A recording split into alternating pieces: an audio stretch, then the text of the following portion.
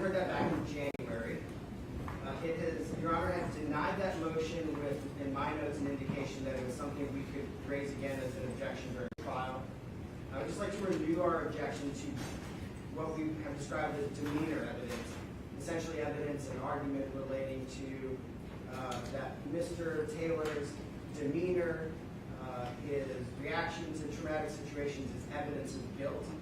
It has become apparent during this trial that a part of, maybe even a significant part of the state's case is that Mr. Taylor's reaction to the situation, the contrast of his reaction to Ms. Jackson's reaction, is going to be part of their argument as evidence of guilt. It is our position that that is complex and potentially highly unreliable, and even under a 403 analysis, highly and substantially, more substantially prejudicial and probative evidence, and we would ask that further instruction of that evidence not be allowed in this case. So we'd just like to renew that objection. Okay. Does the state have other witnesses that you think is relevant to ask them what Mr. Taylor's reaction to things were? Yes, Your Honor. Who's that? Well, it would be, for one, the next witness, Sergeant Smith, as... Do you think the jury's...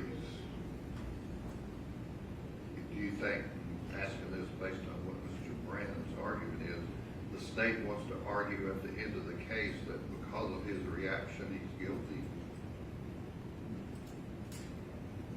Your Honor, it's all part and parcel of the evidence in the case, a witness's observation of an individual. Right. The observations is one thing, but then looking at the motion they filed previously, lack of remorse,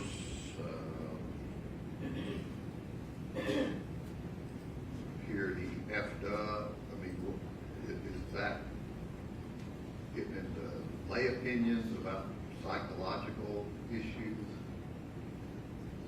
I mean, everybody concludes it by saying, that doesn't mean anything. Everybody acts differently. I'm just wondering about the relevancy versus the prejudice. I'm okay with demeanor. I'm just saying, you then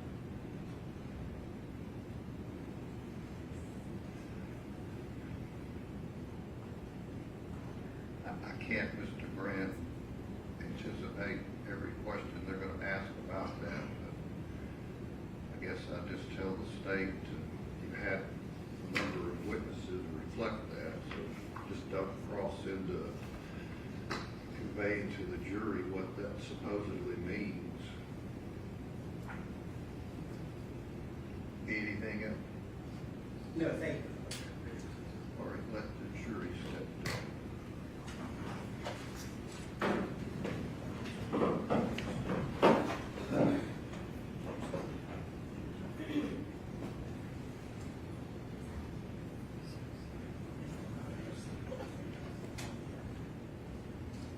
And who is the next witness? Sergeant James Smith.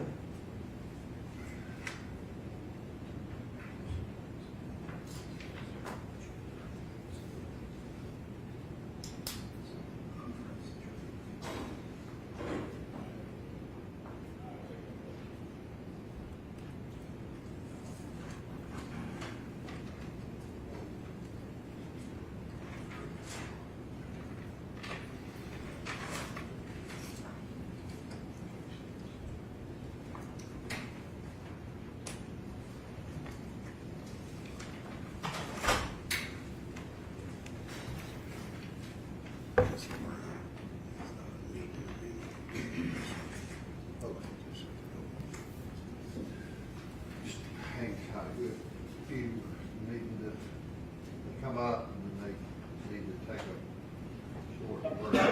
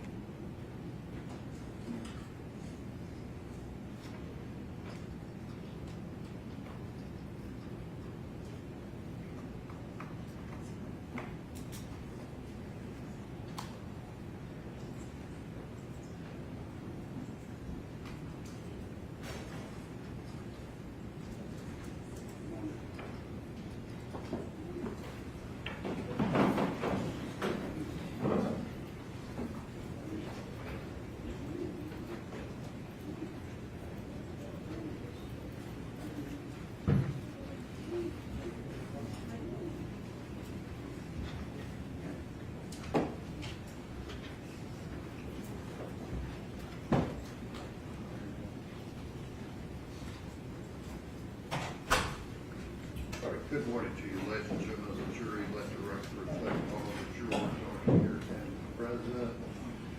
If you'll step up, please. Raise your right hand and be sworn. Do you swear the testimony you're about to give is the truth, so help you God? I do.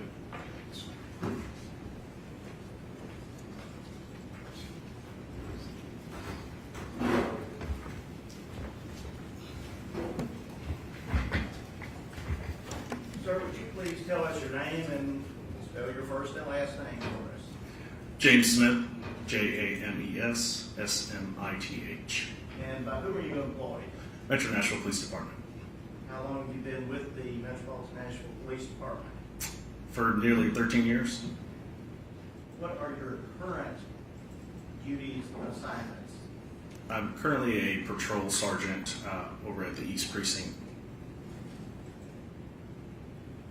And how long have you been assigned to the East Precinct as a patrol sergeant? At East Precinct, patrol sergeant, I've been there since 2025.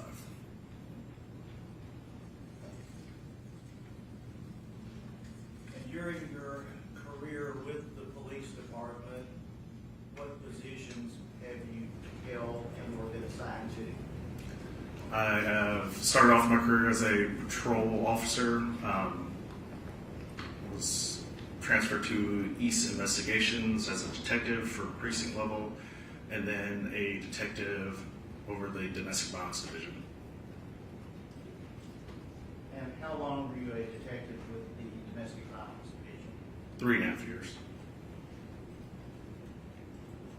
In the month of February, particularly February 25th, 26th, and thereafter, of the year 2023, what was your assignment? At Domestic Violence Division. What does that division do? What are its responsibilities? Domestic Violence Division's primary objective is really to assist the victims through the criminal justice system or through advocacy centers with our partners in the community. As a detective, we would do preliminary investigations, any follow-up investigations to assist the victims of domestic violence incidents. And are there other such units in the police department? Specialized units? Specialized units? Yes, sir. And does the domestic violence unit encompass dealing with homicides? We're not the primary investigation unit that's involved in the homicides, but we do assist the homicide unit. Now, to direct your attention to the late evening, perhaps early morning hours, February the 25th and the 26th of 2023, were you assigned and were asked to respond to a call to the Vanderbilt University Emergency Department Medical Center? Yes, I did. You recall approximately when you were notified that your assistance was needed? Yes, sir. When was that? I don't recall the exact time I was called. I know at some point a supervisor from Domestic Violence Division contacted me between February 25th and 26th to respond out to an incident that occurred. Was it nighttime? Yes, it was. And where were you when you received the call? I was at home. And, pardon me, were you on call? I was on call. And so, did you get dressed and go to Yes. Vanderbilt? Yeah. On-call status in the sense of we typically have an hour to respond from the time we're called to respond to the incident scene or wherever it could be. And with respect to responding Mhm. and having information, did you have any general information of what the call was about? Any general information was given to me by the patrol supervisor. Initially, when I received the phone call, very basic until making contact with primary officer on scene. And so when you arrived, you recall approximately when it was you arrived at the Vanderbilt Medical Center? It'll be sometime after 11 p.m. or 11:30 p.m. that evening. When you arrived, were there uniformed officers of the Metropolitan Police Department present? There was, at least I saw one. But yes. You recall who that first officer you saw was? It was Officer Lindsay Fish. And was she essentially at that time in charge of the scene? At Vanderbilt Hospital, she was on scene. She was my primary contact throughout this incident. And were there other officers there that eventually saw him? There were at least one that I might have seen, but I never made contact with those officers. That's what I was going to ask. Did you ever have any No. interaction with anyone other than Officer Fish? No, my primary contact was with Officer Fish. Now, upon arriving, speaking with Officer Fish, were you directed to one or more individuals who might have information about the matter? Yes, I was. And when you initially arrived, did you speak to or see any physician, any doctor or nurse? Yes, I did. Okay. And did you receive information from that individual? Yes. And either initially or at some point, did the name Jake Benning arise? Yes, sir. And did you initially see that individual? I did. And describe that to us if you could. When I arrived, I try to make contact with the victim. At this point, the victim was on a higher level floor. She was intubated, unable to respond, unresponsive, in a room that I could observe from outside. I never actually entered the room, but I was advised by medical personnel her condition. And by observing her, was there any reason for you to go into the room at that time or try to interview her? Was she in any condition for that? She was.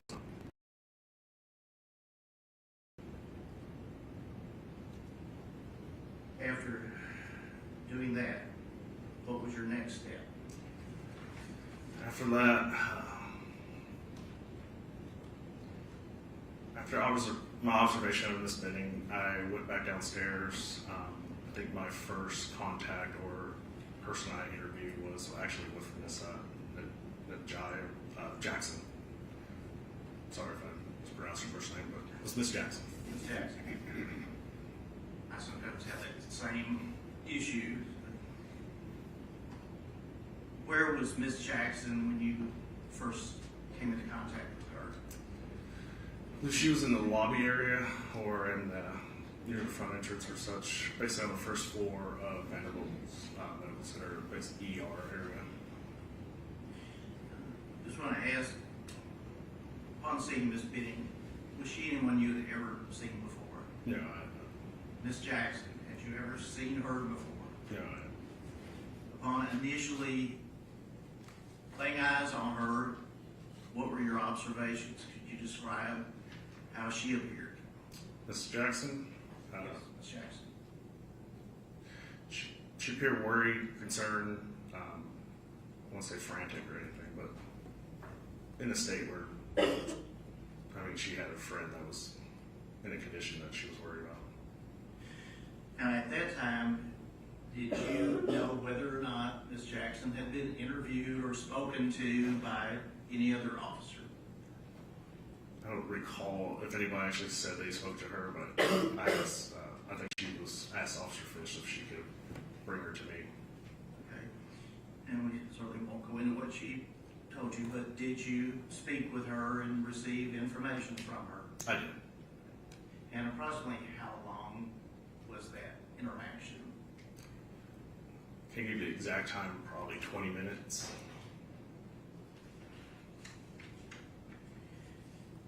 And based upon receiving that information from her, what did you do next?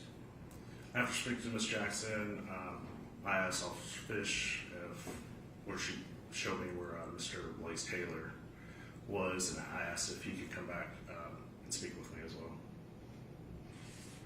And did you come into contact with an individual whom you learned to be Blaise Taylor? I did. And is that individual here in the room today? He is. Could you please identify or describe what he is wearing and where he is sitting? From my point of view, he's to my right. He's in a blue suit blazer with a tie, light blue, diagonal stripes across. All right, that's where he is identified and indicated Mr. Taylor. Okay. Right. Where was Mr. Taylor when you first saw him? On my first arrival, I was pointing out that he was seated near the front door, the entrance to the ER area, near the lobby. Was there anyone with him? No. What, if anything, did he appear to be doing? Pardon me. He was seated. He was on his cell phone. Did you go over and introduce yourself? Call if I introduced myself or if I had him, an Officer Fish, bring him to me to introduce myself. I want to ask, you're here today in a coat and tie. Is that how you would have been, or at least casual dress that night? Typical response is business casual, which I would have either a blazer or a vest to cover, which we're by policy is to cover our badge and gun.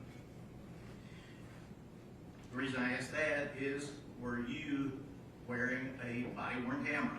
I was not. And is there any reason for you not having one as a detective? Typically, my thought is that we don't wear typically a body-worn camera as a detective during this time, or at that time, because typically uniforms and body-worn cameras deter people from talking to police. In the sense, it was plain clothes, business casual, vests, identify as an officer or detective, but we usually have a audio recorder on us. I was going to ask, do you have something, though, on your person to record interviews, Yeah. conversations? Yes, sir. It would have been a digital audio recorder. But no video. No video. So, upon your initial interaction with Mr. Taylor, what, if anything, did you do and where did you go? There was we went to a private room, I believe it was held for chapel services at Vanderbilt on the first floor. It's unlocked, but we entered there and that's where I spoke to Mr. Taylor. Now, aside from Officer Fish and Ms. Jackson, perhaps some of the medical personnel, had you spoken to anyone else prior to interviewing Mr. Taylor? Prior to Mr. Taylor, no. And were you, or were you not aware that there were perhaps other individuals at the location concerned about Ms. Benning? I did. So, Well, there is a time, I can't recall the timeline. There were the other individuals. I did speak to, prior to Mr. Taylor, Miss Benning's stepmother, and as well as over the phone, her mother, birth mother, and maybe a brief interaction with some friends, but I don't think I actually spoke to them until after Mr. Taylor.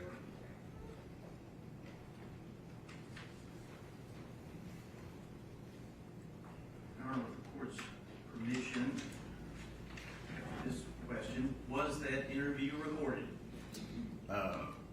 with Mr. Taylor? Mr. Taylor, yes, it was. And have you had the opportunity to review a recording, copy of a recording of that interview? Yes, I have. With perhaps the volume enhanced somewhat. Yes. And have you also had an opportunity to review a transcript prepared from that recorded interview? I did. Or if I might ask All right, show that. that a copy of the transcript in this envelope be passed to the witness.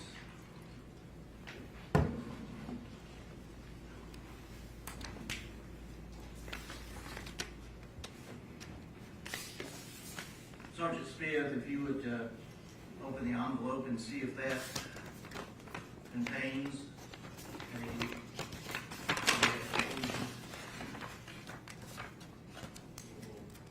tag on it that would indicate Yep.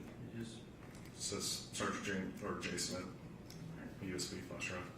and the transcript that you've been handed, have you reviewed that, and is that a fair and accurate transcription of what is on the USB?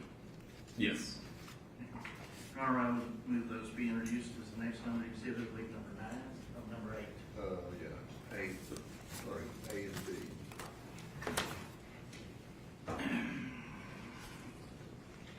And would ask to publish the recorded interview and with the court's permission, we have prepared hopefully sufficient copies for everyone.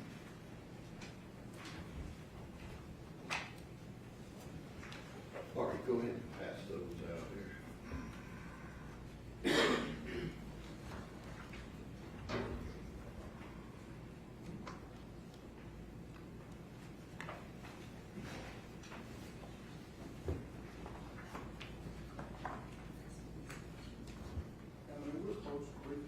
Okay.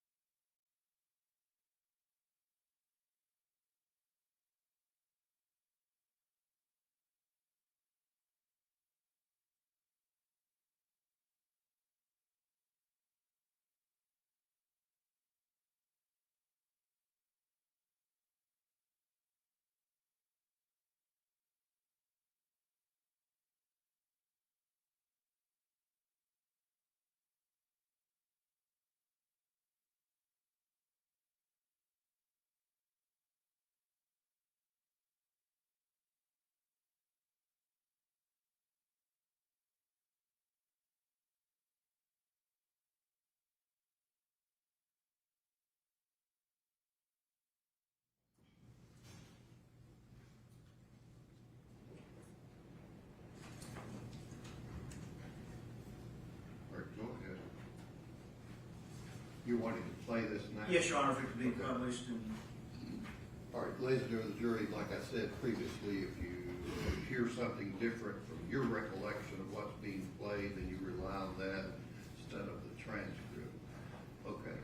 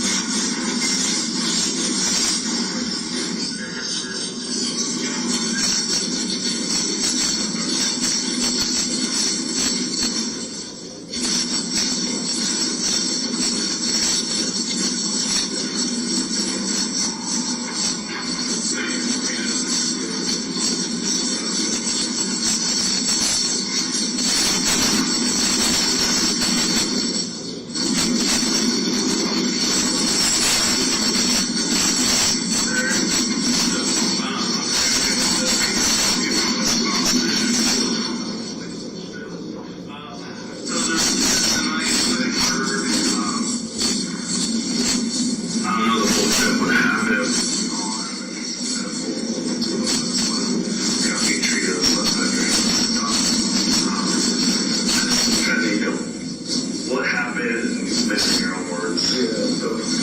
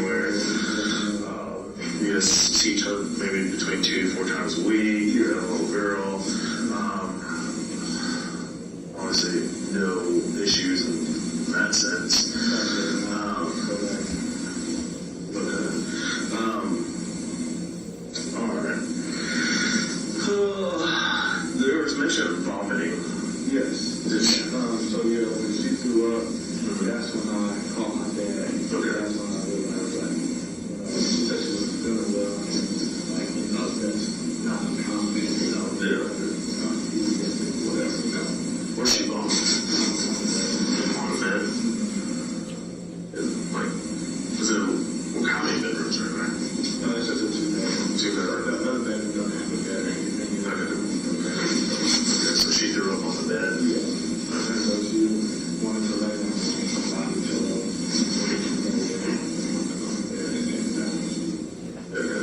So that's when I called my dad.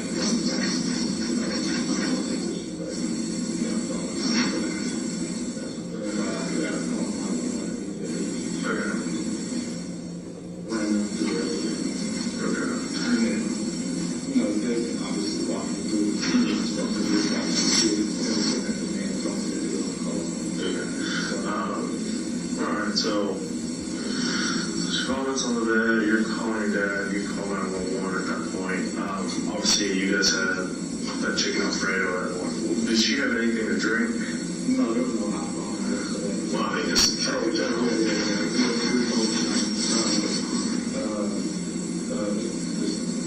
Lemonade, water, both stuff. And night. Okay, so lemonade, Kool-Aid, and water.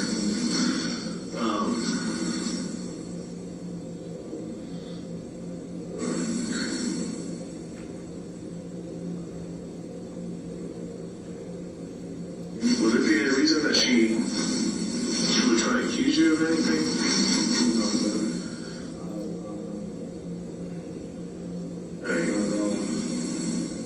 Have you guys had any recent arguments? Not at all. I mean, that's the one really good thing. We really don't argue. We communicate very well. Okay. And then, like, we get along with each other and work together and stuff. Like, we've never, since January, we really haven't had any really disagreements, I'm saying, at all. Okay. Did you know she called Miss Jackson? Oh, yeah, Najee? Yeah, because she wanted, she called her. I was there. She called her, and I spoke to Najee on the phone. Okay. And told Najee that she wanted her to come over. Because she wasn't feeling well. Okay. So, Any reason why she would make any accusations to Miss Jackson about you? no, not at all. I mean, she was, that's a number I would love to say. She was just, What kind of meeting was she when she got sick? Do you remember? so she wasn't feeling well. She was trying to she wanted to go lay down, and then she was kind of, I don't know, she was just kind of in a manic, panic, I don't know, she wasn't really looking at me, but she was talking to me, and she was kind of talking to me, not sure, but she just wasn't I don't know, she was just kind of I don't even know how to describe it, but she wasn't really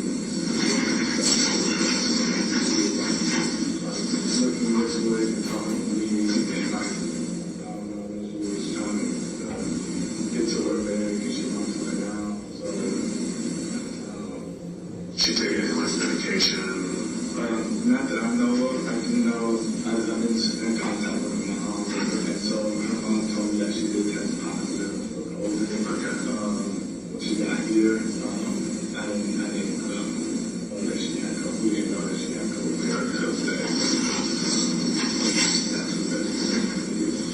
Gotcha. So you just found out that she had COVID and such? Yeah, I just talked to her.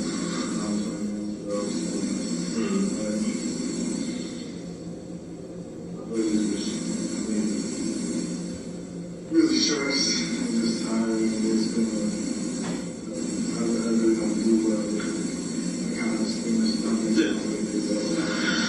I mean, everyone has a different, when it comes to, I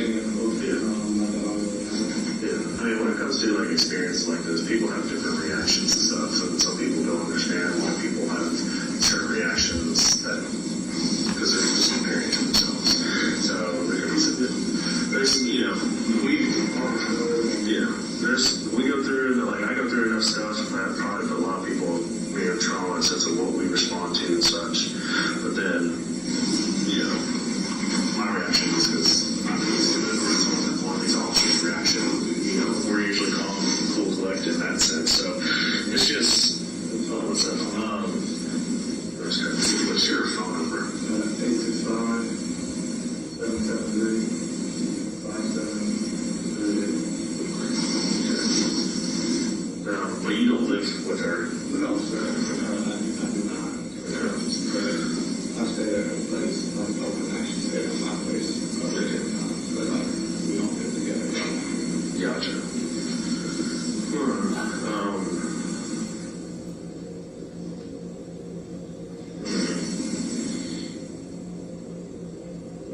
what I pretty much got. But it's like, any reason, you don't know any reason why she would try to say, if you were trying to harm her in any way? No, I think not. So I think my judge is kind of like trying to find. I think she was kind of in shock and like she's been very distraught. We all have been, but I feel like she's just kind of directed that at me because I was the last person for her. Yeah. But I'm like, I did everything possible to, in this situation. I don't know how to say it. All the 911 help me do exactly what they tell me to do into the professional people got there. Yeah. Even then, when they got there, they, like they told me, let them handle it because I was trying to carry her to them. Yeah. So, Alright. I was just double checking. our relationship has gotten a lot better. Like, we pretty much decided on like the name of the child and everything, like what we're gonna name her, all that kind of stuff. We've been,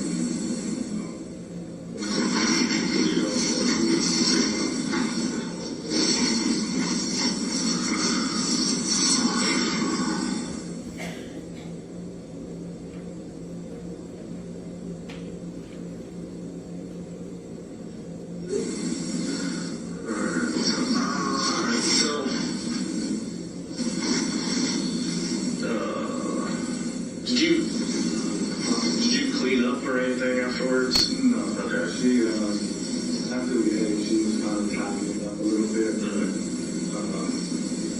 that's it. Okay. Tidying up and then, but, I just feel like they're told me, like, to wipe her mouth and stuff like that. Okay, so you're playing on her, like, nothing around the apartment itself. We just bolted and that's it. Okay. So my medics basically got there and you guys, Yeah, all of them, nobody, I mean, I guess the door's been unlocked, but nobody, to my knowledge, has been there since we left. Okay. Is it,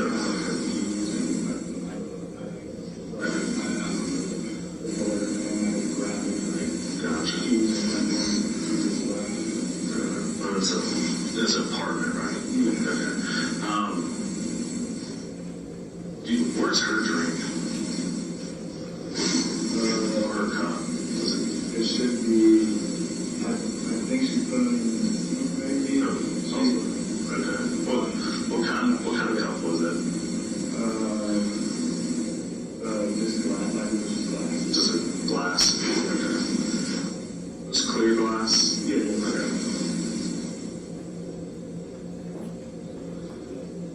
Now, if I go over to her apartment and get that glass, there's nothing going to be, and I run it through her lab, there's nothing going to be in that glass? No. Okay. The only reason I'm asking is because I just have to go through everything, just make sure. Go ahead and focus on her, my daughter, everything that happened so quick. Yeah.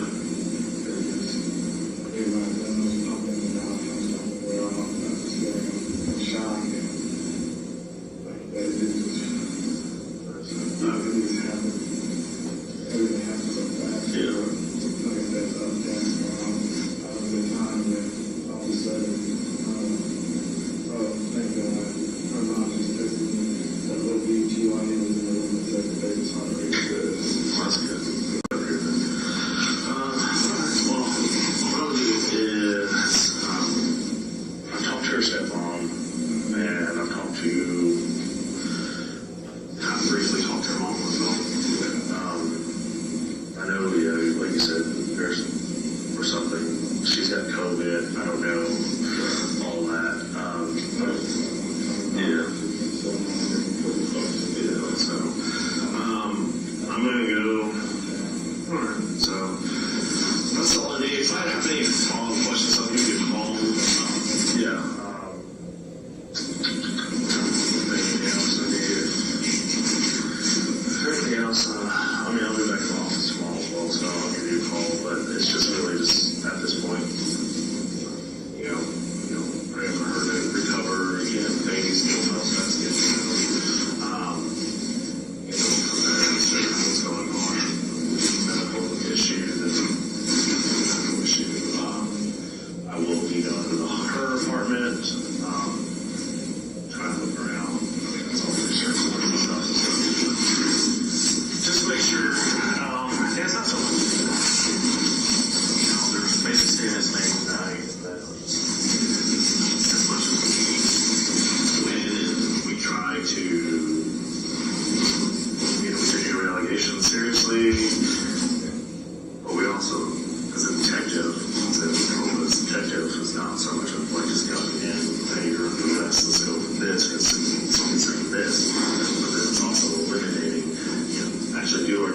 it's eliminating to say that, there's no evidence that this man has done this.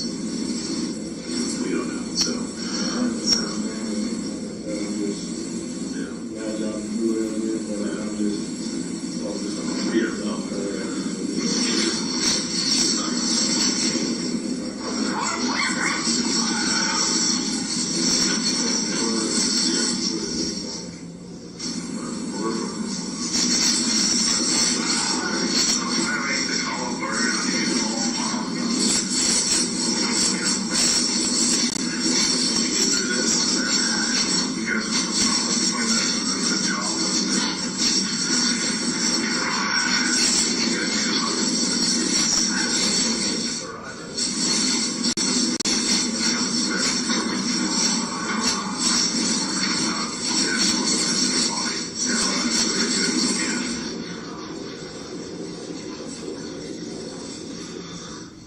interview with Blaise Taylor, boyfriend of the victim here at Vanderbilt. Today's date is T2623. Time is 02:40 hours.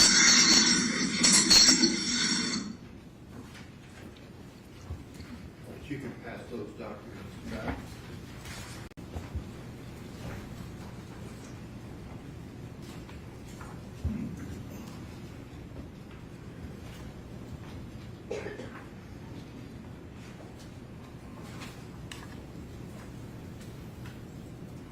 Okay.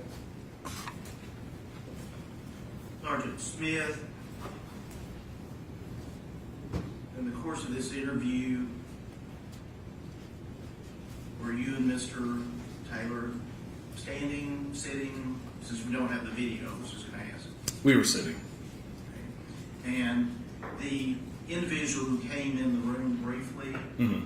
you said was Miss Benning's stepmother. Would that have been Miss Browning? The individual that came in, that was speaking the female voice, that was actually Officer Fish. Officer Fish, no.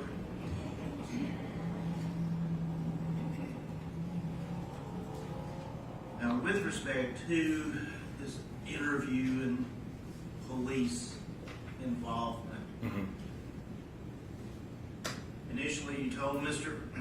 Taylor that you're not being treated as a suspect or anything.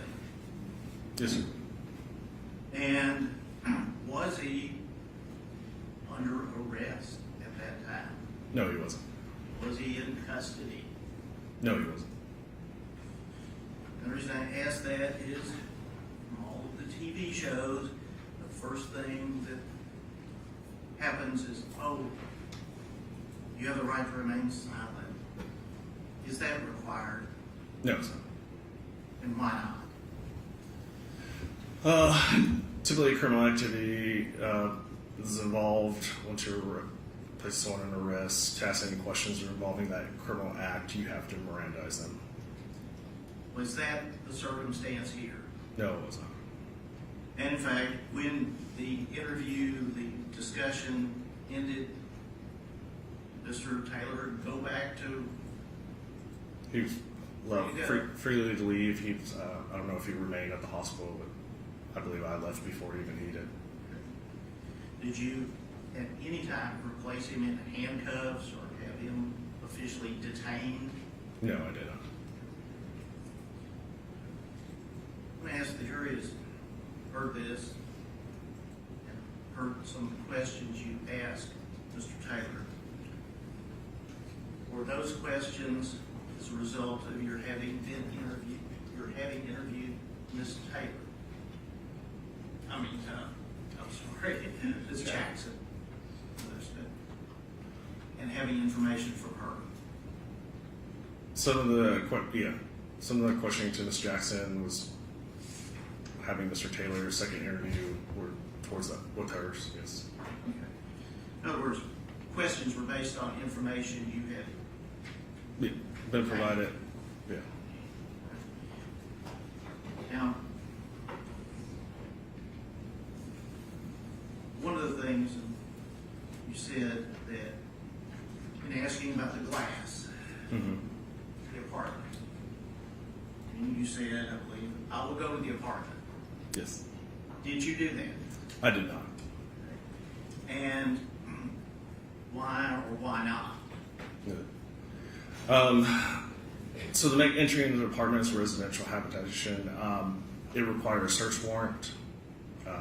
A search warrant just doesn't end at my level as a detective. I have to go through my chain of command, which involves the supervisor, which would have been the domestic violence sergeant at the time. The information that was given to me provided their statements, and I think there was additional information that we had not secured that apartment yet. Officers were not at her apartment. There was information that people had been in the apartment. And because that I relay that information to my supervisor, it has to be approved. A search warrant has to be approved by a supervisor first, which at that time, shortly after, I was told that I would not be completing a search warrant that night.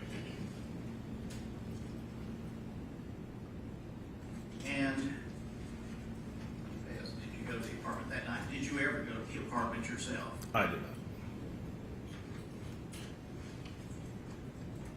At some point, did the homicide unit become involved? They did. And what is the homicide unit? Just brief overview. What do they do that's different from what you do? They're a specialized unit that typically just deal with the criminal homicides, any forms, first any type of homicide, as well as any possible or potential where a victim may see to perish or be deceased, that they would investigate those. How long were you at Vanderbilt Medical Center? We know at 2:40 a.m., 02:40 is when the interview with Mr. Taylor ended, correct? Mm-hmm.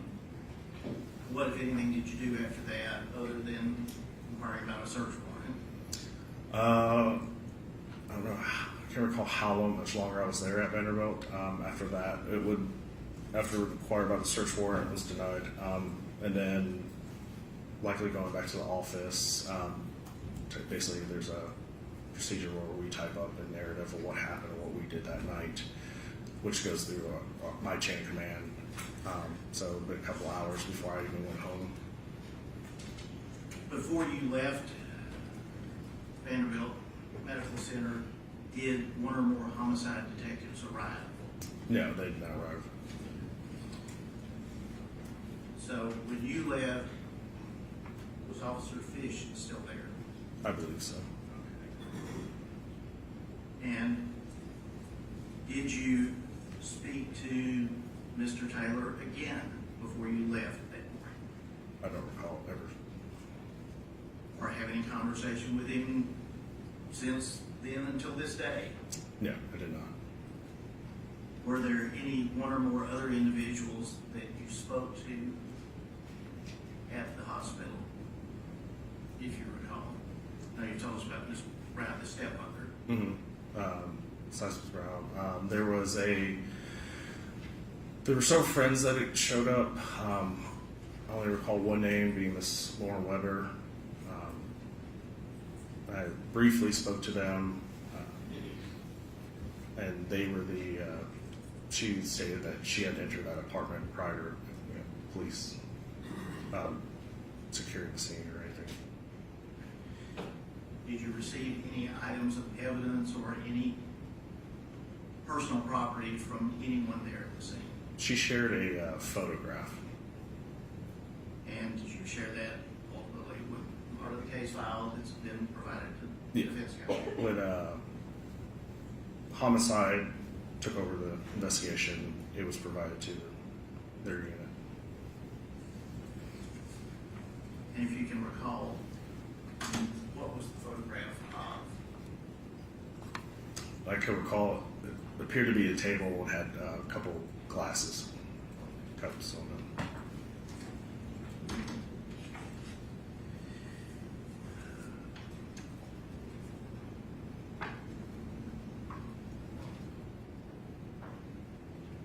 Prior to your, essentially, the case being turned over to the homicide unit, or perhaps even after it was, did you do anything else with respect to Miss Benning at the hospital? Yes.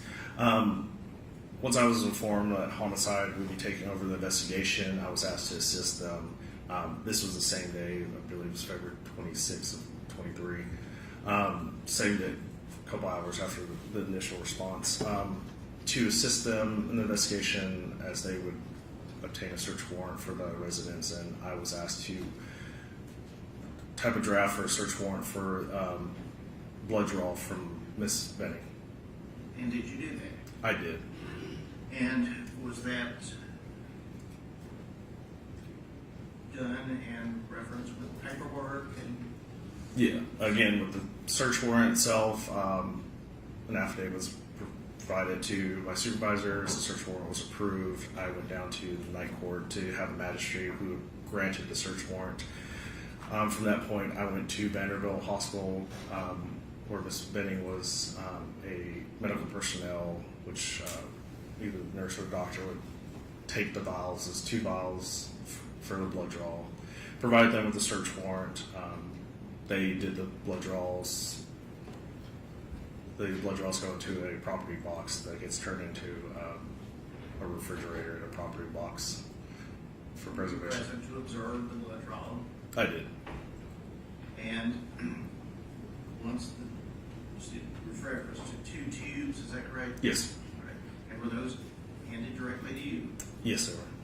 And is it packaged? Yeah, I would package them, do a property sheet to turn into property, and then typically after, at some point, I was asked to do what is called a search warrant return, which is basically stating a receipt of what actually I received from that search warrant was the 2 vials of blood, and then a judge, bench judge had signed off that return, and and then a copy of that return was given to homicide. And is that standard operating procedure? It is.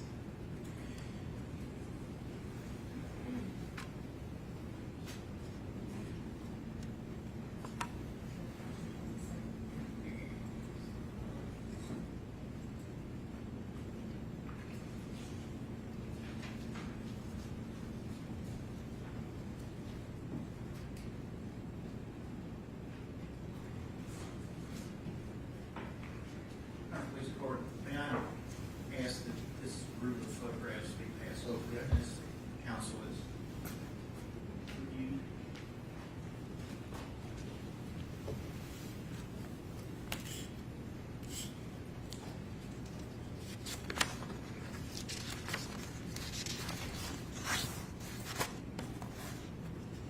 Sergeant Smith has been handed a collection of photographs. Mhm. Have you had an opportunity to review those?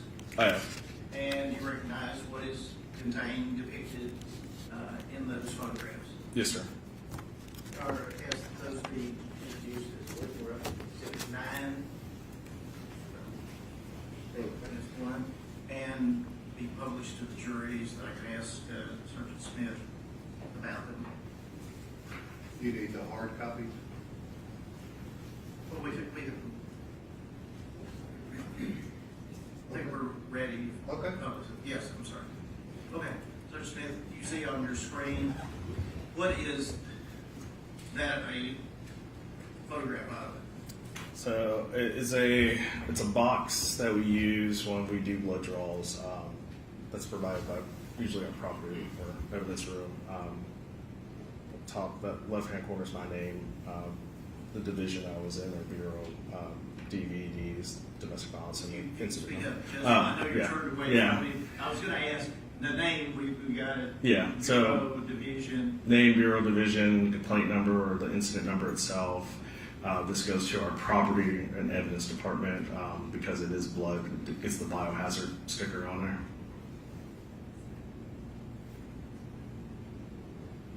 Now, I don't think we've gotten to the point of asking about an incident number or complaint number. Mhm. What is the purpose of that, and how is that assigned to a matter? Any call for service that we receive gets assigned a complaint or incident number. It's basically for a report that we can basically attach it to a report that we can reference the case to. And is reports items of evidence, things that come in, are they all theoretically placed under that same complaint number? Yes, they are.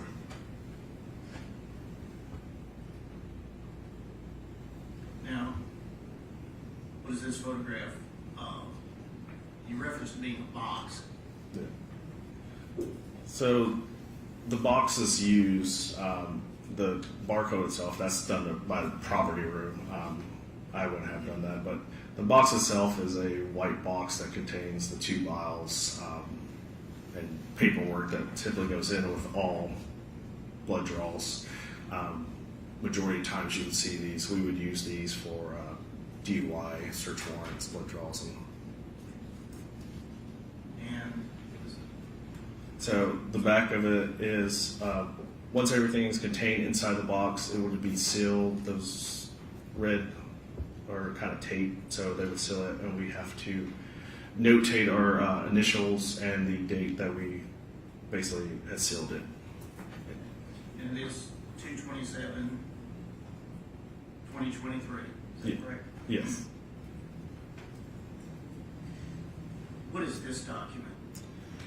So this is a Form 110, is a property sheet. As you see in the top right, there's a barcode. Any property receives a barcode that basically can be categorized with our property and evidence division. The middle section would have typically the owner or victim information, basically whose property it belongs to. The last section over here shows the property being the box itself, the blood alcohol toxicology evidence collection kit, which would involve the 2 vials of blood, but it's one complete kit itself. Okay. Under the same complaint number? Yes, sir. You So referenced, I'm sorry, Oh, you you're- referenced a few Sure. moments ago that it's the standard one that's used for commonly DUI arrests. yes, And so is the form also commonly used for that? yes. And this form, This form is included with the blood kit itself. Basically, as you can see, requesting individual information would be myself, incident number, date, time, or offense. If there's any charges, so who the Miss Benning's name's on there as the subject that we were drawing the blood from, her information, date was collected, time collected, and by who is done by the medical staff. Since this was not a breath alcohol result or like an actual DUI, those things are not checked or NA. And then it would be signed off by me, and since I collected it and I submitted it, I signed off as submitting evidence, and then the bottom part will be done by our crime lab. and this photograph, Those would be the 2 vials of blood that was drawn from Miss Benning. ones that were handed to you, and Yes, by placed medical. in the box Yes. by you. I observed the blood draw, and then they were handed to me after they were placed. I believe there's a label, initial under, I think the properties. The first barcode itself is, I believe that's the crime lab property room, and then there was a label underneath that I would put on there, or sign, so, or my name, or her information. And just a different view, Yeah. same views.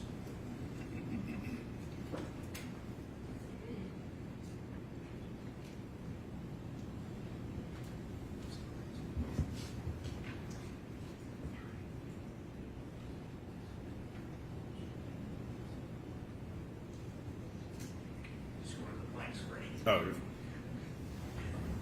And once that box is delivered to the property room, and once it delivered to the property room, so for blood draws, typically it has to go to a refrigerated property box. There's one at our DCSO's booking. It was dropped off there. It goes into this. There's a refrigerator. There's a box. It's a locked box that we can't have access to. Only property and evidence have access to it. Which we drop it in, and once it's in there, it's locked up until they collect it.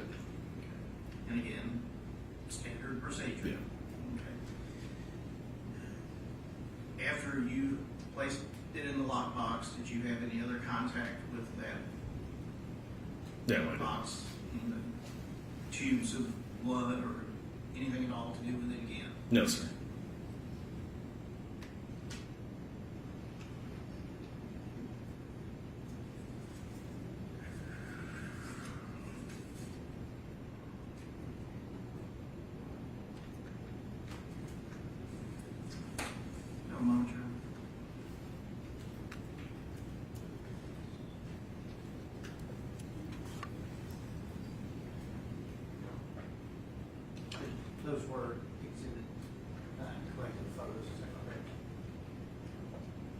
Yeah, thank you.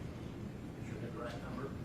So, Roger, what number did you say? No, Yeah, and there's no letters attached to this, right? Beg your pardon? There's no letters, it's just 9, 1 day time. She'll mark them. Shoot. A through E or whatever they are.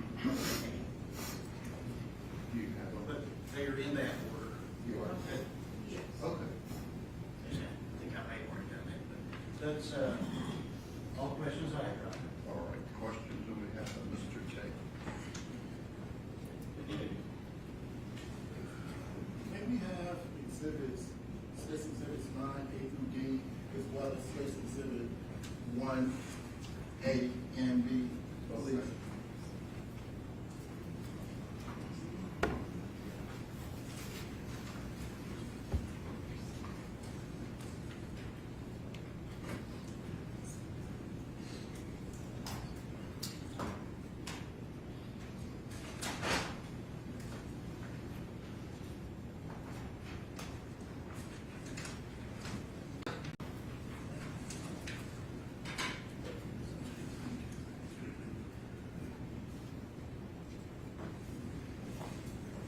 Detective James Smith, good morning. Good morning. My name is Edward Jointer. People call me Ed. I'm going to be asking you a few questions. Yes, sir. If at any time you don't understand, please let me know and I'll try to rephrase. Yes, sir. Okay. I want to try to reorientate myself to some of your investigative actions. Okay? Okay. So, did you interview Ms. Andrea Browning before or after Mr. Taylor? Ms. Browning, it would be before. And I just wanted to clear that up because on direct, I thought you said you interviewed Mr. Taylor before you interviewed Mrs. Browning. No. I think when DA asked if I interviewed anybody before, I think initially I might have said no, but then I recalled saying I spoke to her stepmother, her mother briefly on the phone, and then Miss Jackson prior to Mr. Taylor. So, how many people did you speak to before you spoke with Mr. Taylor? It would have been her, Miss Benning's stepmother, mother was on the phone, and Miss Jackson, besides Officer Fish and medical personnel. And do you recall when you were speaking to Mrs. Bennett's stepmother, Mrs. Browning, that you told her that it was you all's intention to go to Miss J. Benny's home? I don't recall. I don't know. I don't believe I actually have a recording of that interaction, so. Would you like a transcript of that recording? Would it aid you in your testimony today? Yeah. Just one second.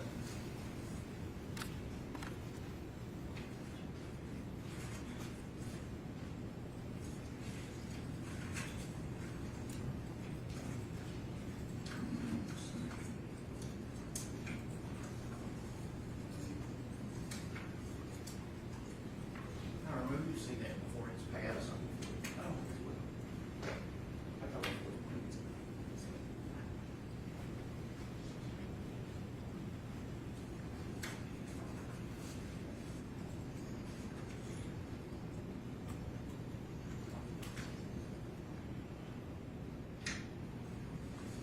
Okay.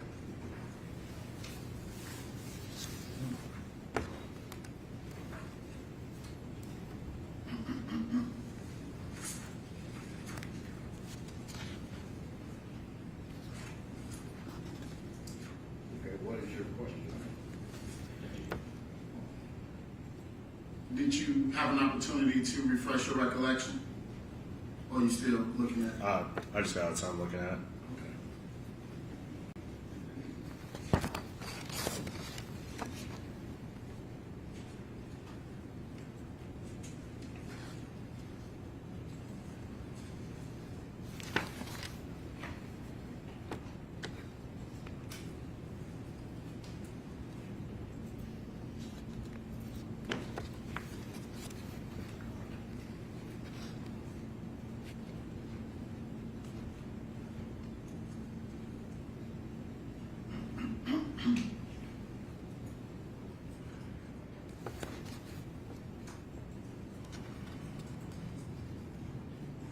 And if you would pay special attention to page 7, second indention from the bottom.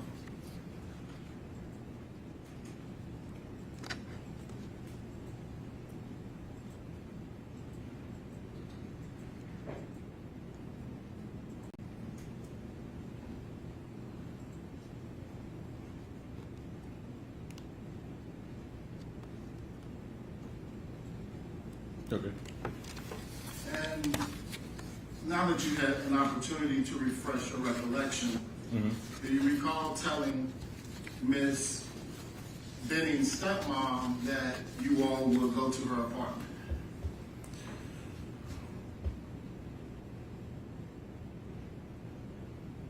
Based off this transcript, yeah.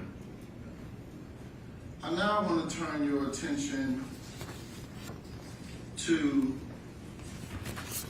did you make a report in this matter? What do you mean? Like a report, did you generate like an offense report, like a supplement, like a statement? I did not generate the actual report.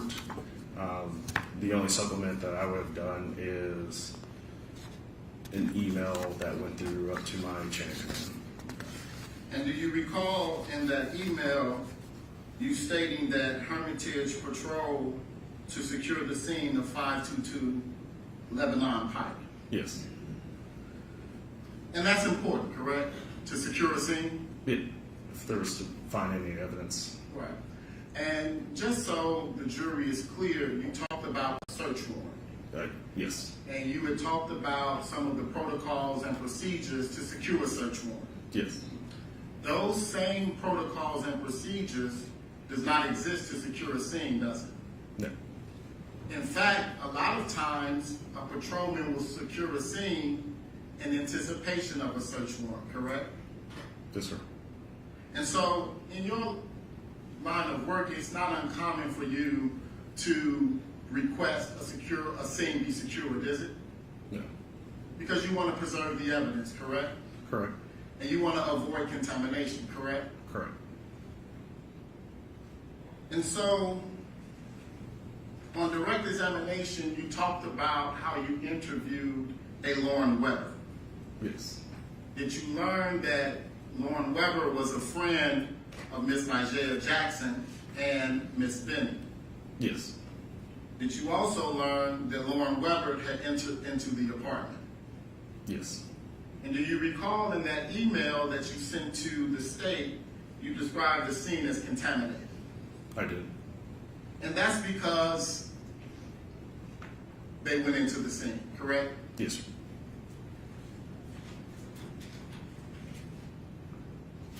I want to show you what's been entered into evidence as State's Exhibit 1.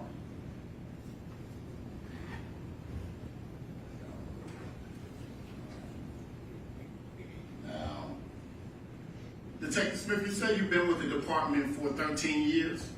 Nearly. Yes. Yeah. Do you recognize either of these individuals that are in this photo? I do not. I do not. I can't see their faces. And if you observe this, you see a black strip at the top of the photo? Yes. And then do you see the black strip at the bottom of this photo? Yes, sir. Does it appear to be cropped to you? The photo itself. Possibly. I don't know how it's scanned or. But either way, you agreed with me that the scene was contaminated because they entered into the scene and removed items.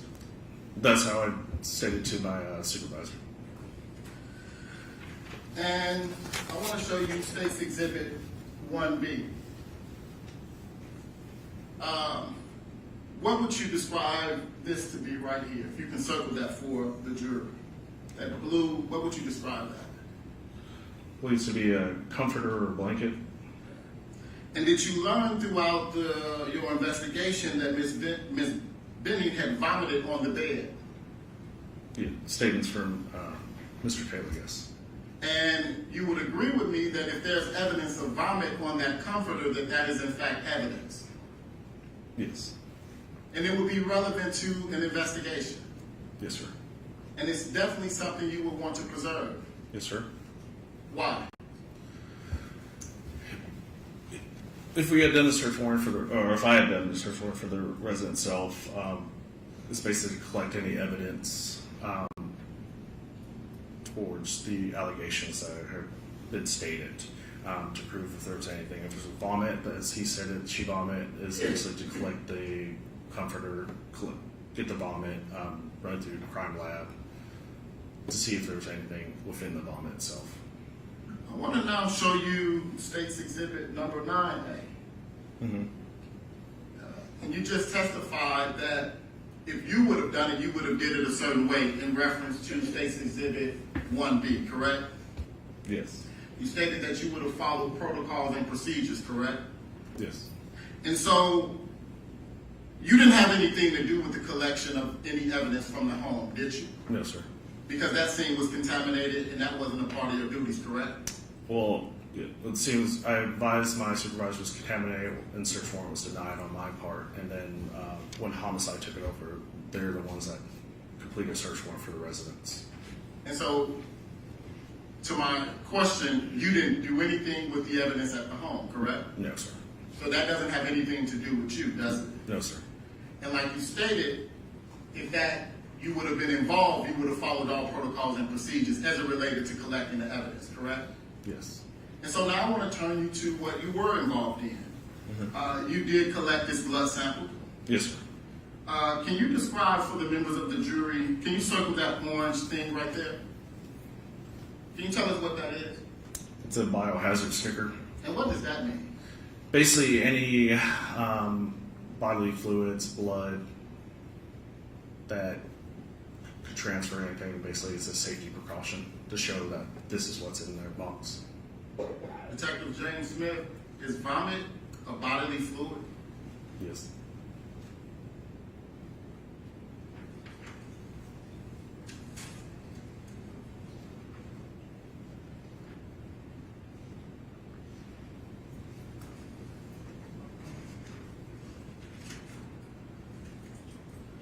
Now, the date of the collection on that was February 27th, Yes, sir. 2023, correct? Yes, sir. Do you know why you were asked to get a blood drawn on 2/27/2023 when the medical episode happened 2 days prior?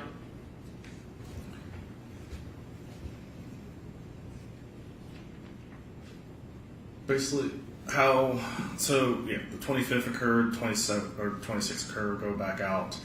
I was asked to assist homicide.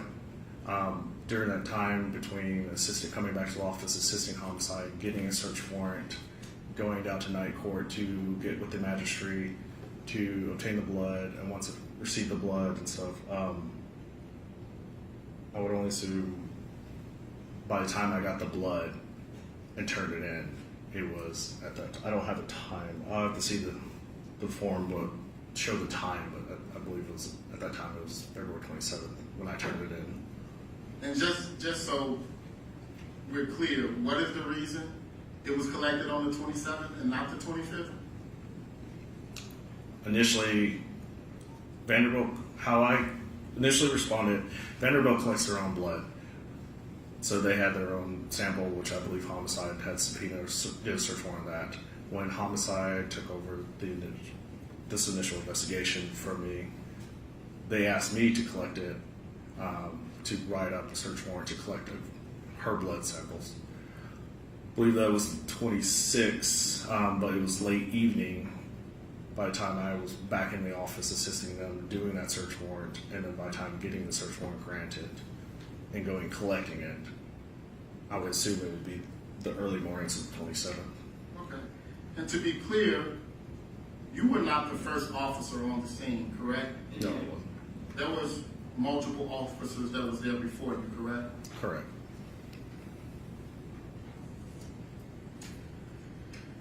Now, I want to orientate us back to Vanderbilt.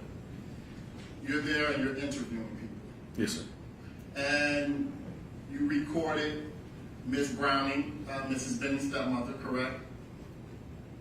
Yes, sir.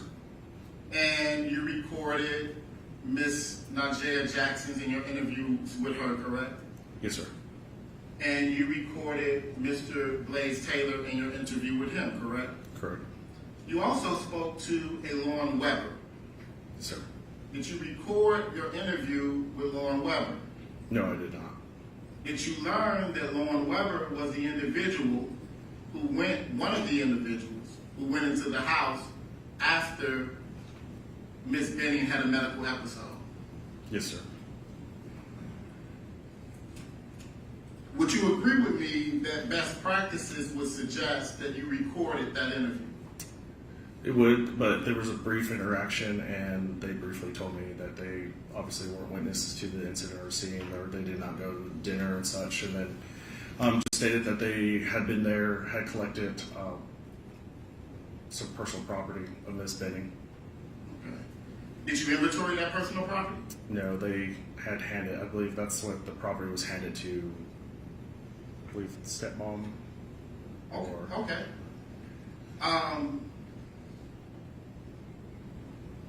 Some property was handed at some point because they did not have that property.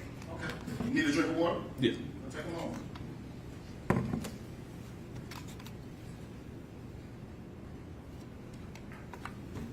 Good. Mm-hmm. So, you learned that Lauren Weber took some photographs or a photo. Yeah. Do you have that photo? I do not. What happened to it? If any photo would have been handed to homicide, or it would have been on, it should have been put into our computer, or it would have been in the case file, or like I don't have it personally on me. Do you recall how that photograph was given to you? Recall? Yeah. Possibly airdrop to me. And would it have been airdropped on your personal phone or a work phone? Should have been a work phone. Do you have that work phone? I do not.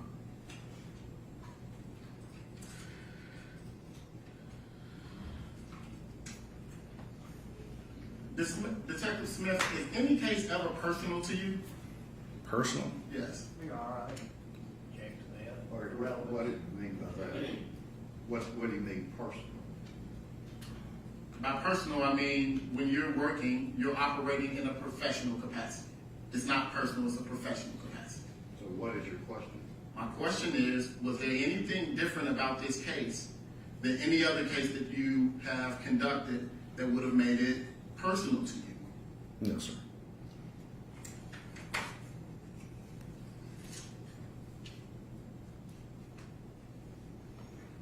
Now, at some point you learned that this could have been the result of a possible poisoning or drug, correct? Yes. And as a law enforcement officer for the past 13 years, have you ever encountered any overdose cases? Yes, sir. Okay. And are you aware that over 3/4 of the overdose deaths in Nashville was for fentanyl in 2023? How do we get that? Do you know any statistics on deaths in Nashville about fentanyl? No, I don't. He doesn't. Thank you, Your Honor.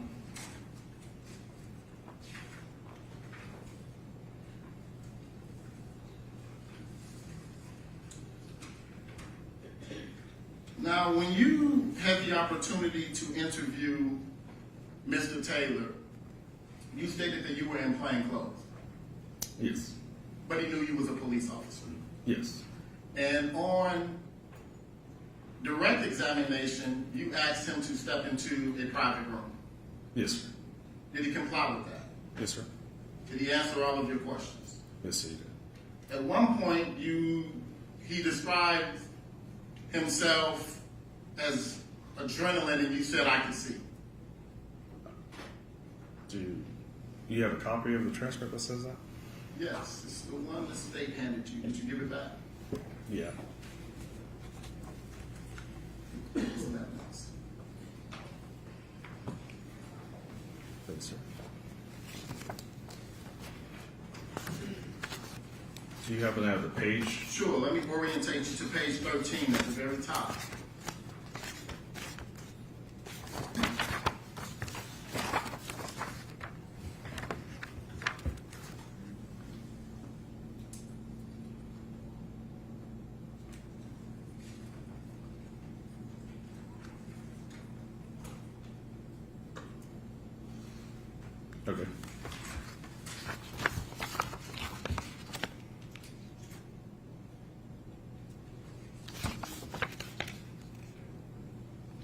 What's your question? Good? Yeah. At some point, you told Mr. Taylor that you could see that he was shocked or in shock. All it says is I see I. So I'm not sure if it's referencing to him being shocked or what it's referencing to. But you would agree with me that it immediately follows after he says, I just feel like I'm in shock. It does. And your reply is, I see. It does follow after that and it says I see, comma, I, and then it's cut off. I want to talk to you outside of what Ms. Nigeria Jackson told you. Did you find any reason why Mr. Taylor would want to be involved in any type of crime at all?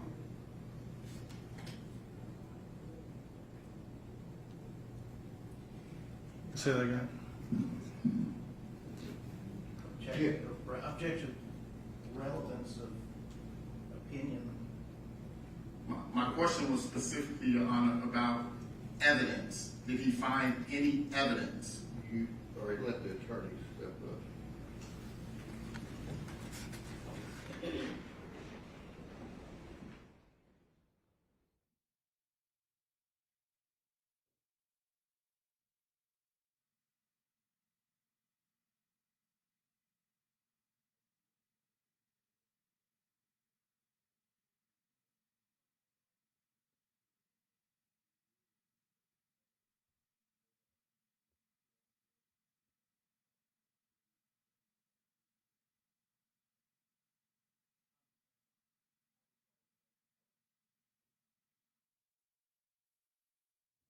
All right, I'll sustain it.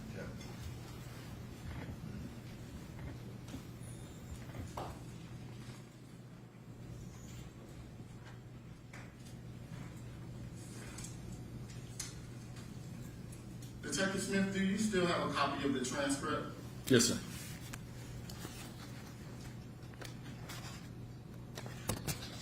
I want to orientate you to page 14, line 9.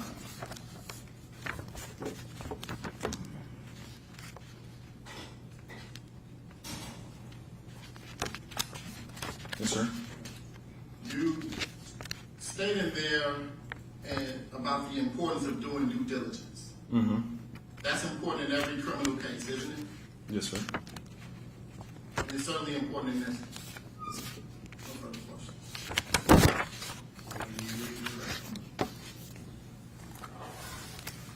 No, Your Honor.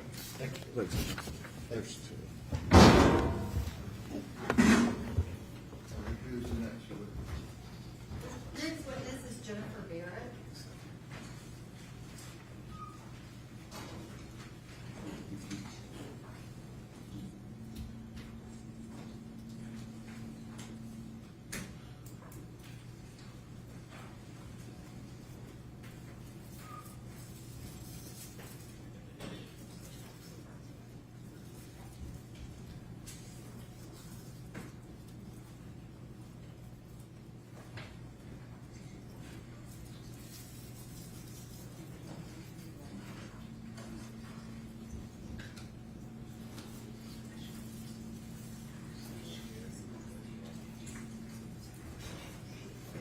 Do you swear the testimony you're about to give is the truth, so help you God? Yes.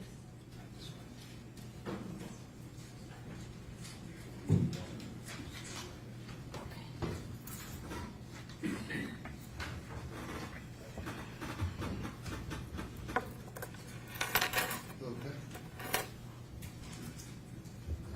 Good morning, Ms. Barrett. Could you please state your full name for the record?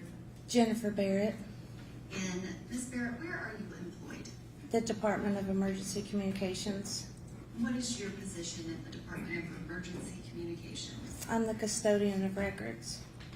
And can you describe as part of your duties, does that involve any calls to 911 or police dispatch? Yes, both. And can you describe when someone places a 911 call, what type of records are generated by the Department of Emergency Communications?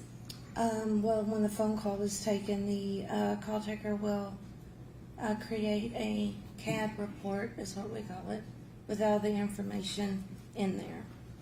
And that information that would go into a CAD report, is that information inputted by the person who's answering the 911 call?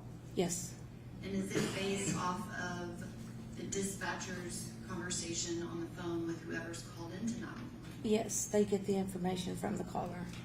And are those calls recorded?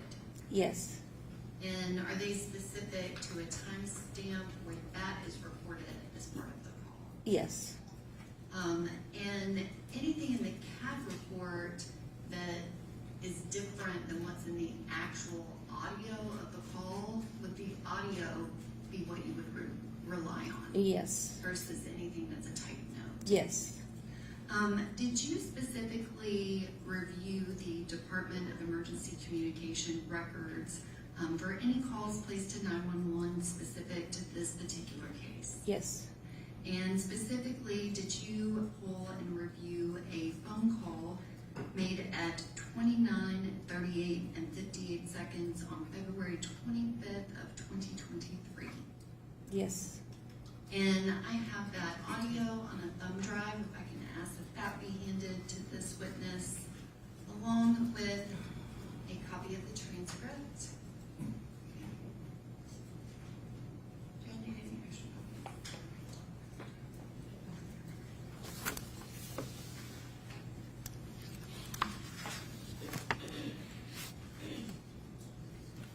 Ms. Barrett, did you actually review that 911 audio?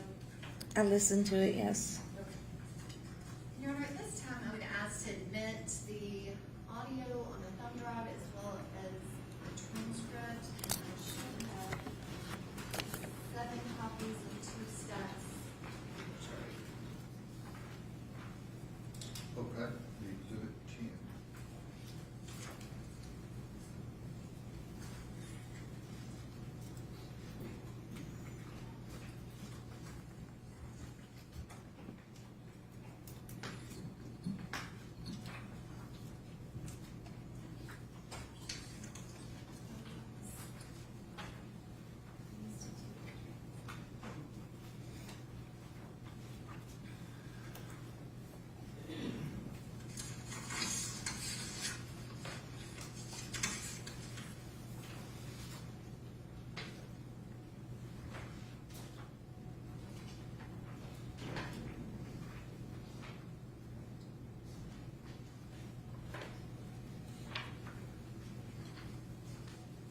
All right, again, ladies and gentlemen, the audio will be, both you can see the transcripts to assist you. If there's any differences in the two, you have to rely on what you recall hearing.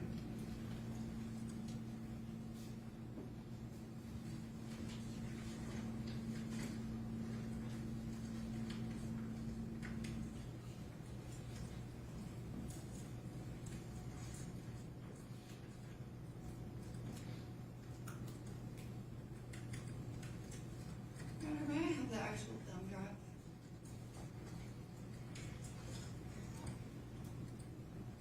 For some reason, this one is not playing.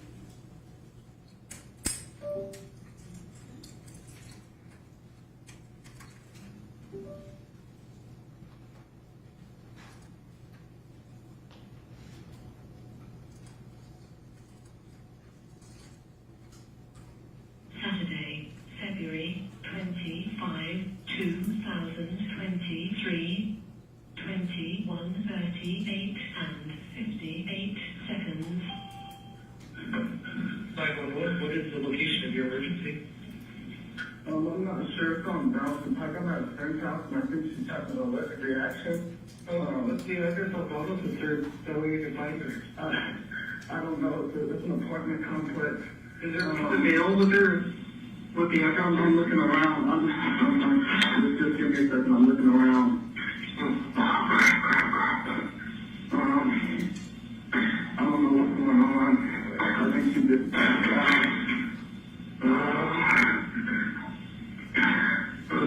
Give me 1 second. Okay, are you on Donaldson Pike or are you on 11 up here? This Lebanon. Yeah, Lebanon. It's apartment 107. Is it 1540 Lebanon Pike? I don't know. It's not a Burger King. I do know that. Let me look at. I'm going to the front of the building to get at the condo slash apartment. Yeah, put on the name of my mother's front. Okay, is there Vasco in the corner there, sir? Is there a what? The Vasco in the corner? I'm not sure. I'm past it. I'm running. The Ontario, 1522-1550 Lebanon Pike. The Ontario. 1522? Yes. The Ontario, 1522-1550 Lebanon Pike. So the Ontario 1522, she's in apartment 107, and she's having an overdose, is that correct? I don't know. I think she's having a allergic reaction. We were getting cookies and painting, and then she said she wasn't feeling good, and I went back to the room to check on her. No, and what's the, just in case we disconnected while you're getting up there, what's the callback number in case we disconnected? This number right here. Is it 875-773-5738? Yes. Okay, how old is she? 23, 24. Okay, is she awake right now? Yes. Okay, and do you think she's having an allergic reaction to food? I don't know. We got cookies and pasta. I don't know what she's done. If she's done anything today or anything, but everything was fine. And then I don't know what's happening. She got sticks on her mouth and she's shaking. So you think it's possibly a reaction to not knowing food? Is that right? I think so. I don't know. Okay. I don't think she's allergic to anything. I don't know if she is or not. It could be a new allergic reaction. So are you back next to her, yes, sir? Yes. Okay, does she appear to be breathing normally? Yeah. Okay, does she appear to have any difficulty swallowing? I don't know. I'm not a doctor. Okay. Is she awake? Any questions? Yeah, she's awake. Okay. So can you just gently roll her onto her side right now? Yeah, she's on the side. Okay.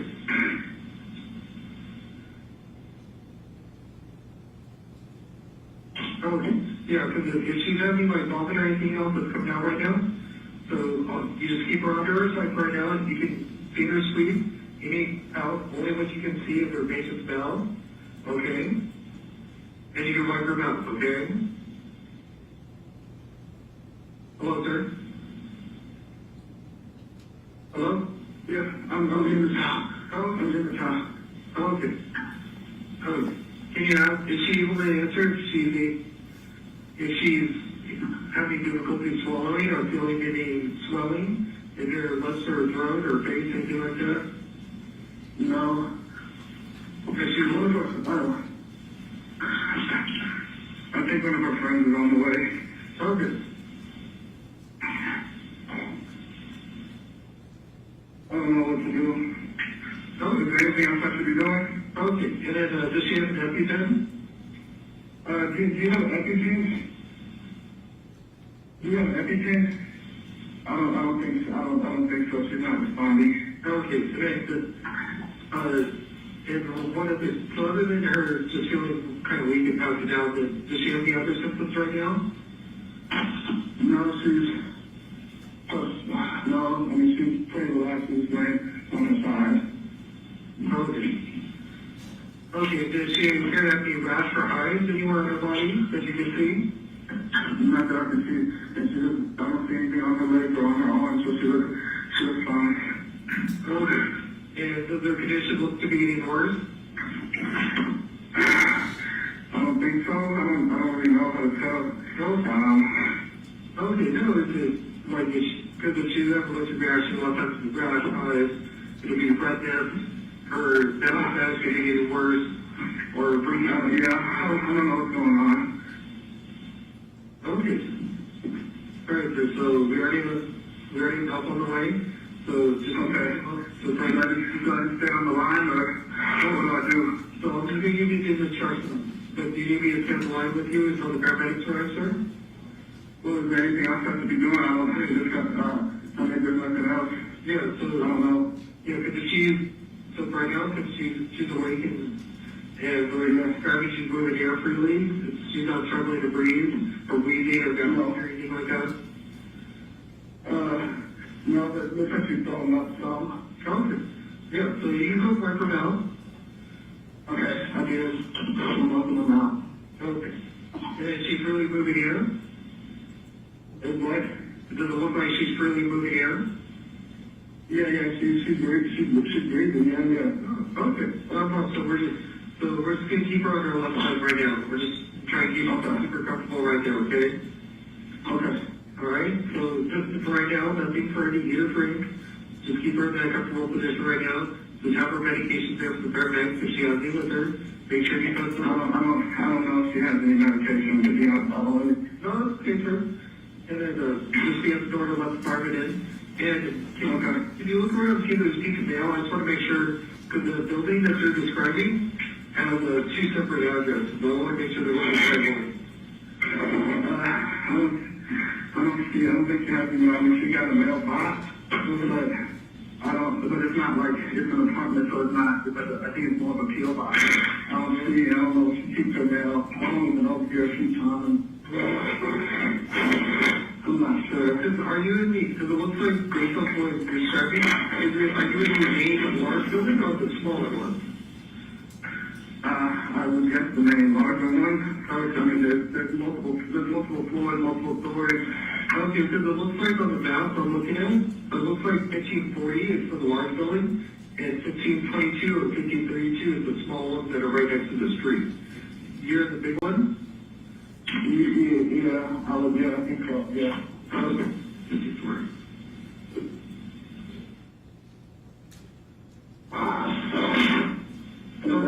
Anything else I should be doing? Okay. No, so it's all I want you to continue to monitor her breathing and lung conscious for any changes. So if anything else changes, call us back. But they're on the route to 1540, that's not mine, over in Hermitage. And she's in apartment 107, cross street to Spence Enclave Way in Spence Lane at the Ontario, okay? Yes, okay. Alright, so if anything changes before they arrive, give us a call back. Yeah, it should be arriving there as quickly as they can, okay? Okay. Alright, I think I'm here, huh? Okay, that's all, sir. Alright, thank you so much. Okay, you're welcome, sir. Alright.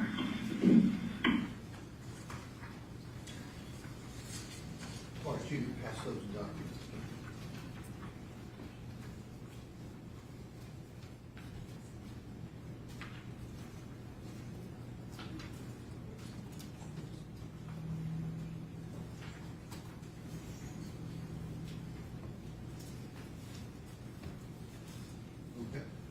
Thank you, Your Honor.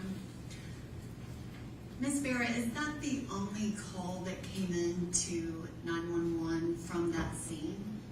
From that scene, yes. Were there subsequent calls that came in that were not anyone calling from that location or at that time? Yes. And were all three of those calls placed to ECC by somebody at Funeral Hospital? Yes. Thank you very much. I don't have any other questions.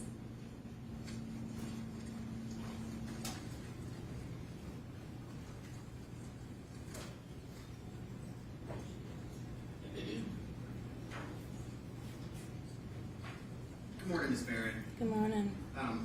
Please correct me if I'm wrong, but that's not you on that call, right? No. So you're not the actual 911 operator. You work for emergency communications, right? Yes. So your role here is to kind of review the calls and pull the ones that are relevant to the case. Yes.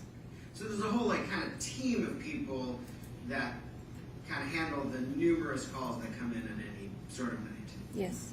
And they're trained, and answer this if you can, they're trained as to how to handle calls, how to deal with people in emergency situations. Is that fair? Yes.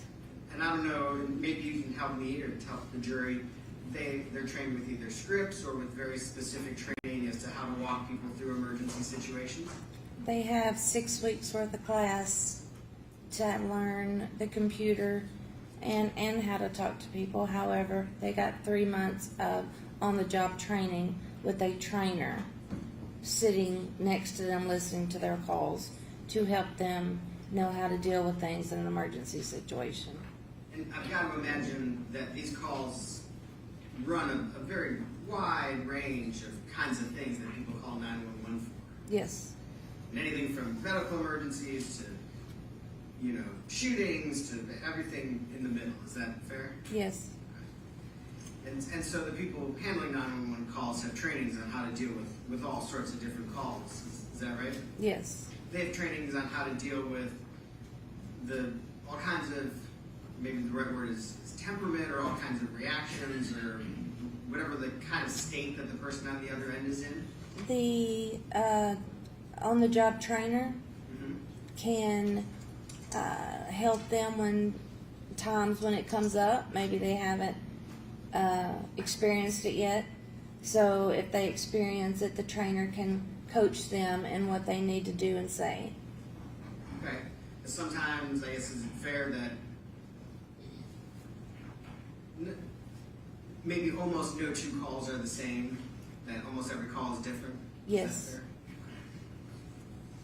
So you indicated that you pulled several calls related to this incident. Is that right? Yes. Was this call that we just listened to the very first call that was made related to this incident? Yes. So in terms of the timeline, this was the earliest in time that was made related to the incident. Yes. And it was the only call that was made from that actual location. Yes. Now, I can't remember the exact address, it's like 1522 Lebanon Pike, is that right? Is that right? As far as I can remember, yes. As far as you remember, that's fair, I appreciate that. And we just heard the call and read the transcript. During that call, the individual calling, who's been identified as Mr. Taylor, provides some information and is sort of walked through some kind of instructions. Is that kind of fair? Yes. And based on sort of your review of other cases and lots of other calls, is that conversation fairly consistent with 911 call training? Yes. Early in that call, so the initial report is Mr. Taylor indicates that he thinks his friend is having an allergic reaction. That's kind of right at the beginning, right? Yes. And at some point, the call operator says, so it's the Ontario 1522, she's in apartment 107, and she's having an overdose. Yes. So something like that, where a call operator says, hey, I hear what you're saying, but he or she changes on their own that it might be an overdose. Is that part of training? No. So is there a circumstance where a call operator may listen to what's being described and say, this doesn't sound like an allergic reaction, it sounds like... Objection, Your Honor, to speculation. Okay, I mean, you're asking her to... I'm asking about... her opinion about what the operator was saying? No, I'll clarify the question. I'm asking about training. Is it part of call operator training that they might listen to symptoms as described by someone calling and say, I'm going to change either in the CAD or in the dispatch what type of call this is? No. Do you know why in this call? And if you don't, you don't. She wouldn't know why. Okay.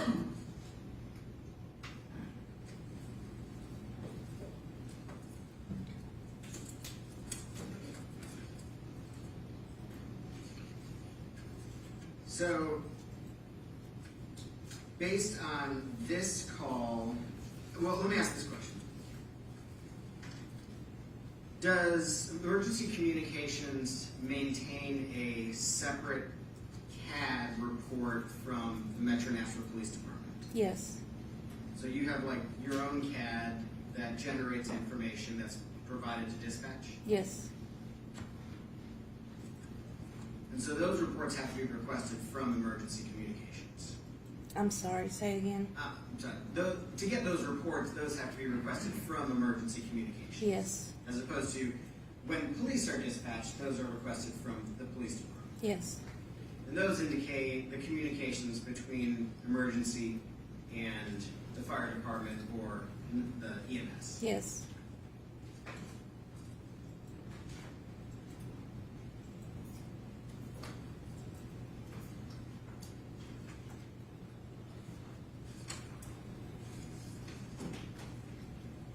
Thank you, Mr. President. Is that right?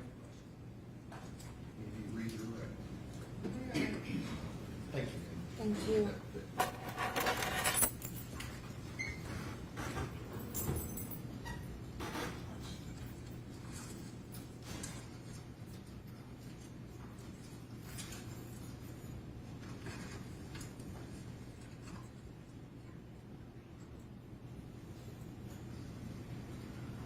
All right, ladies and gentlemen of the jury, if you'll step down the hall, we'll take a short moment break.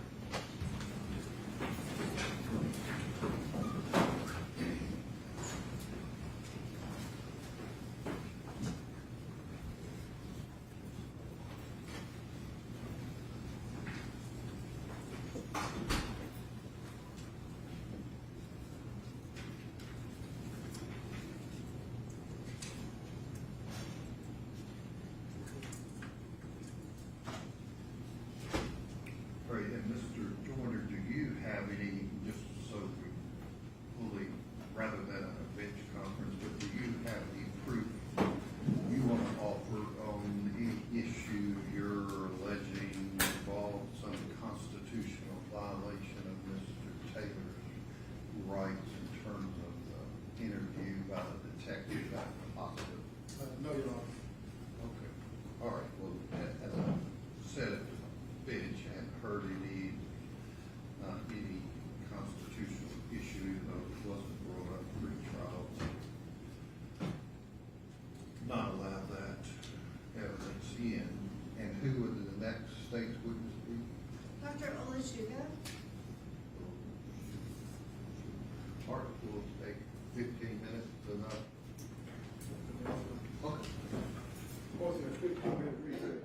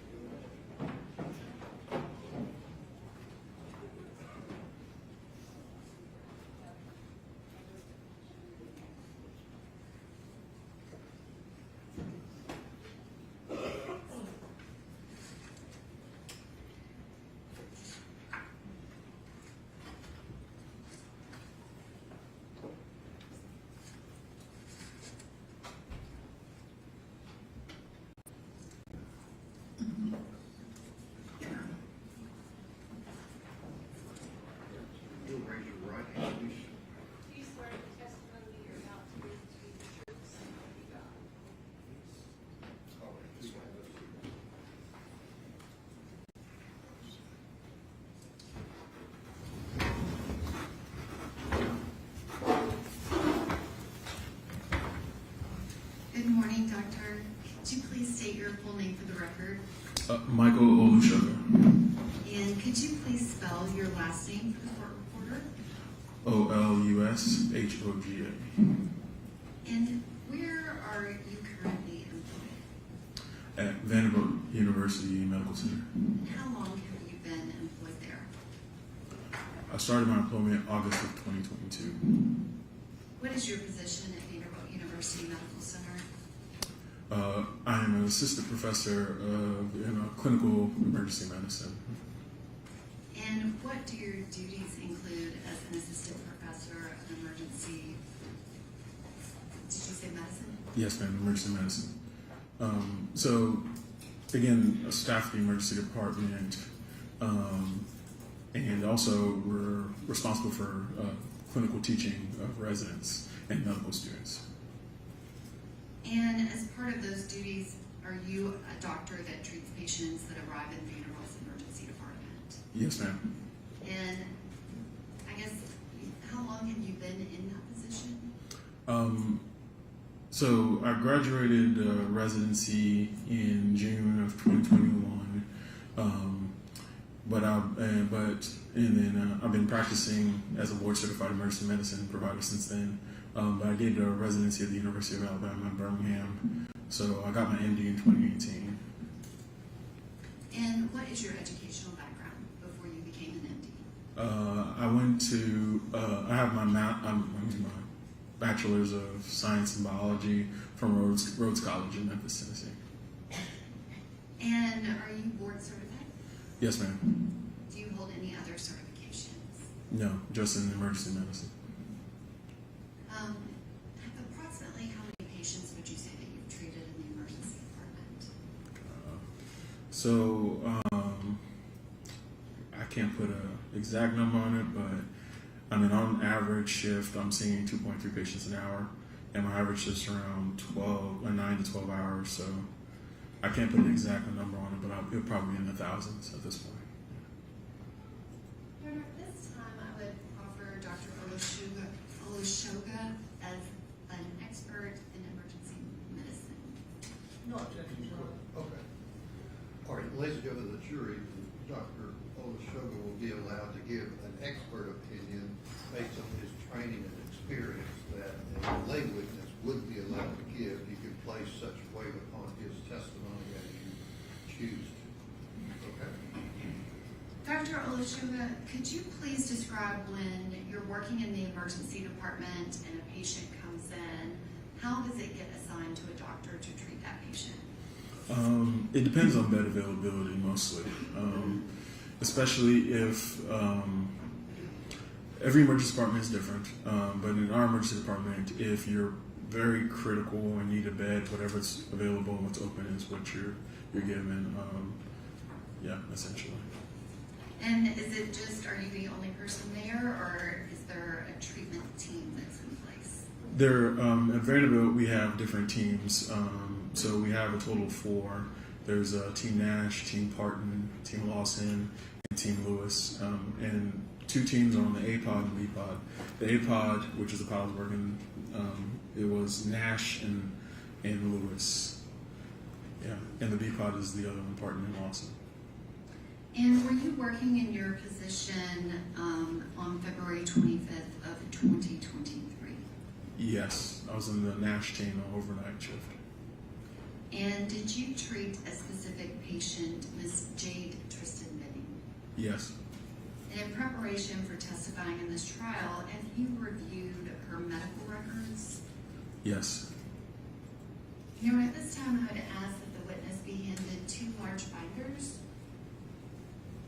Okay.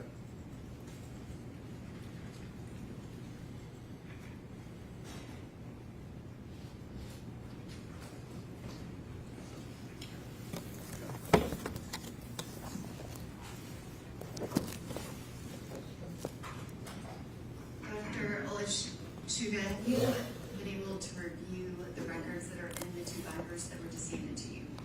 Yes. And did you verify that those are the medical records of Jade Benning from Vanderbilt University Medical Center and her admission that began the night of February 25th? 25th, 2023 until March 6th of 2023. Yes. And is it approximately 1,331 pages of medical records? Yes, I'm seeing 1,327, but yes. 1,327. Yes, ma'am. Your Honor, at this time, I would ask that the 2 binders of medical records be made the next numbered exhibit, but I would ask that this witness be allowed to retain the exhibit for reference during his Okay, we'll testimony. mark them when we're finished, just exhibit 10. No, that's it, John. 10? No, Oh, Dr. Olashuga, if you need to reference a particular page of the medical record in order to answer the questions, please feel free to do so. Can you please describe Jade Tristan Benning? What was your first interaction with her? Did you see her as a patient and or did you receive information about her prior to her arrival to your emergency department? So I did receive information prior to our arrival. We have an EMS radio that's located on the A pod, the pod I was working. And from my recollection, the EMS crew, they typically call in, especially if there's an emergency or even if they have any questions about a case. And I just remember that they said they had a young female who was in cardiac arrest, and they had tried some acute cardiovascular life-saving stuff, but weren't able to get a return of spontaneous circulation, and that they'll be here in a few minutes. So when I heard that, I stop you right there. Yes, Can you explain what a return of spontaneous circulation is? yeah, so that's usually abbreviated as ROSC, but that essentially is when a patient is able to have a heartbeat, essentially, or function of something, of some sort. Typically, it's a heartbeat, a pulse, a cardiac rhythm, a blood pressure, vital signs. Those are all signs of life, so return of spontaneous circulation. And you said that you had information that EMTs were attempting to get that ROSC back. Yes. Were they able to, prior to Ms. Benning entering your emergency department? Not from my initial assessment of the patient. She was still clinically dead upon arrival to the ER. And I'm sorry, did you say she was clinically dead? Yeah, like from my clinical assessment, there were no signs of life upon her arrival to the emergency department. And when she arrived, can you describe kind of what was she on? From what I remember, she went to one of our resuscitation bays, T4. She was still on the EMS stretcher receiving CPR. She was, like from my exam, unresponsive. Pupils were fixed and dilated, no spontaneous respirations. She had a supraglottic airway in place, the eye gel, so they were breathing for her and they were doing chest compressions on her. And can you explain kind of what does that mean when someone's pupils are fixed and dilated? Medically, what does that tell you about their condition? It's concerning that there is significant neurologic damage. Your pupils constrict on their own. That's not something that you do purposefully. So when that reflex is gone, that's a concern that there's been significant neurologic damage, and also that that person is not alive. And can you describe, I guess, like her physical temperature? I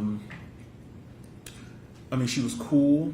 Her skin was cool. I mean, she was also mottled, like kind of cyanotic, which means she was kind of blue, which are all signs of hypoxia, which means lack of oxygen. But all clinical signs pointing that she was dead upon arrival to the ER. Did you have any information as to whether or not Ms. Benning was pregnant or not pregnant? So that information did come across the radio as well, that she was pregnant, but they did not know how many weeks she was.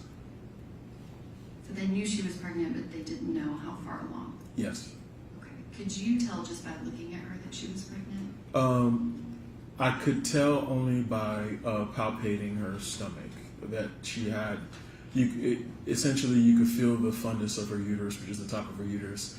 And why that's important is it has to be above the umbilicus, which is her belly button, which tells me that she's roughly greater than 20 weeks. It's not an accurate measurement, but that's what we're taught in medical school.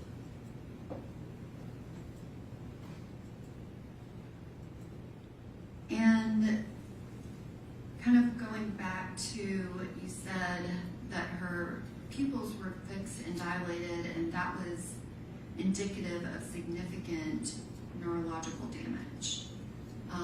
Do you have a full assessment of her neurological capabilities at that point on admission, or is that something that you learn more about as you're treating?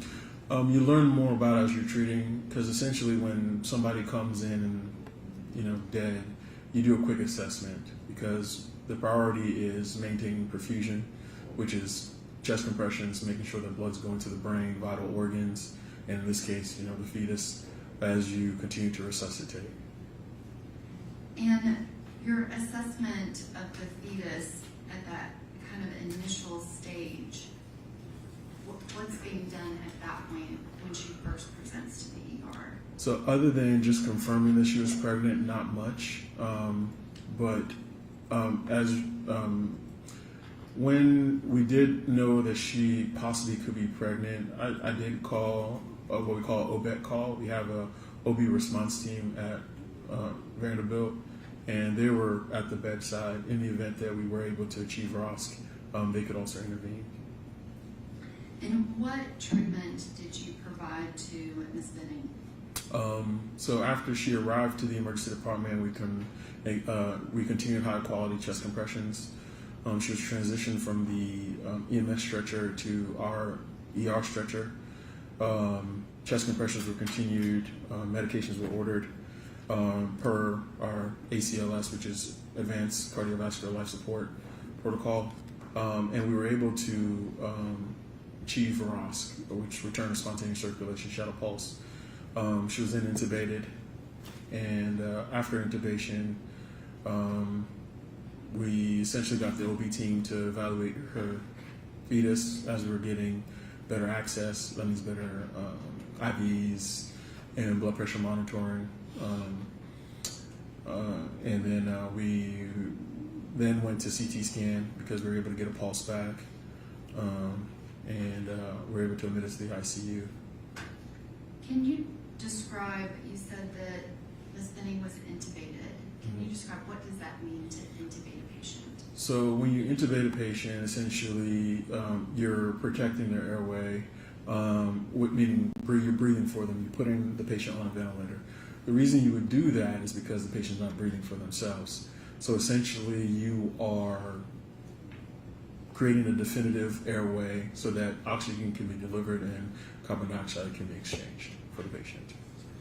And can you describe typically when you intubate a patient, I guess, what's the process of how that procedure is done? Typically, when you intubate a patient who is alive and breathing, you usually administer medications to assist with the intubation. Medications that can either basically help them become more comfortable, so that you can pass this tube, because intubation is passing a pretty large tube in their airway in order to facilitate gas exchange on the vent and oxygen delivery.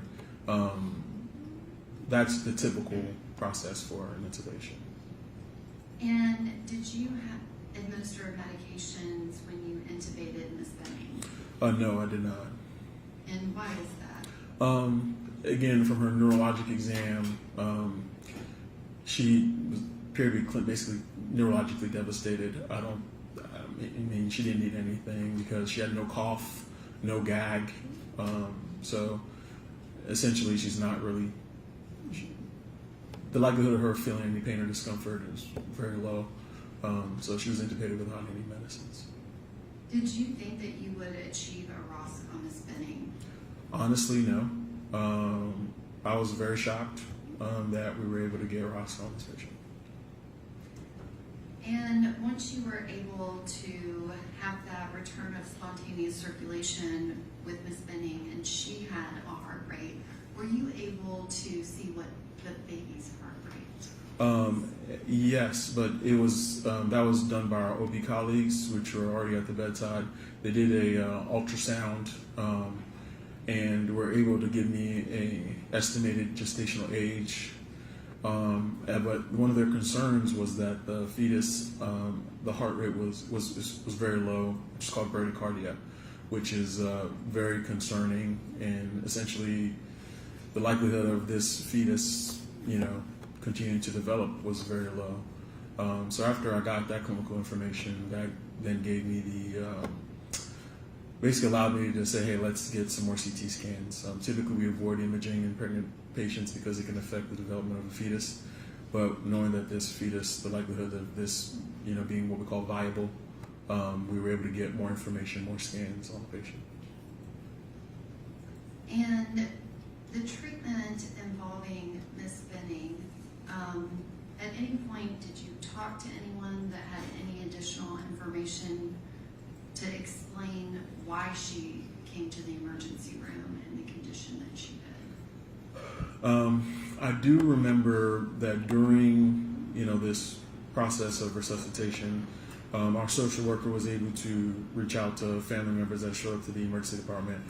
I do remember who I spoke to specifically, but there was some mention of possible poisoning by a family member, and that was mentioned, and I do remember that. And is that something that was mentioned directly to you, or was it provided to you by a social worker or someone else in the hospital? It was mentioned to me, and from what I can recall. But again, the events of that night were, but I do remember hearing it specifically from a family member. And what, if anything, did you do based off of that information? Again, I reviewed the records. It looks like we had already, labs are already ordered by the resident. I did go back and add some other things, but it looks like the urine drug screen was already ordered, so I didn't have to add that, but I might have added another blood gas. But yeah. And Dr. Olashuk, you said that a urine drug screen was ordered. Mm-hmm. If you turn to page 66 of the medical record, were there other specimens that were collected? Specifically, was any of her blood collected? Page 66. I do see, there's like a blood gas. And I think it might actually be 65 and 66. Yeah. That it goes into both pages. Yes. Yes, there's actually a slew of labs that were ordered, yes. And what was the collection time for that blood sample? 2230 and 2231 is what I'm seeing here. And so there's a 2231 blood, is that correct? Yes. I think it was, order placed at 2230 and the collection time is 2231. Yes. And was there also urine that was collected? Yes. And is that documented with its specific time? Yes, the urine was collected at looks like 2258. Is that the order, and then it's 2259 for the Yes. specimen collection? Yeah, and the specimen was collected at 2259. And would that be the urine that initial drug screen was run on? I believe so, yes. And can you describe, what do you know about that initial drug screen in the ER? Is it testing for anything and everything, or what type of testing is that? So the urine drug screen that we typically get in the ER is a finite amount of substances, but essentially it's testing for like metabolites in the urine. Yeah, so if somebody might have ingested something or using sort of drugs, test for those metabolites. I have the list if you'd like it specifically, but I have the results here. Did it come back positive? No, it came back all negative. Okay. And can you describe, you have this woman, she's 24, almost 25 years old, and she presents to your emergency department in full cardiac arrest, and you said that she's clinically dead. Is that something commonly seen? Not in that age group, not usually young pregnant women, no. And can you describe, based off of, you said that the baby had a low heart rate. Was it a little bit low, or was it kind of extraordinarily low? So the normal fetal heart rate, and what we've been taught from my recollection in medical school, is usually 110 to 160. I think I remember the OB team mentioning that the heart rate was somewhere in the 30s, so it was really, really low. And have you ever treated a patient that came in under these circumstances where it's a young woman that's pregnant, healthy, full cardiac arrest, and people are saying she's been poisoned? Not in my career, no.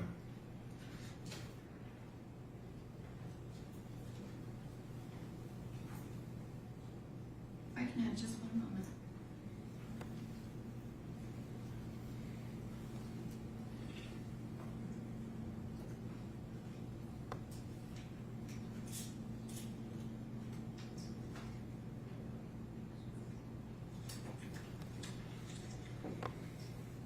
Dr. Olashuga, did you continue to treat Ms. Jade Benning, or what was kind of the totality of the involvement in her treatment? Once we were able to establish that she had a blood pressure, labs were rolling in,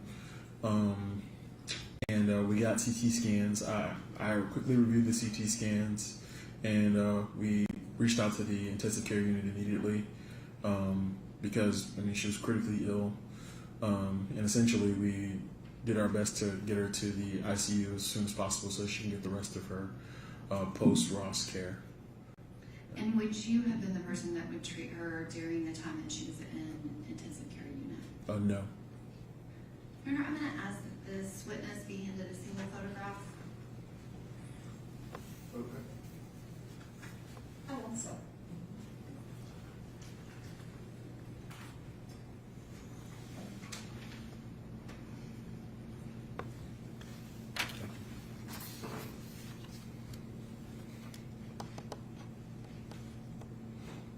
Dr. Olashuga, do you recognize what is in that image?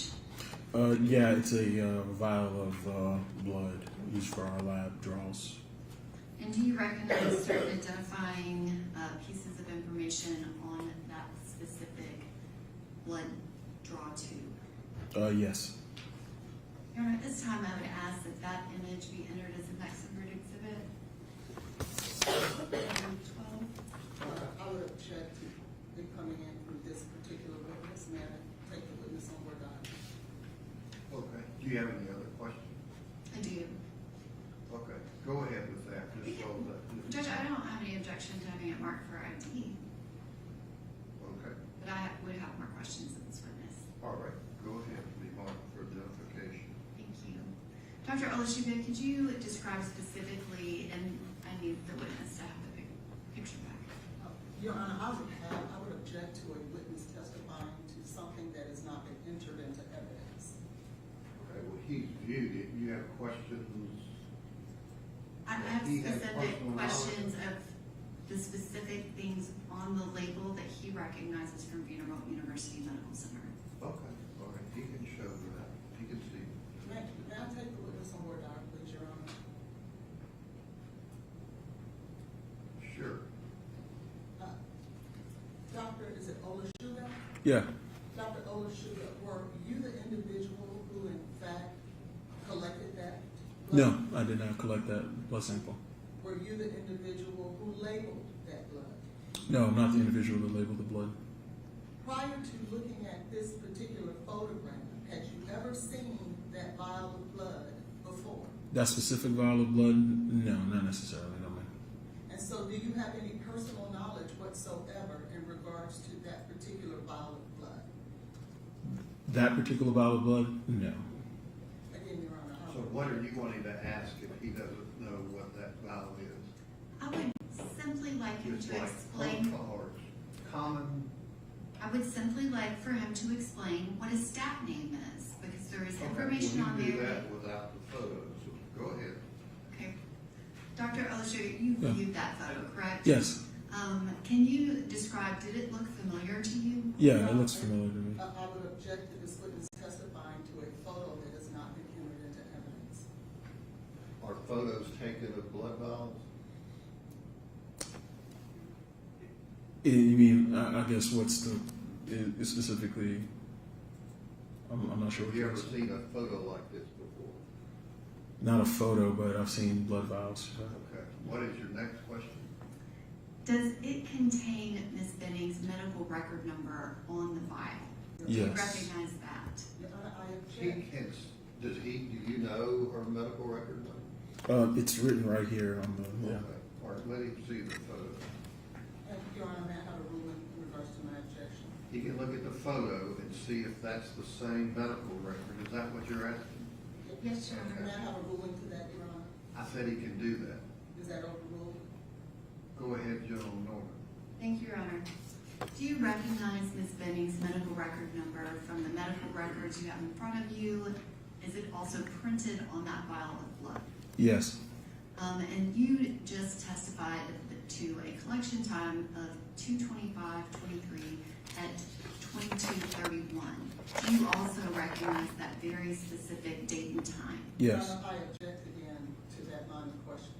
Are you gonna call a witness that lets us know who collected this? It's in the medical records who collected it, but Are you gonna call another witness about this photo? I am. I'm going to Okay. call Dr. Carney. Okay. May I have a ruling, Your Honor? What's your question that you wanna ask the witness? Dr. Olushoga, there is a stat name on that label. Do you recognize that? Yes. Objection, Your Honor. Have a seat. May I have a ruling, sir? Have a seat. Go ahead. Can you explain what that means? Yeah, stat names are basically John Doe or Jane Doe names we give patients who are arriving to the emergency department. It allowed, because in a medical center, errors happen, and the way we prevent those errors is allowing the same system to happen every single time. So we arrive patients under the stat name so that we can place orders. Because nothing is done in the hospital without orders being put in by a provider or by anybody taking care of the patient. Did you give Ms. Benning a stat name? I'm not responsible for giving the stat names, but our flow nurse gives the stat names. So what's your next question? Dr. Olushoga, do you know whether or not Ms. Benning was given a stat name during her ED visit? Yeah, and it's in my note as well. If you can look at page 56, when patients are given a stat name, their whole chart reads their stat name until they're matched. What stat name was she given? Stat February, Mayonet, VUH. It was what? Stat I can't hear what you say. You'll speak up. Mayonet, VUH, Stat February. Mayonet. What was the rest of it? Stat February. Okay. Any other questions? Just a couple, Your Honor. Are all of the specimen collections from Ms. Benning, are they documented in the medical record? Yes, from what I reviewed, they're all documented in the medical record. Thank you. And can you turn to page 562 of the medical record? I believe it's in binder number 1.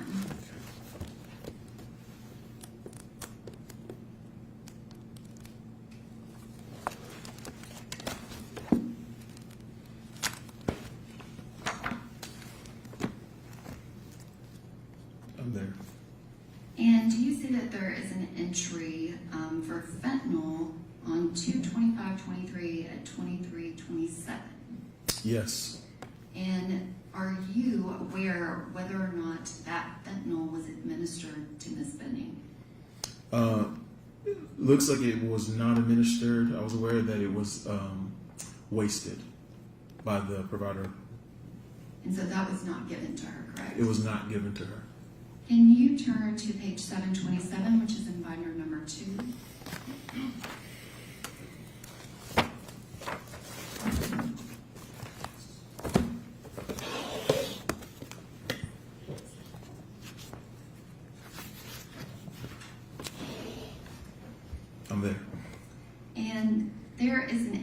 related to fentanyl, and it indicates a date and time of 2/26/23 at 0041. Yes. Is that when Ms. Benning was first dispensed and also administered fentanyl? Yes, according to the medical record, yes.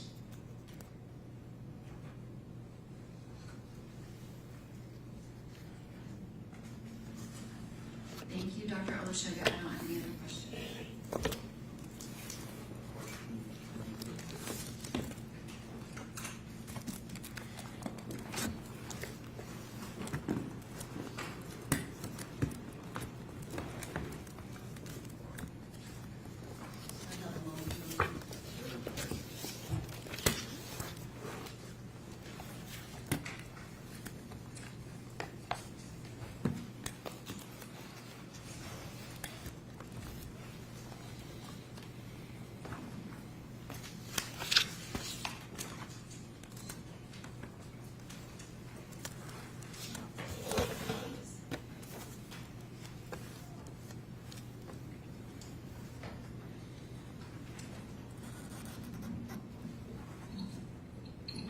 Good morning, Dr. Olushoga.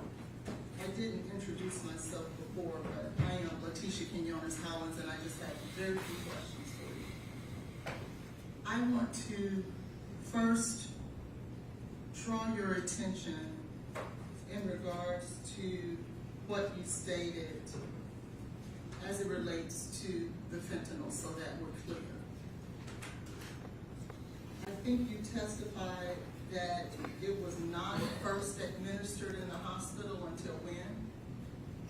I testified that, according to the medical record, she did not receive fentanyl in the emergency department until February 26, 2023, at 0041. That's when it was ordered, it looks like. That's when it was ordered? Yeah, and it was started at February 26, 23rd, 0045. Was that ordered by you? It was not ordered by me. It was ordered by it looks like a provider, Paul Francois.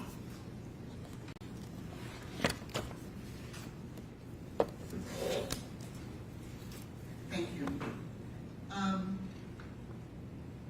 I want to now draw your attention to page 117.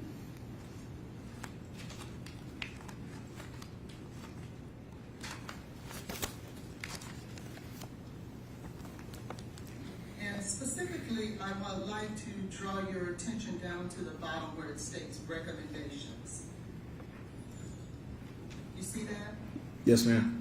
And particularly, I would like to draw your attention to line 4 under recommendations. Could you read that for the jury, please? Yes, it says recommend contacting police to conduct drug facilitated crime testing since no chain of custody testing available at UBUMC. Do you know what that means? Nope, I do not. So, but you just stated that the record just says you would recommend that police conduct drug facilitated crime testing because BUMC has no chain of custody. This is a note by another provider, but that's what I read, yes, ma'am. Okay. And it's a note by another provider, just like the note that you previously read in regards to the fentanyl being administered? No, that is the MAR, that's the medical record. So that's the medicines that were given. That's different than this. This is a provider note. Do you know who the provider is that provided that? Yeah, it says here is Dr. Bucalari. Do you know who Dr. Bucalari is? I've spoken to her over the phone. She's the one of the toxicologists in Tennessee. So if you ever have a tox case, you have to talk to the Poison Control Center. So I've spoken to her over the phone regarding another patient, another case. Does she work for BUMC? I'm not 100% sure on that. I just know I've called her, toxicologist that I called her. Had you called her in this particular case? Nope. Thank you. Did you not have any reason to call her in this particular case? Not necessarily, because I don't know what I was dealing with, you know. So is that a no? No, not yet. Yeah, no, I don't have any. Okay. I would now like to draw your attention, if I may, to page 132.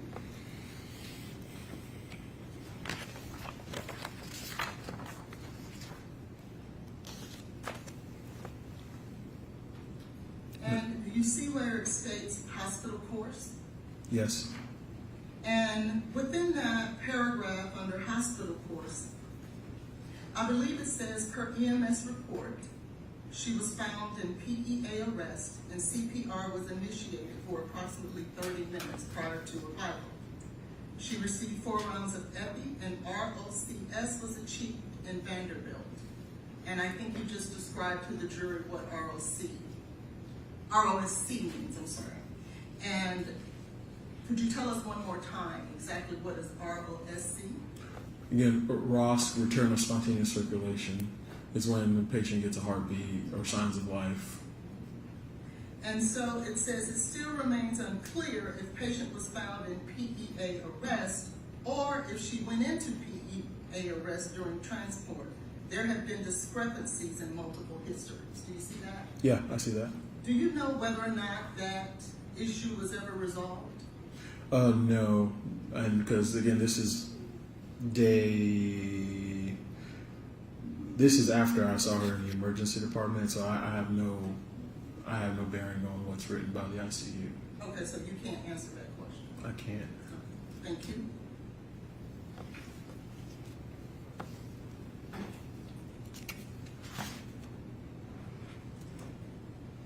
I would now like to draw your attention to page 410.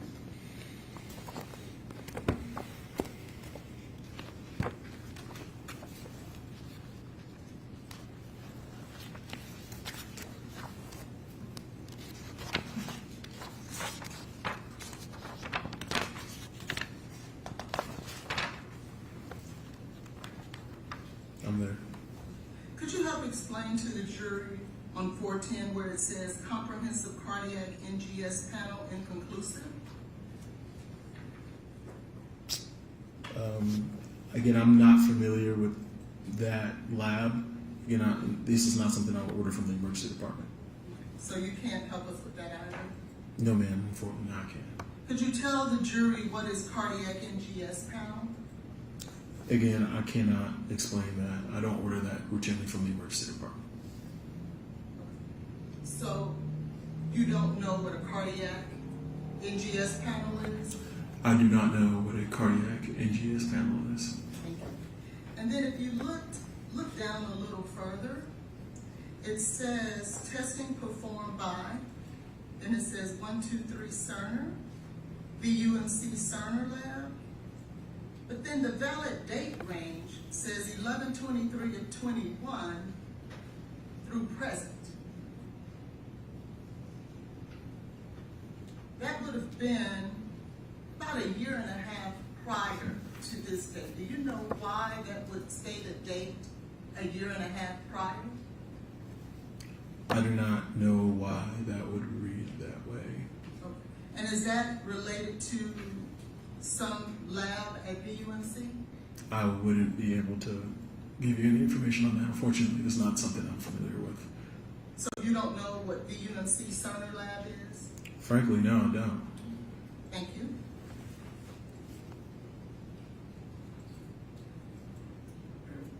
Now, you stated that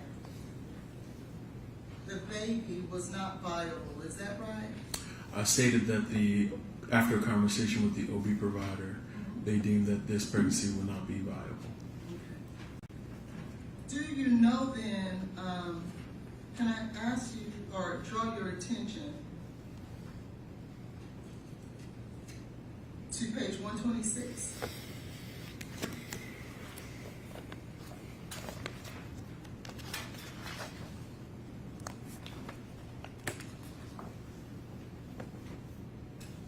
I'm there. And would you take a moment to read 126, starting from the first paragraph there where it says they have heard? I mean, you don't have to read it out loud. I just want to ask you a question in regards to it. I think it's unfair if I don't give you the opportunity to read it. Thank you.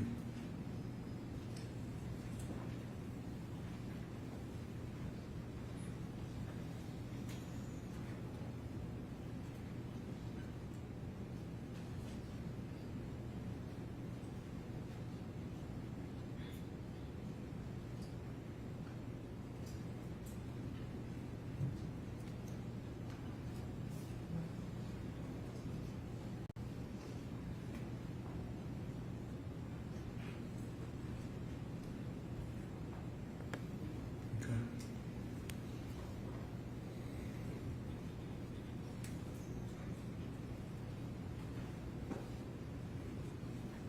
Okay. Do you see there where the OBGYN team ultimately had to contact the ethics service? Yes. Have you ever in your career had to contact ethics when you are performing medical services? Yes. And for what purpose would that be? Typically is when there's usually difficult end-of-life conversations that need to happen, and when there's not like a delineated, when there's like not a will or a designated power of attorney. Sometimes I would have to call ethics to help me delineate what's the right thing to do, or what's the lawful thing to do as well. And do you see there that there were several conversations that were had in regards to life-saving measures for the fetus? Yes. And do you also see that there were apparently decisions made that, given the circumstances, there was an expressed desire to not get a C-section or anything of the sort to attempt to save the fetus? Could you repeat that? Yes. Do you see in the document and the record here that there was a decision made by the next of kin or the representative for Ms. Benning for there not to be any life-saving measures for the fetus? Again, what I do see here and what I'm reading is that there was a decision that was made that was consistent. It says as what they will feel Jade would make for herself based on chart and documentation prior conversations. That's what I'm saying here. And that's the reason why the decision made. But my question was, do you see that there was a decision made? Yeah, I mean, it sees that what I do see is that there was a conversation here with the provider, with the family about a possible decision to do a C-section, and looks like they chose not to. That's what I'm saying here. And then you see then that as a result of that, VUMC contacted clinical ethics services. I couldn't say as a result of, but I do see in this documentation here that there was a discussion that was had with ethics. I can't say that that was because of that. I can't make that connection myself.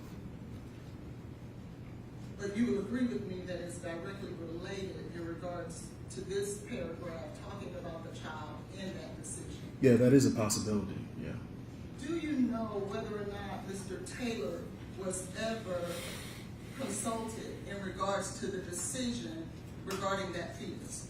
Again, I work in the emergency department. I was not privy to any of this care after the emergency department. Do you see within, if you'll go back to page 125,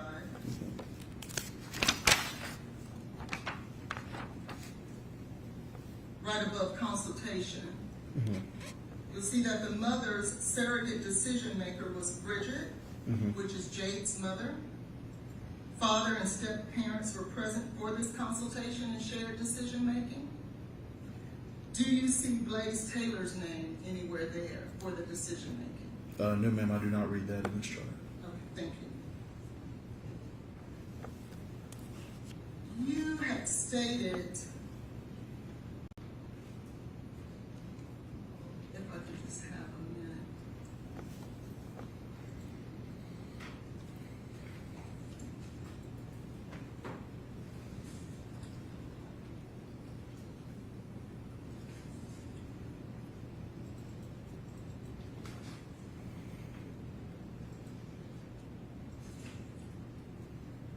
I'm going to mess up the name, that's why I'm trying to find it, but perhaps you can help me.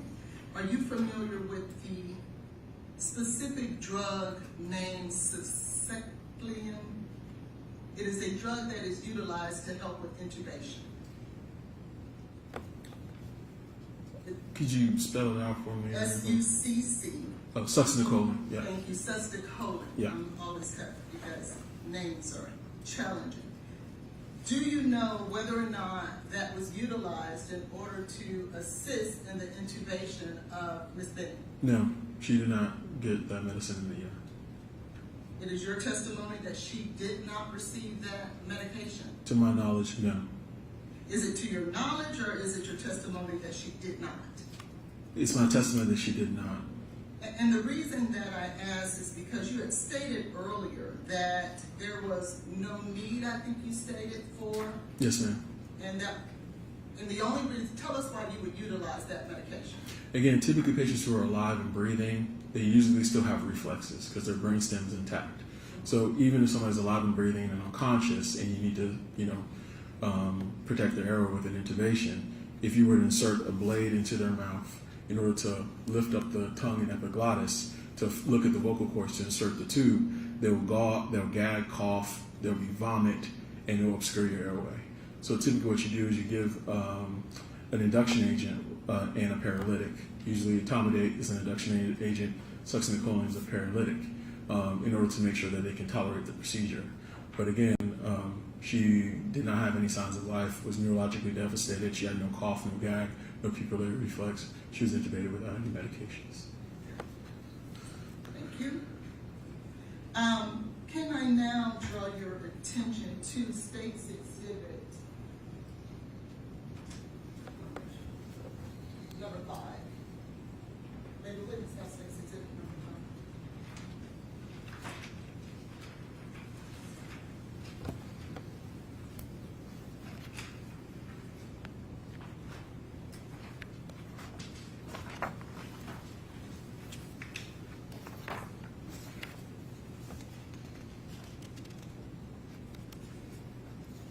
You have it in front of you, sir? Yes, ma'am. Thank you, Doctor.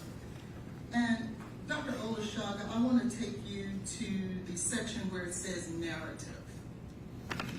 On the first page. Yes, I see it. Do you see that? Yes. Then I would like for you to go down to 1, 2, 3, 4 lines down. Okay. And specifically to start at the sentence, the patient's boyfriend. Do you see that? Yes, ma'am. Could you please read that sentence for the jury? Yeah. It says the patient's boyfriend stated the patient was 4 months pregnant. No other medical information was obtainable. Okay, you can stop there. Thank you. And do you see that this is in fact a report from NFD, Nashville Fire Department? Yes, ma'am.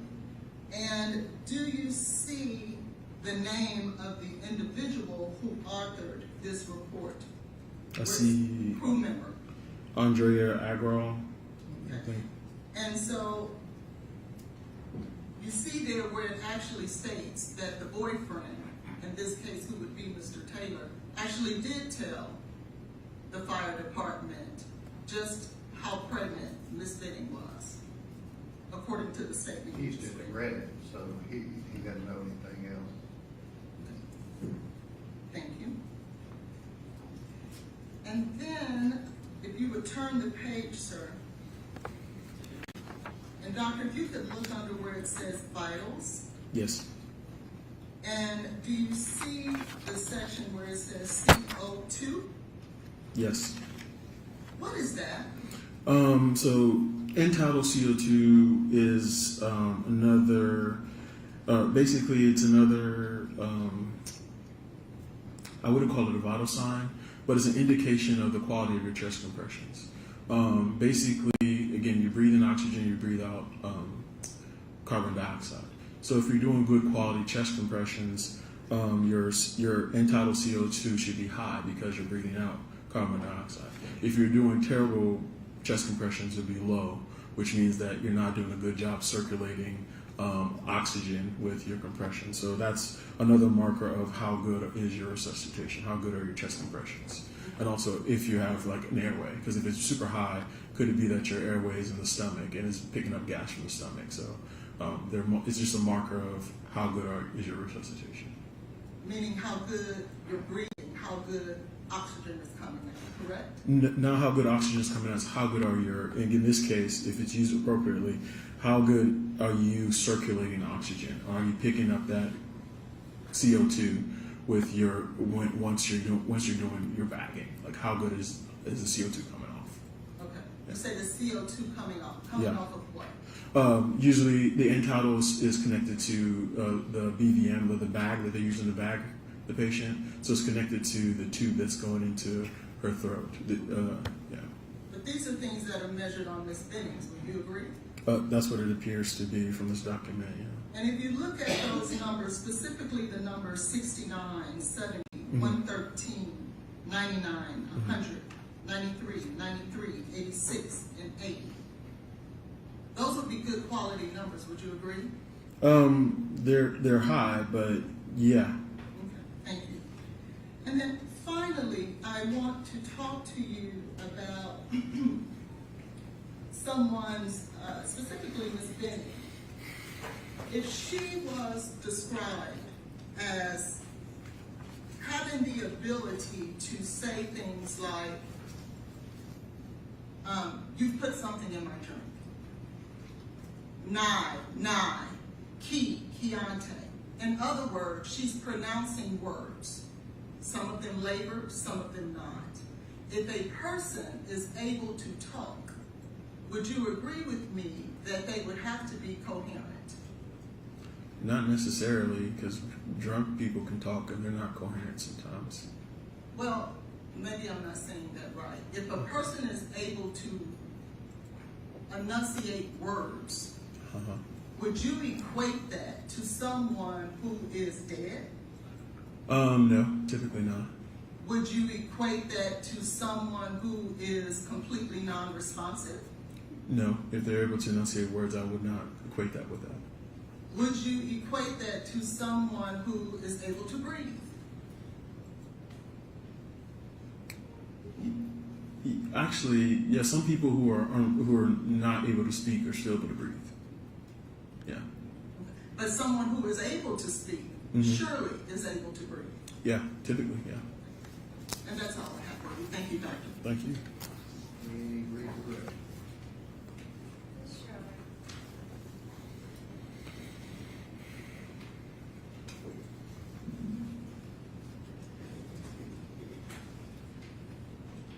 Dr. Olashuga, I'm going to kind of start with the last thing that she talked to you about and go backwards.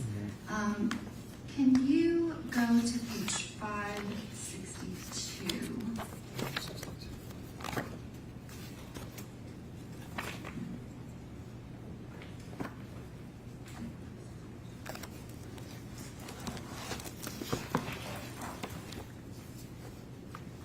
I'm there. And Ms. Collins was asking you, or page 562, that's the page that we referenced with the 2327 on 22523 fentanyl that Nurse Alyssa Smith that was dispensed, but it was not administered. Yes, it looks like it was wasted, yes. And can you turn to page 567?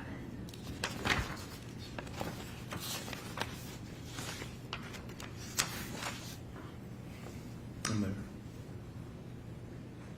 And on page 567, is there an entry for the medication that Ms. Holland was asking you about? Yeah, I see it. And is that time the same time as when the fentanyl was not administered? No, it says this was administered. This was ordered at 2/26/23 at 12:15 a.m. That's when it was ordered, and the fentanyl looks like it was the day before, so 2/25/23 at 11:27 p.m. Okay, so those are two separate things, correct? Mm-hmm. And The so, question said the medicine Ms. Hollins asked about. yes, Why don't we clear up what that is?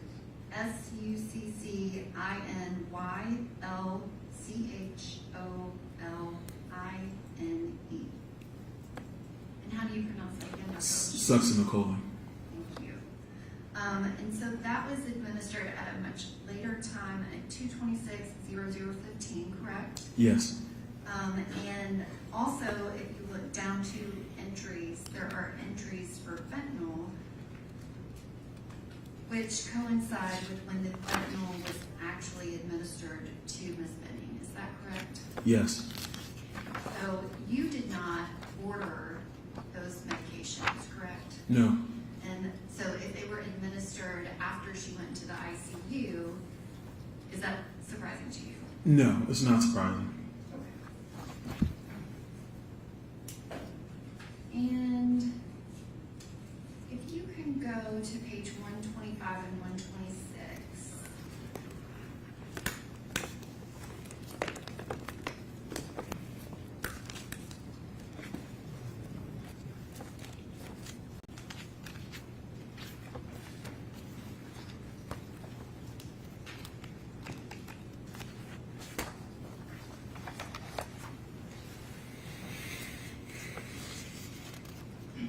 I'm here.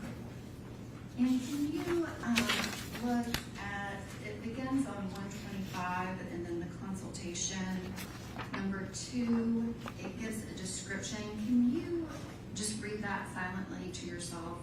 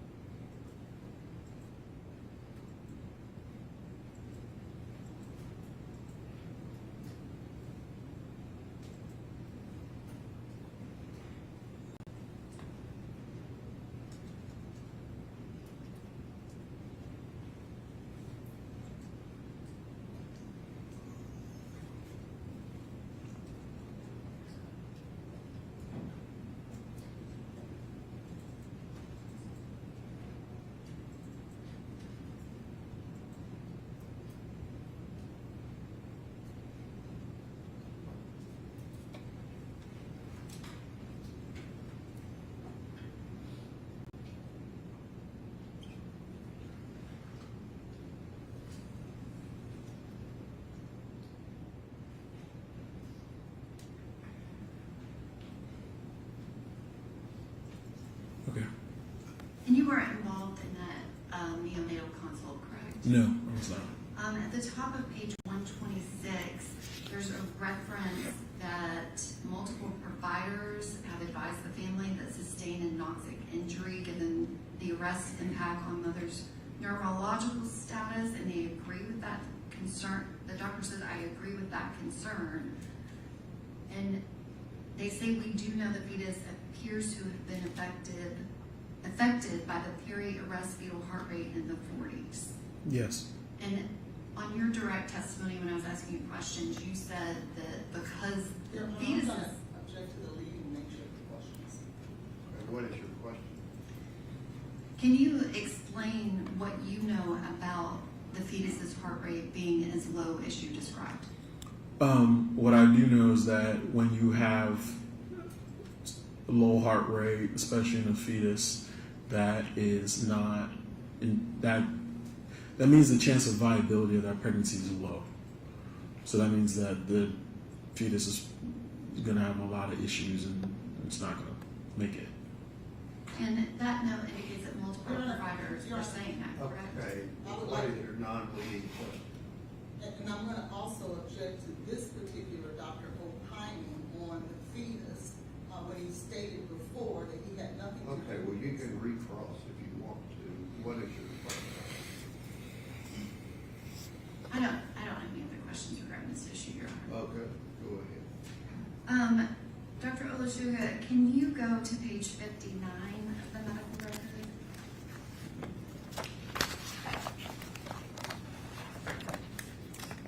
I'm there. And can you describe What time did Ms. Benning arrive in your emergency department?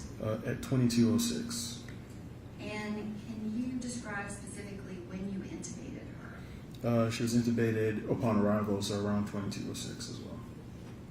And so that is what time she got to the emergency department, correct? Yes. Usually there might be a little lag just because of nursing, charting and stuff, but that's, yes, around that time. So 22:06, 22:07. Yeah.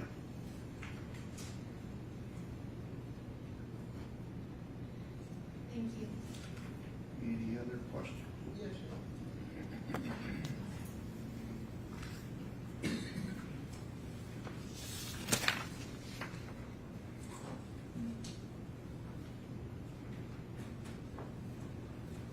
Just a few brief questions, Dr. Holdershaga. Yes, ma'am. I want to take you back to page 126.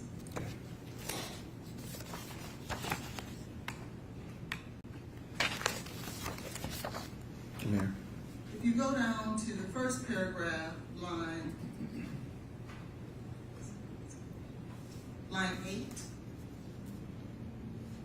starting with "I offered," Yeah. could you read that sentence to the jury, please? Yeah. Is this him saying this? It's a record that's in evidence, Your Honor. Is this him saying this? No, it is not. Can you please read that? It is, you made it an exhibit, so you can have him read anything you want. I actually wasn't allowed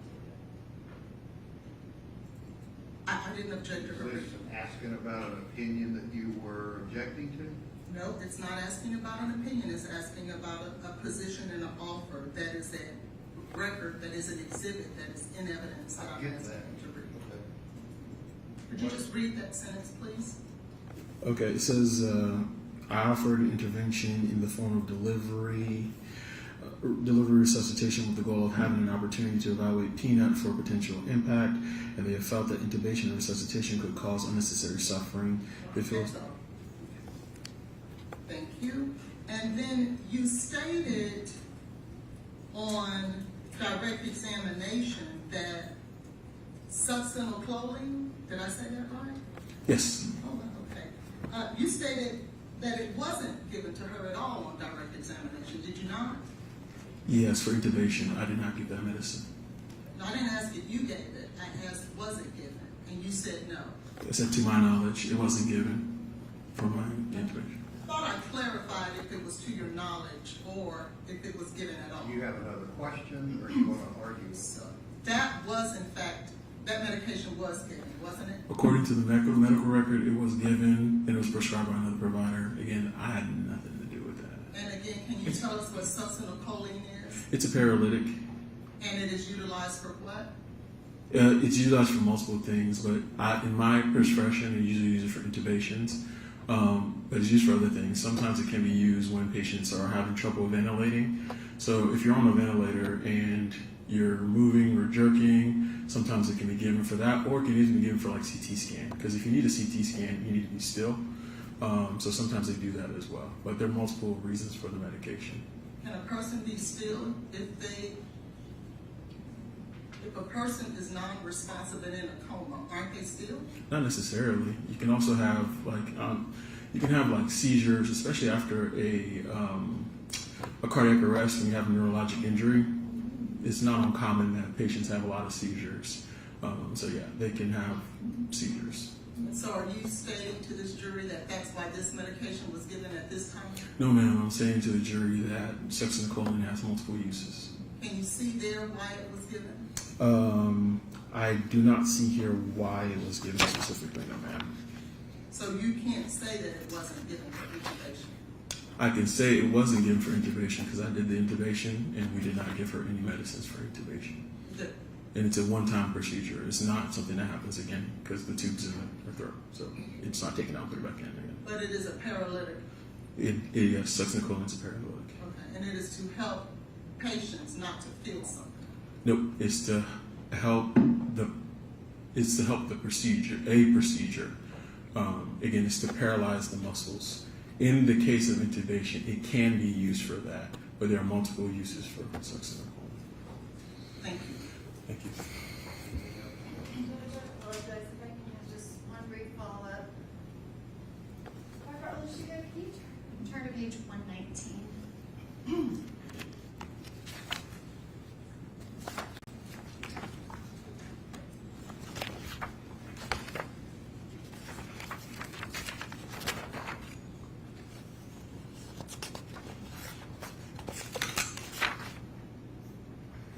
I'm here.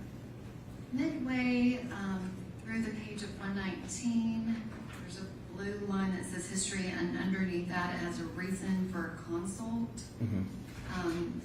Can you explain, do you know what that reason for consult is? It reads myoclonic jerks and anoxic burn injury. It was And read for consult. can you describe what is the myoclonic jerk? Yeah, so like myoclonic jerk is essentially like it's like, best way I can describe it is it's just an involuntary movement of like your extremity typically, but it can happen anywhere. You can have it in your face, you can have it, but it's an involuntary jerking motion. Yeah. And is that one of the reasons that they might get that medication? Yeah.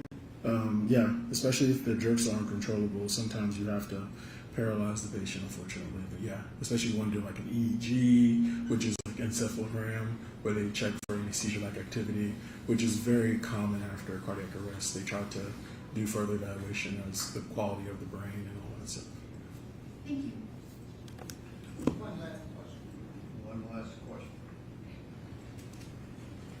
Can you tell this jury that that is why some clothing was given to Ms. Bennett? I cannot. I don't know why it was given. Thank you. Any other questions? All right, so you can leave all of that there, and we'll get it. Okay. Thank you. Thank you. Thank you.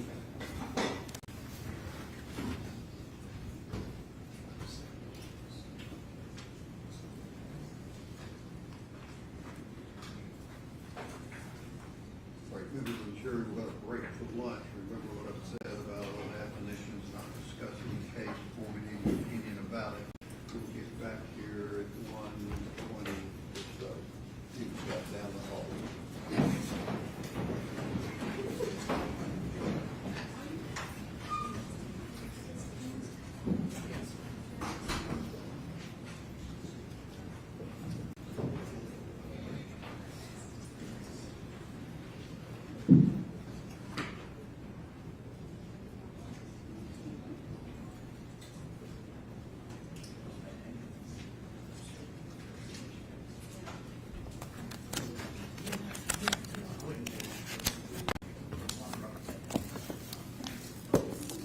Okay, you have a seat.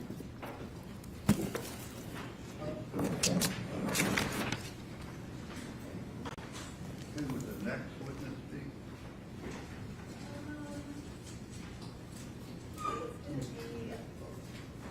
Lauren Weber. Trying to anticipate things, asking this because of what's already been asked. Can either side explain to me whether the family's decision not to have a C-section is relevant? No, Your Honor, I do not think so. If I may, Mr. Taylor is charged with causing the death of the fetus as well. So anything that could affect the fetus's viability and or You're going to life. argue to this jury that the fetus may have lived if it had a C-section. I don't know what the evidence is going to come out to be. I'm talking about, that's your purpose for asking that. That was the purpose for me asking the question.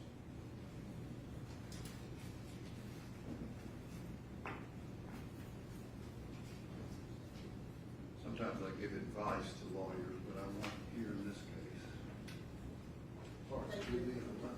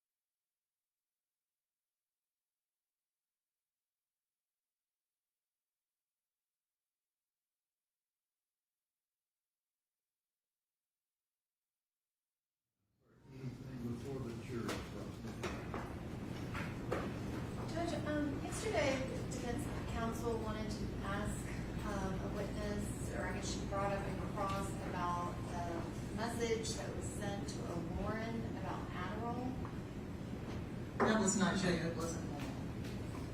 Okay, well, I this, don't know anything about it. this witness has no connection to Adderall. I just wanted to make sure that this Warren is not associated with any Okay. text message about Adderall. Well, Ms. Hollins has already said she doesn't think that text message is relevant to inquire with Ms. Jackson anyway. That's who you're talking about. It's yours.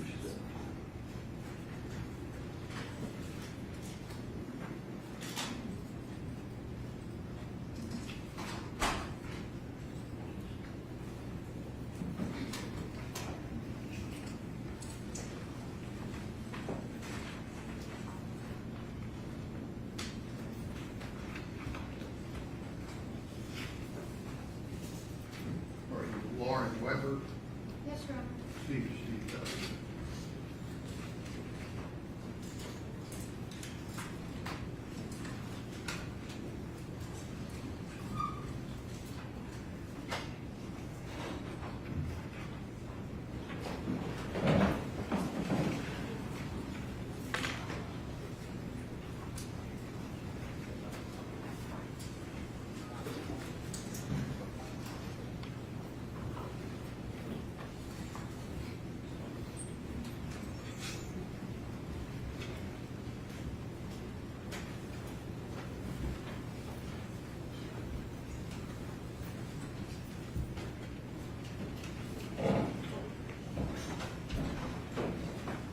All right, just step up and raise your right hand and be sworn.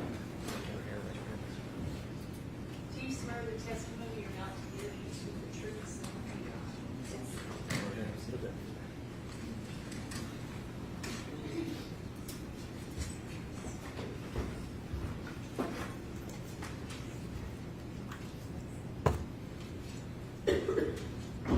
Good afternoon, Ms. Weber. Could you please state your full name for the record? Lauren Weber, And can you spell your last name for the court reporter?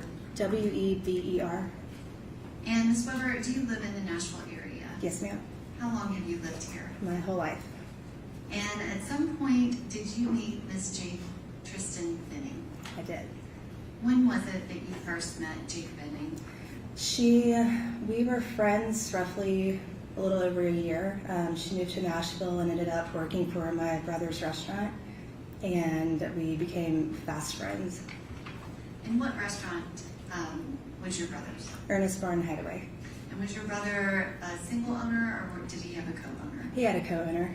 And who was that co-owner? It was actually Jade's uncle, Jay, excuse me. And when did you first start working at Ernest Hideaway? I began working there, I want to say it was 2023, roughly. I was there for about 3.5 years. I'm not sure the exact date. Were you there before Jade started working there? Yes. Okay. And did Jade start working there in 2022? Yes. Okay.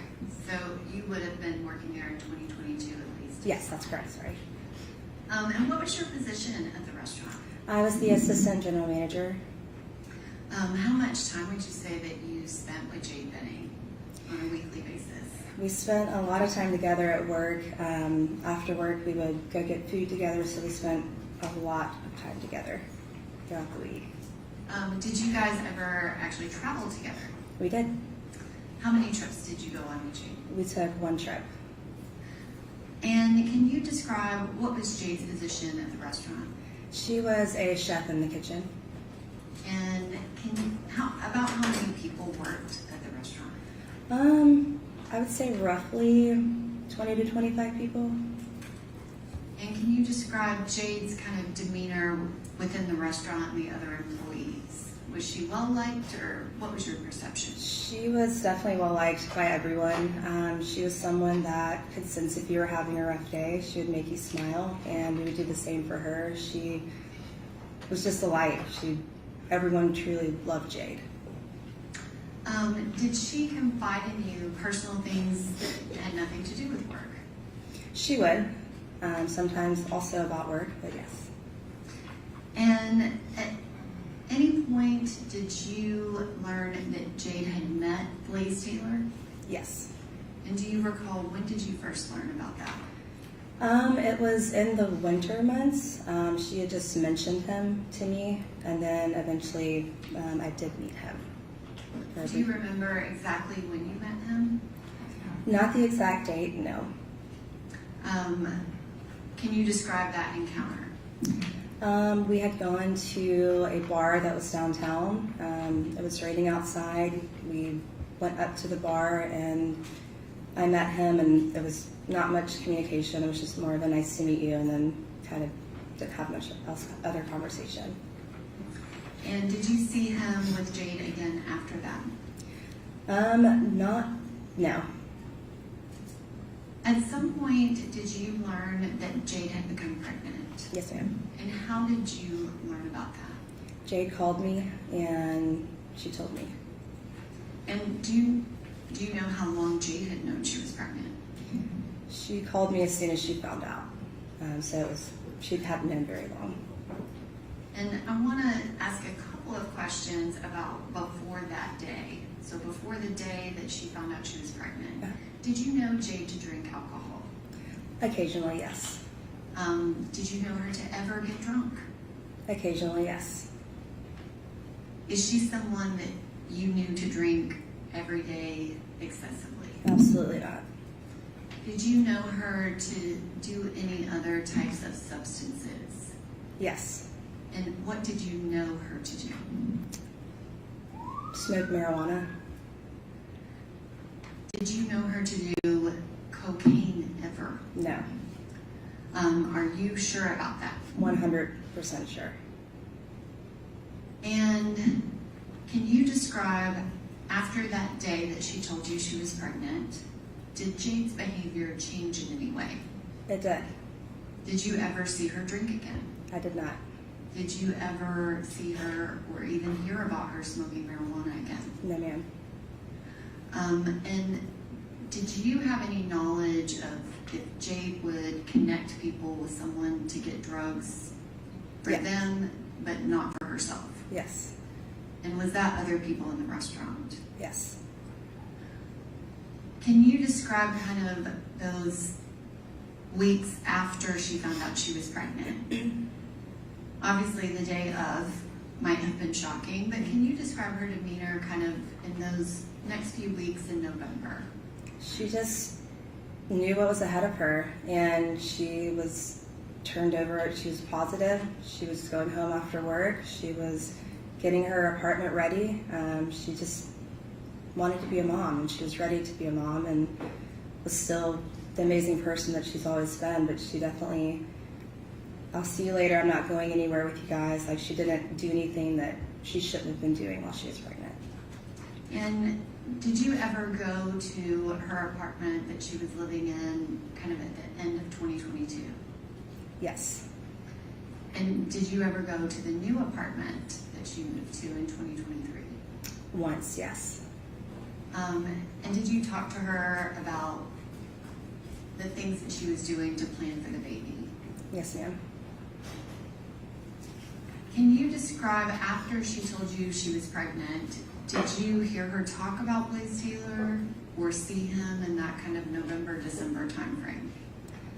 Yes, she let me know that she was going to talk with him and let him know that she was pregnant, and pretty much all that I was ever really told in regards to it, because it just kind of, nothing much else was said. Did you know whether or not he was involved with Jade in the pregnancy?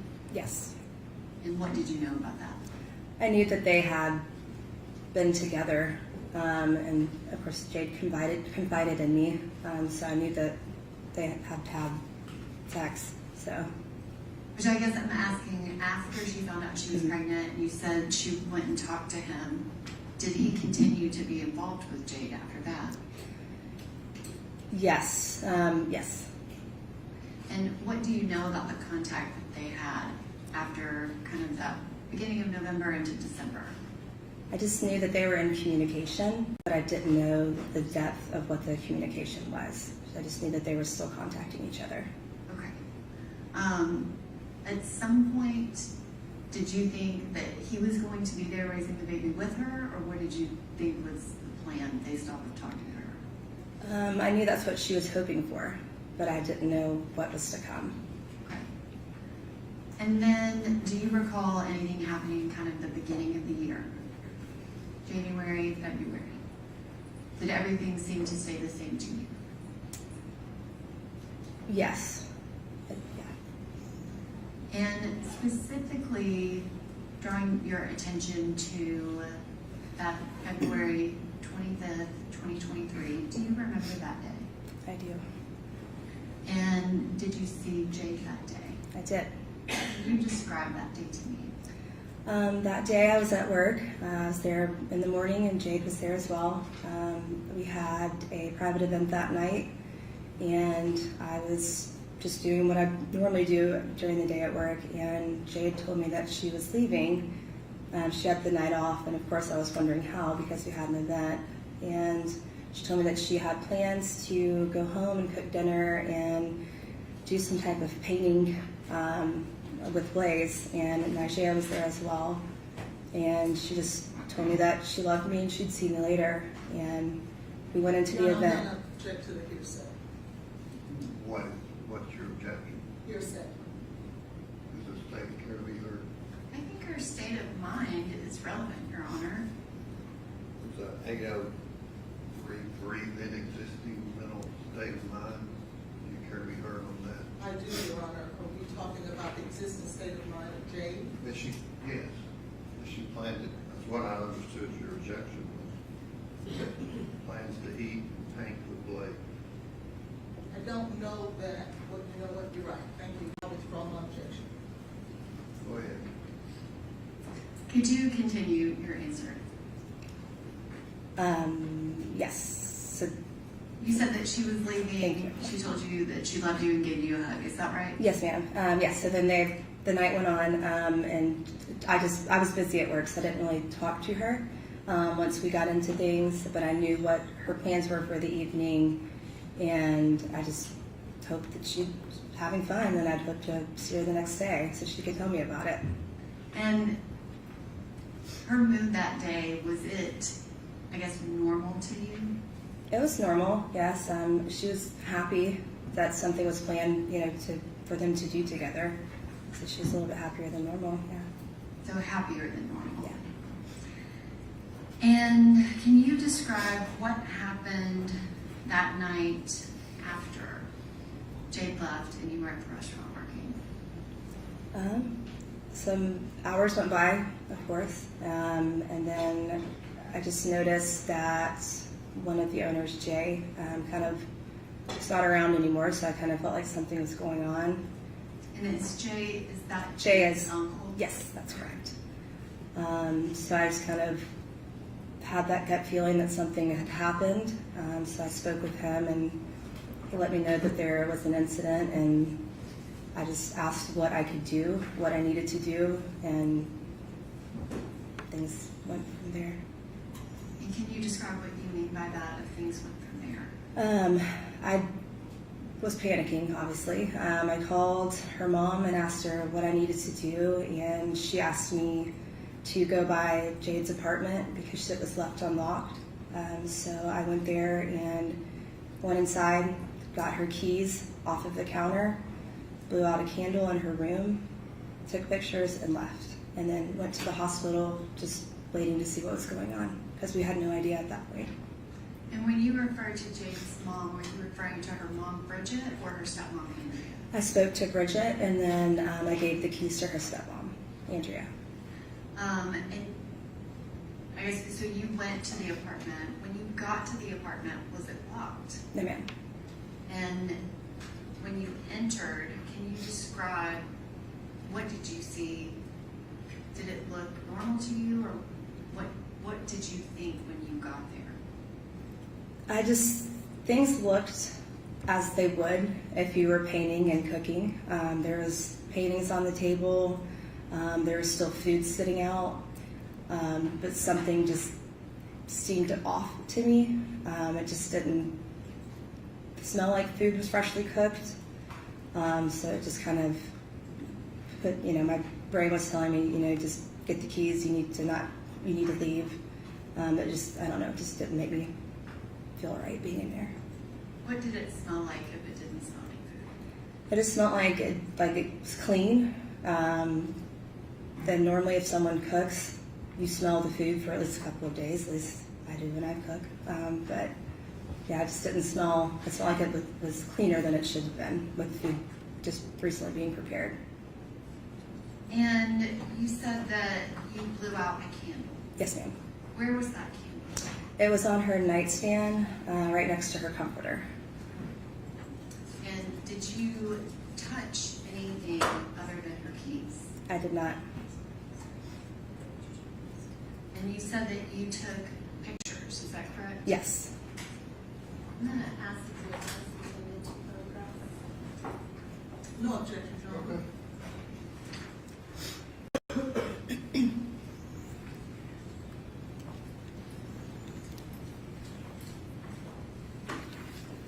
Thank you.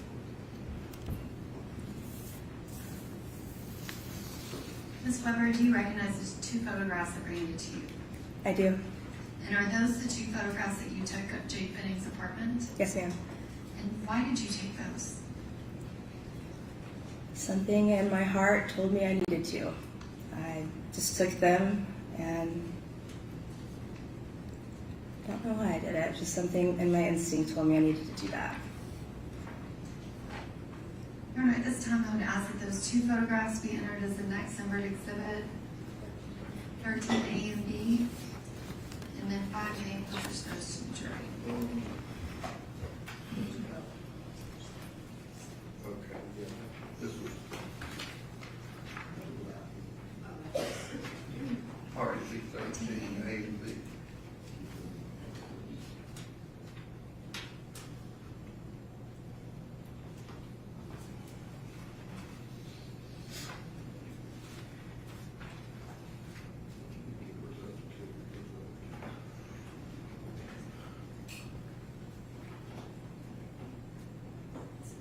Ms. Weber, do you recognize that photograph?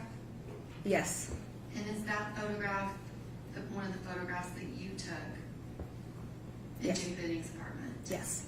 And kind of this view, would you be standing with your back to the stove, kind of looking towards the front door? That.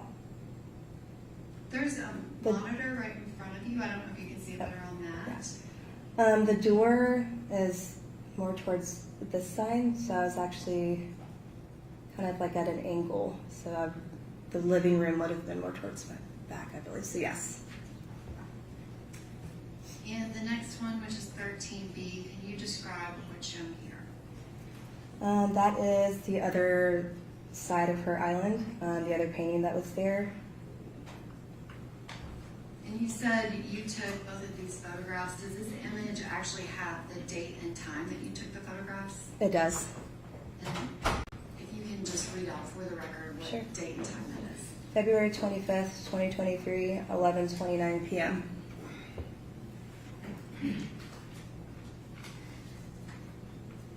And Ms. Weber, you said that you got her keys. Is that correct? Yes. Did you get just her keys, or did you get a purse and a wallet, or what did you get? It was just her keys. They did have like a little Louis Vuitton thing on it that she had like money and stuff in, but it wasn't a full purse or wallet. Would that have been where her identification was? I believe so, yes. And so you took that one item off the counter and did not touch anything else other than blowing out a candle? That is correct. Did you lock the apartment when you left? We did. And then where did you go after that? We drove to the hospital. And when you got to the hospital, who was there? Nigeria, Andrea, who is Jade's stepmom, Blaise, and my friend Natalie was with me. That's pretty much all who I remember remotely in front of me at that time. Did Natalie go to the apartment with you? Yes, ma'am.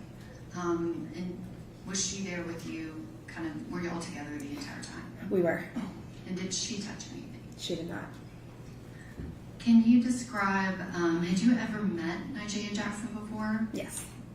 And when you saw her at the hospital, can you describe her demeanor? Distraught, upset, just, yeah, sad, confused. And you said that you had met Blaise Taylor once before, is that Yes. correct? Uh-huh. When you saw him at the hospital, can you describe his demeanor? Facing away from us, no emotion, Did he speak to you? no. And kind of going back prior to that specific day, did you know of any plans that Jay Bunning was making related to her baby? She was planning her baby shower. I was planning her baby shower. She was getting things together to put a nursery together. She's planning to be a mom. And were you familiar with Jay's birthday? Yes. Did it have significance to you? Yes. And why is that? It's 3 days after mine. And did y'all have any plans for birthdays? We would actually, we would celebrate them together. Did y'all have plans to celebrate them together that year in 2023? Yes. And after that February 25th, 2023, did you go to the hospital multiple times between that date and March 6th of 2023? I did. And was Miss Jackson there when you went to the hospital? She was, yeah. Do you have any reason to believe that Miss Jackson would harm Jay Finney? Not at all. Thank you, Ms. Weber. I don't have anything else.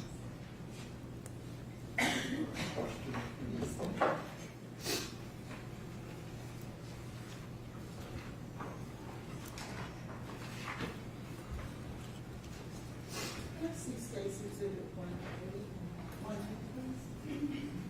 As well as exhibit 10, Andy. Oh, I'm sorry.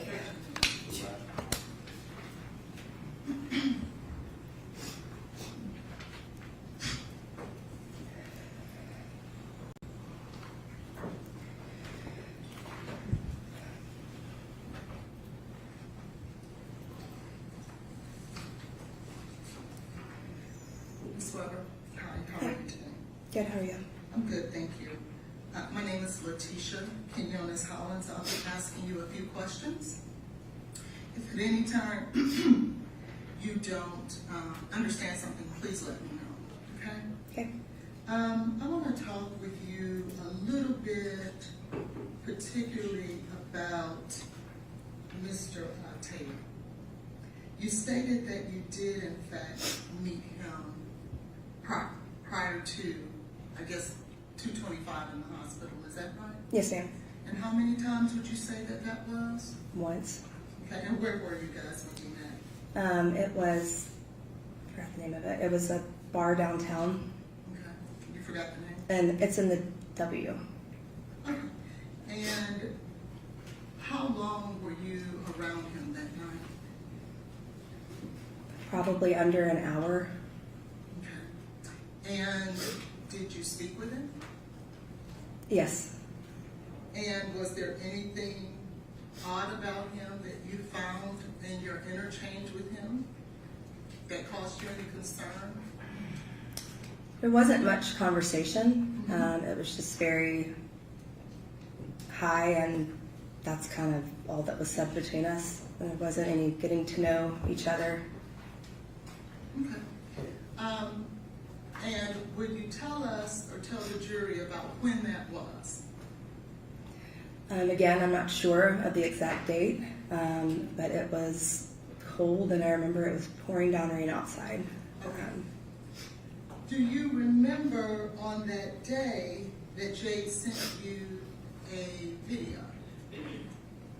On the day that I met Blaise, When it was raining downtown? she did. And in that video, it was a video of her and Blaise, was it not? Yes, And it was a video of them walking in the rain together? that's correct. And when she looked back and gave him a big kiss, do you remember that? I don't remember that, but I do remember the video being in the rain and they were walking to meet me.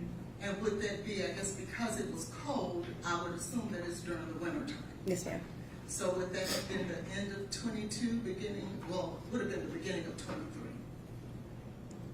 Possibly, yes. Okay. Because there's testimony that they didn't reunite until January 1st of 23 during the winter time, then that would be consistent with that, would it not? Yes. Then I want to draw your attention to, you stated that all that you knew that Jade was involved in was marijuana, is that right? That's correct.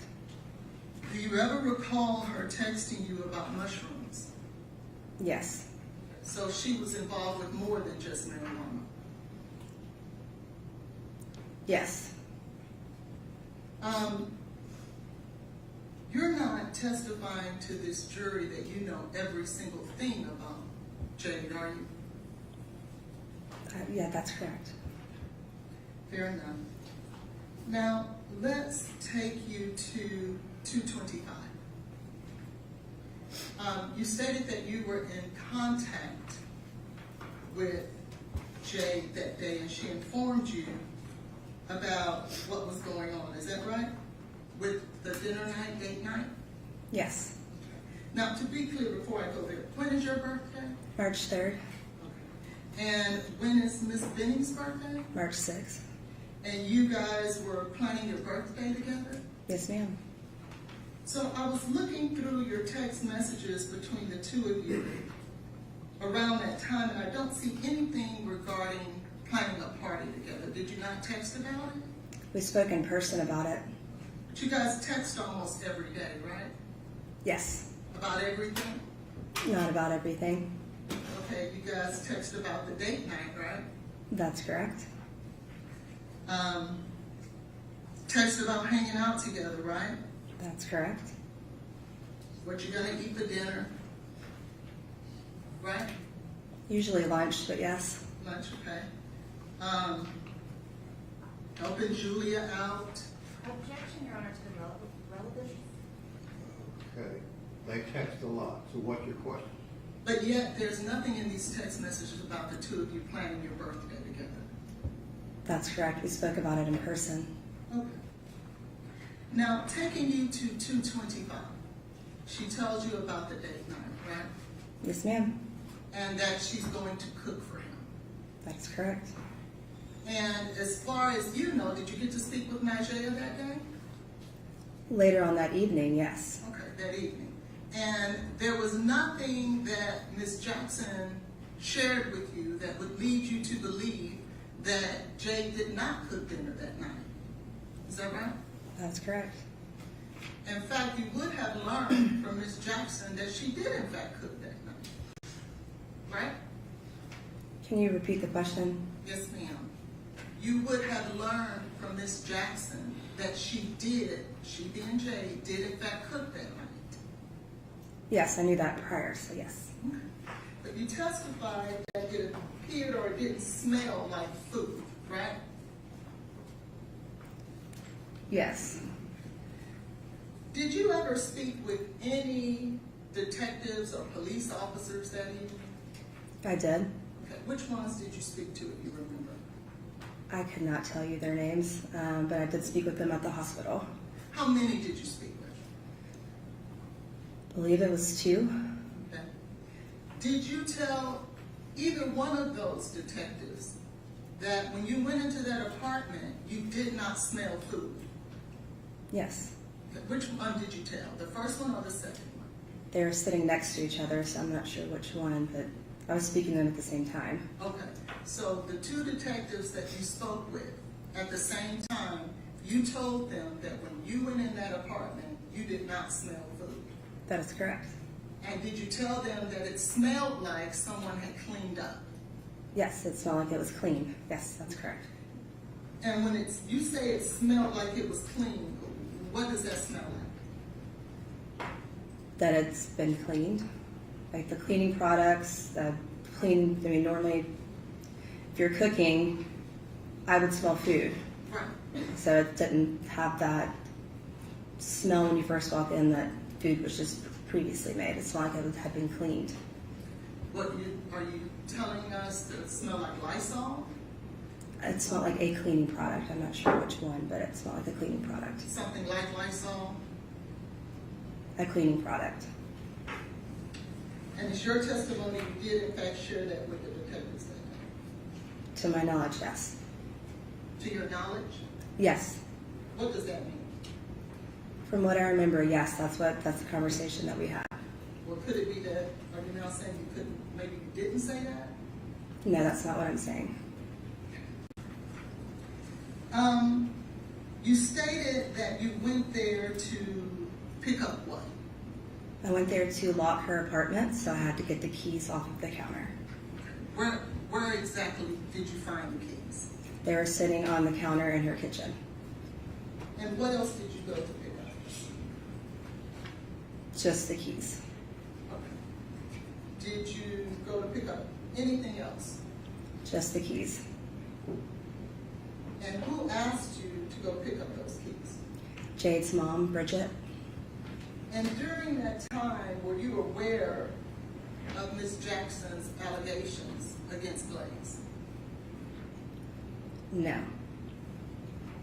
So when you went to the apartment as your testimony, you didn't know anything about the allegations Ms. Jackson was making against Blaise? No. Okay. And what time did you speak with Ms. Burks? That's Jade's mother, correct? That's correct. Okay. What time did you speak with Ms.? It was probably 30 to 45 minutes prior to me taking those pictures. So around, I see here. 10:45. I'm sorry. Roughly around 10:45. 10:45? And when you spoke with Ms. Burks, she didn't share with you the allegations that Nigeria had made? The only thing, no. She did not. When you went in, you said that you were careful not to touch anything else. That's correct. Why not? I knew that if something had happened with Jade, still at the point not knowing, I knew that I should do only what her mom had asked of me, which was to get her keys and lock her apartment. But if at this time you had not heard about any allegations by Nigeria, why would you feel that it was important to go into one of your very best friend's house and be careful not to touch anything? Because that's not my apartment. I would respect hers just as she would respect mine. So I went in and got what I was supposed to do out of the respect for her family and left. And so then why would you feel that it was odd that it was clean? Did you realize that she had cooked at 7 o'clock earlier that evening? I knew that she had cooked, but I knew we went in there and it just didn't seem right to me. And our minds were on knowing something had happened to Jade. And at that point, we did not know what. Okay. And then, if you were there just to go into the kitchen counter, and can I get you, well, I could use the. It's up.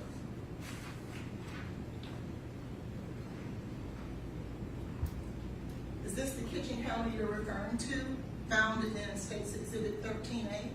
That is the kitchen island. That is not where her keys were. Okay, so her keys were in the kitchen, but not here. Right, because that's the island. It was on the counter. Okay. And did you, at that time, but it would have been in the kitchen, though? Yes. Okay. And would it have been adjacent to that counter? It would have been next to her stove, which was by the door, so yes. About how many feet would you say that that counter was from that island? A foot or two. Okay. So, if it was your intention to respect her apartment and not touch anything that doesn't belong to you, why would you go into her bedroom? I could see directly into it from the kitchen, and I saw a candle burning next to a comforter, so I would wish someone would blow that out for me if I wasn't there. Okay. And so did you not smell the candle? No, it was in her bedroom, and it was a red candle, so that. And so it's 11:29 p.m. And if hypothetically that she would have left her apartment around 10 o'clock, it would have been burning for, at the very least, for over an hour and a half. You didn't smell the candle? That's not what I first smelled, no. And you went in, you blew out the candle, and then you left That's correct. and locked the doors Yes, ma'am. without touching anything else. Yes, ma'am. But you knew when you left there something wasn't right and it smelled clean, correct? That is correct. So when you got to the hospital and you saw the police officers, did you go up to them immediately and say, I just left that apartment and something isn't right? Did you do that? That's not what I immediately did. I got there and I gave the keys to her stepmom, Andrea, and then we were trying to figure out what was going on. But you had just left your very good friend's house and something in your mind was telling you something nefarious is going on. There's a police officer standing right there. Why wouldn't you go talk to them and tell them that you found something odd? I wanted her family to be able to speak with them first and get the information. I was there until I was told something. Okay, well did you, surely then when you got there and spoke with her family, you told them that, right? I told them what? I'm sorry. That something nefarious was going on that you felt because the apartment smelled too clean. I told them that something didn't feel right. That's what I've told them. Did you share with them that something that didn't feel right was it was too clean? Yes. And who did you tell that to? I told that to, I don't remember exactly who, but I want to say it was Andrea, maybe? Andrea Browning? Yes. And if you didn't tell Andrea Browning, who would you tell? Eventually, when I spoke with the detectives, I would tell them. You never told Miss Burks, the one who asked you to go over there in the first place? She was aware as well. So you did tell her too? Yes, ma'am. So if you told Miss Browning and you told Miss Burks, certainly that's something that they would have shared with the police, right?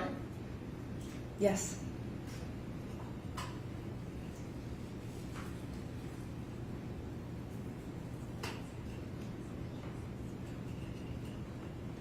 When you were at the hospital, you stated that Blaise, when you came in, he had his back to you guys, right? That's correct.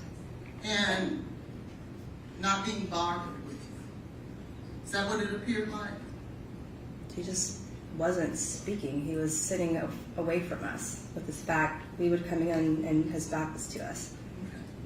Did you go and speak to him? No. And I'm curious, Ms. Weber, if he was away from you with his back to you, how could you tell what his demeanor was? Body language, and he turned around. Oh, so he did turn around? He turned around and looked, but there was no communication between us. So you're saying you were able to tell his demeanor when for the majority of the time, his back was to you, but then he just kind of turned around and looked at you, and then from there you're able to ascertain what his demeanor is? Yes.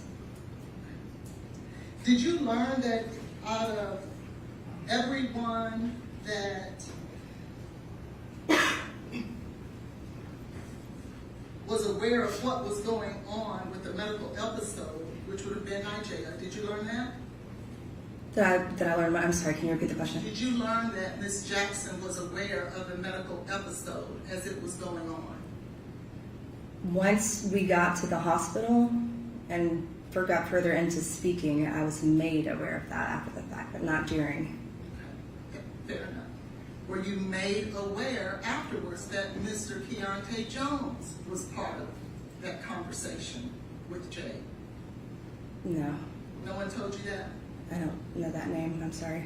Would you be surprised to know that the only person who called 911 in reference to Jay's medical episode was Blaise? Did you know that? Yes. You didn't find that out? I mean, there was a lot odd that evening, but no, I mean, Your Honor, may I ask that the witness be passed State's Exhibit 13A, B, and 1A? You can put them up if you want to ask. Take a look at State's Exhibit 13A. That's your screenshot, or is it a screenshot or a photo? it's a screenshot of a photo. Okay. And where's the original photo? You're looking at it. I had to take a screenshot so the date would show. Oh, very good. And that's my point. Your date is showing there, correct? Yes, ma'am. Because you wanted them to know, when I say them, the police officers, this is what time this photo was taken, because I want you to know that I was there and I was there at this time, correct?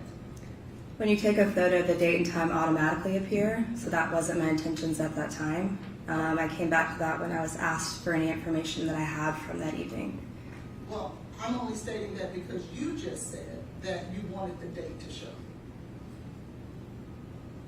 That's with the screenshot, yes. Yes. Right. And that's why you took the screenshot. Yes, but that was way after that evening. But yes, you're correct. Okay, very good. So, take a look at State's Exhibit 1A and 1B. There is no time or date taken there, is there? No, that's not a picture I took. No, I know. I'm Okay. just asking. There is no date or time in this photo, is it? There is not. Whoever took this photo didn't feel the same way you felt in regards to being important as to what date and time this photo was taken. Neither is a date and time on that photo, is there? Because that's multiple questions. What do you ask? Yeah, what do you? I'll ask again. I'm State's gonna Exhibit- object to Ms. Collins referring to this as a photo. It's a screen capture from a video. No. That was the witness testimony, and it's not a photo. Oh, very good. The screen capture from this video doesn't show a date or time, does it? It wouldn't. Okay. Yours didn't either, but you took a screenshot so that it would, right?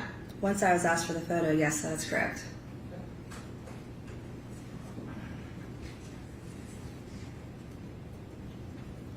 Now, when you said that Blaise turned around and you were able to ascertain his demeanor from him turning around, what did he look like? Just sitting there, no emotion, no happy, no sad, no, just there. Did he make a face at you? No, it's just a normal face, just with no emotion behind it. Just a blank face. Pretty much. Were you aware that the entire time he was in the hospital he had a mask on? No, You weren't aware of that? no. It would be hard for you to be able to ascertain what his face looks like or demeanor if he had a mask on with it. If he had a mask on, yes, that's correct. So if he did have a mask on, you'll agree it would be difficult for you to do that. If he had a mask on, yes. Thank you, I'll pass the witness. He had a mask on. What you saw? No. Do you know what time you saw him? Not to the very minute, but it would have been shortly after the time of me taking that photo and going to the hospital. So within an hour? Possibly, yes. Yeah, it's within an hour. So around 12:30? Yes. So if we have a photo of Blaise around 12:30, he shouldn't have a mask on according to your testimony. From what I remember now. Okay, thank you. Any other questions?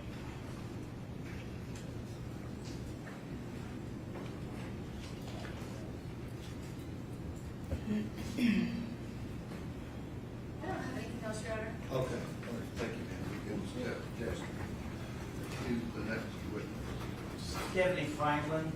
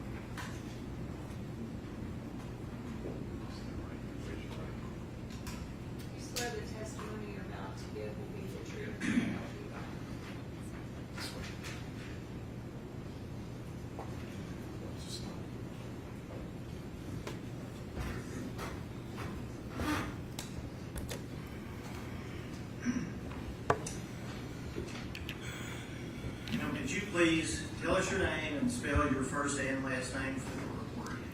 My name is Stephanie Franklin, Stephanie,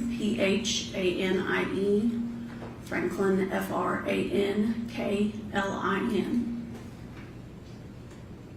Ms. Franklin, did you know Jade Tristan Benning during her lifetime?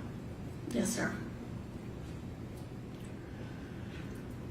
When did you first meet her or come to know her?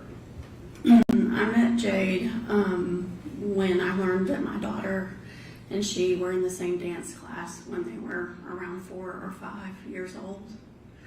And they clicked, and I met Jade's mother at that same time. And where was that with respect to at least the city and state? In Little Rock, Arkansas. And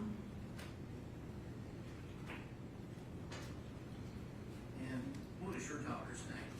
My daughter's name is Lindsay Jones. Well, Wallace now. She's married. So, initially, your daughter, Lindsay, and Jade were 4 or 5 years old, dance class. Yes, You sir. can speak your answer. I'm sorry. Yes, sir. And you met, I believe you said, Jade's mother Yes. at that time. And so, were they living in Little Rock? Yes, sir. On how many occasions, and we're talking about during this age group, and I'll ask as they get older, but at this time, that age, 4 or 5 years old, how often would you see little Jade then? The beginning, it only took a few weeks, but for it to grow into a almost every day or every other day interaction.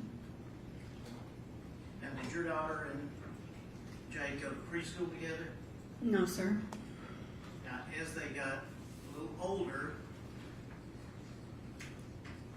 did they maintain their friendship? Yes. They ended up going to the same middle school and celebrating birthdays, special events. We were with each other all the time. And did you establish and maintain a friendship or relationship with Jade's mother? Yes, sir.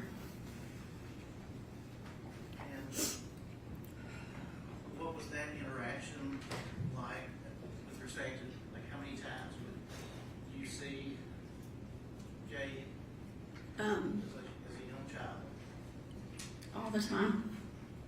Special events, birthdays, weekly outings, dinner dates. There were standing dinner dates on specific nights. I mean, it was a regular. She was like a second child to me. Occasion do sleepovers at your house? Sleepovers at my house, or How about your daughter? my child over at her house or her grandparents' house even.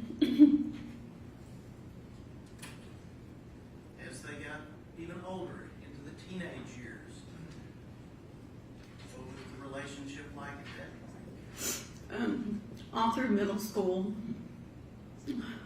leading up to teenage years, we all were at the same school. I actually taught at the school where they attended. So they were with me all the time, before school, lunch, after school, when there was a problem. I was kind of like their school mom. And of course, my daughter was there too. And then after their middle school years, they decided to go to 2 different high schools in Little Rock due to their choices of what they were interested in. My daughter went to an arts magnet, and Jade chose to go to Central. So while they were not in the same school, we still attended games, ball games to see or cheer, competitions, dance recitals, special events. We still went out to dinner. We still hung out, all those things. You say competitions and cheers. What sort of cheer? My daughter and Jade were both cheerleaders At their respective high schools? at middle school, and then continued on to at their respective high schools. And with respect to any other competitions, activities that you knew Jade to be involved in? I mean, she would come support my daughter because my daughter was a dancer also and had dance recitals, and so she would come and watch and support. We had regular sleepovers still from time to time as they got older. Now, did they both, to your knowledge, stay in dance all the way up through elementary school, middle school, and Yes, sir. high school? My daughter cheered the whole time. Jade cheered the whole time.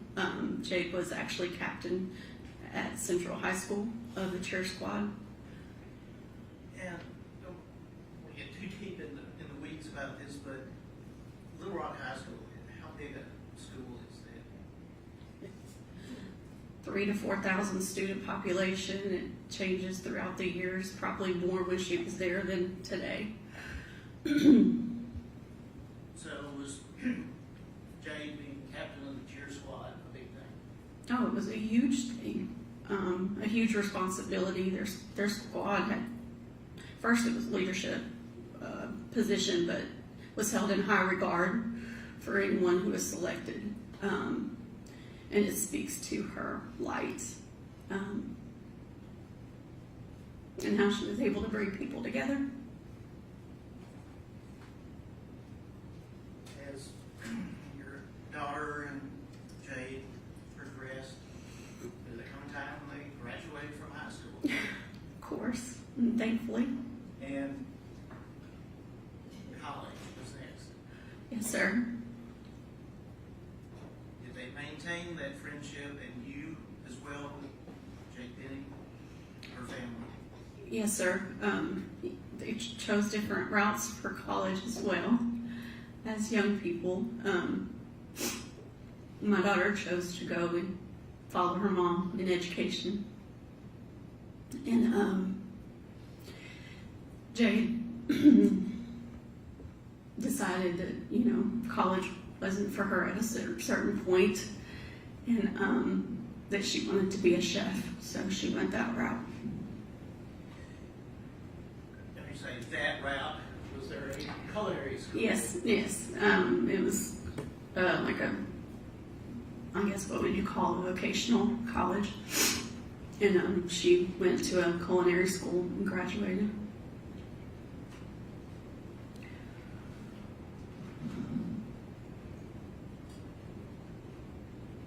Did you become aware at some time that Ms. Benton, Jade Benton, relocated to Nashville, Tennessee? Oh, I mean, yeah. Sorry.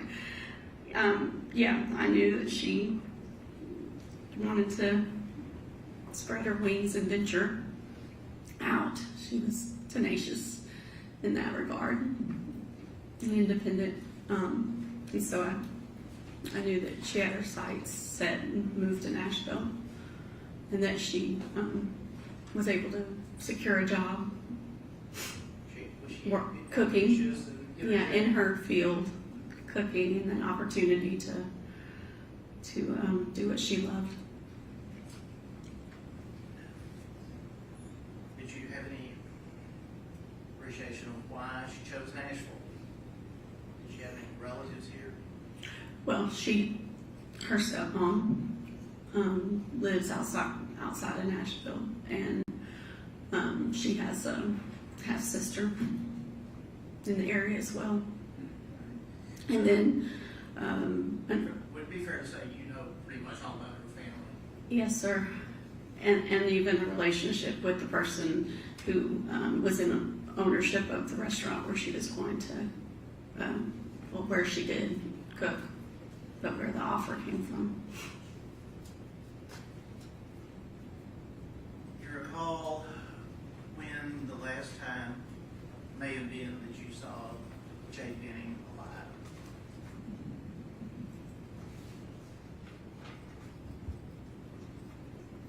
I think it was when we had a dinner back in Little Rock. And when Ms. Benning would come back to Little Rock, would you normally see her? most of the time. But yes, if my schedule allowed me to be there, I'd be there. And so, looking back on it, do you recall that event, that family dinner? It's hard to go back to those memories, but yes. What was her mood, her She was attitude, her demeanor? What was she like at that time? She was pure J, excitement, her whole life ahead of her, just happy. That's her. Did you stay in any type of communication with Miss Benning after that? Phone or text or? Directly, we didn't communicate as much as Jade and I together as she got older, but Bridget and I are her mom. I'm sorry. Was that dispersed? I would say best friends. So yes, kept tabs nonstop. And Jade and I would text, Mother's Day. I always got a message from her. Birthdays, there was interaction. And are you spending your daughter kind of went separate ways, professionally or educationally, but your knowledge, did your daughter, Jay Benning, stay in touch? Yes, sir.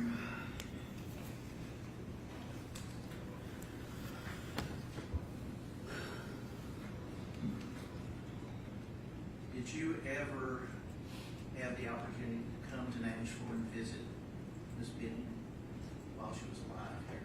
No, sir.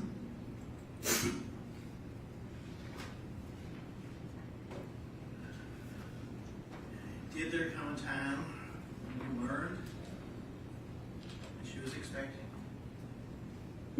Yes, sir. How did that come about? Her mama confiding in me. Just go back to the you and her mother being such close friends. Mm-hmm. You recall approximately when that was?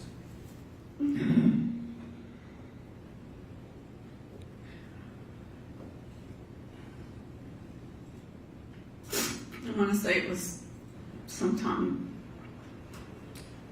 in December. And it may have been toward the end of November, but sometime around that holiday season. And did you share that news with others? No. Bridget and I have a cloak of trust as best friends do. And so she confided in me. And until I had permission, I did not. But Bridget and I talked about it regularly after she told me. So, if fair to say, you kept up with the progress of the pregnancy and things that were going on.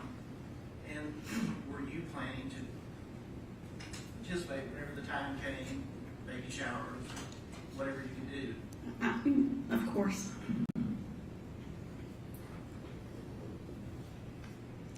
When I get to the night, the call, did there come a time when you received a call concerning Jay Benning's health and welfare?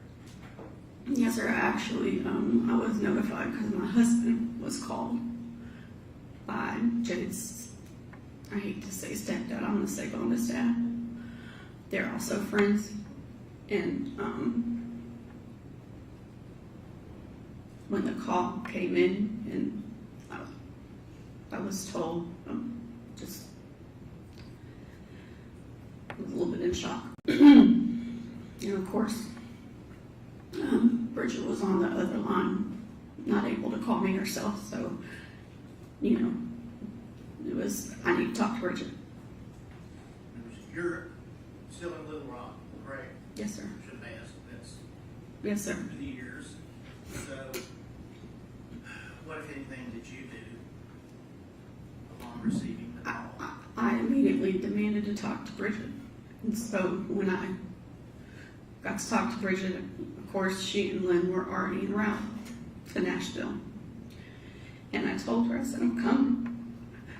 I told her, I said, I got to get a couple hours of sleep because it was late. Sure. And then, of course, I just told her I would be there and I would leave in the morning and drive, and that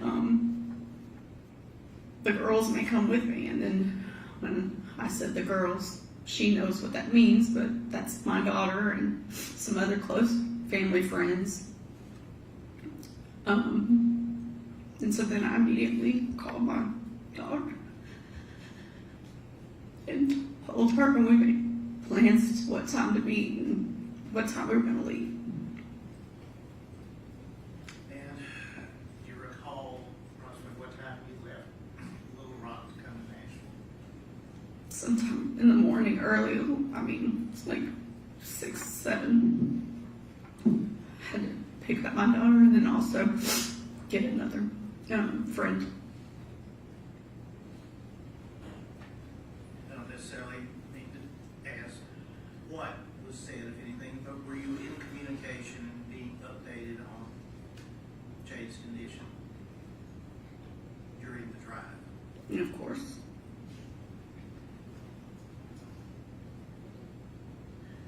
When you arrived here in Nashville, where did you go immediately? I went directly to the hospital. Do you recall approximately what time it may have been when you got there? It was early afternoon. I wouldn't say midday, it was early afternoon. And when you arrived, where did you go? Arrived by that, I mean, at the hospital. Straight to ICU. And were you permitted to see Jade? I went straight to the waiting room first, and that's where I got to meet Bridget and Lynn and everybody else that was there. Were there a number of people there? That Family members, yes. And when you saw, you said this being was in the ICU. When you saw her, what did you see? Could you describe what you saw? Jade was laying there with tubes and wires connected and machines functioning for her. And I saw her pregnant belly pooch.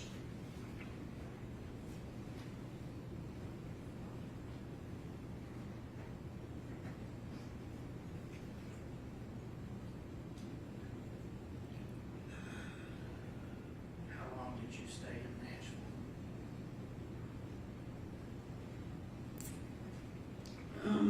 Got here Sunday. 4 days. And during that time, were you frequently at the hospital? If I wasn't sleeping or driving to and from. At any time before you arrived at the hospital, had you heard the name Blaise Taylor? Yes. Yes. And from From Bridget.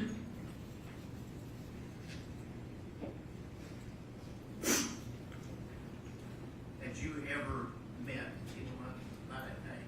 No. Did you meet anyone at the hospital during the days that you were there named Blaise Taylor? No. So have you ever seen him or spoken to him? Not in person. Have you spoken? No.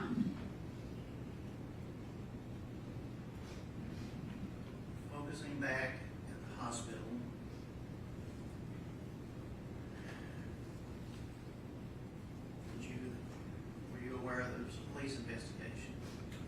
I became aware. And officers and or detectives at the hospital on and off, or at least that you saw and spoke to there? I never met anyone directly that I recall, but I saw people, and they would pull Bridget and Lynn and Dennis and Andrea.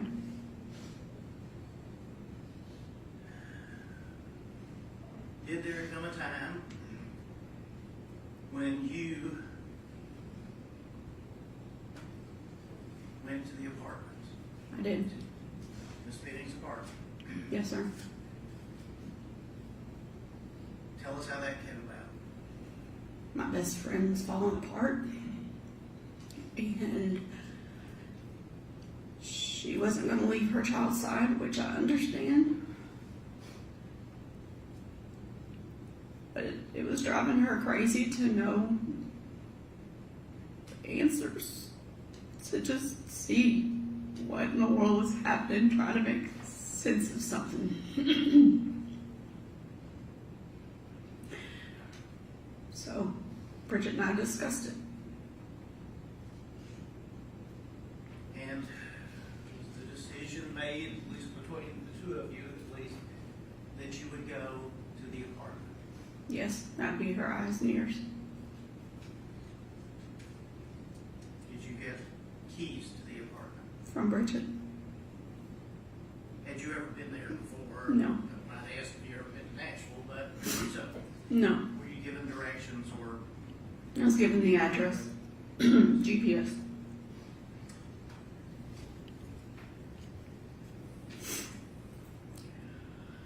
Who, if anyone, went with you? My daughter Lindsay, Jada, Summons, and Nigella. Now, ask about Nigella. Would that be Nigella Jackson? Yes, sir. Did you know her prior to this incident? When I say girls, she's included in that group. Okay, that's what I'm saying. Going back to Sleepovers, celebrations, cheer, all of the things. And so, then, was she, being Miss Jackson, also a part of the growing up in Yes, sir. the Little Rock?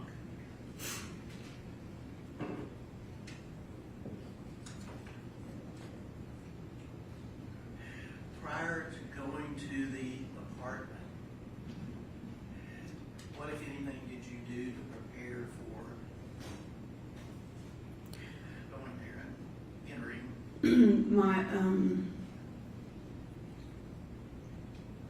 My son is a police officer in Little Rock, and Let me just, without going into it, did you get some suggestions from him? yeah, of course, And I called. did you follow those suggestions? I called him and told him what I was getting ready to do, and then I had to do it for Bridget. And so, I asked him. well, I know, so what did you do to prepare? I called my son and I told him what I was getting ready to do and asked him how do I honor what my friend needs and do it in the best, carefulest way, not knowing all the details, but knowing what little information I had with how she got to be, how Jake got to be in the hospital.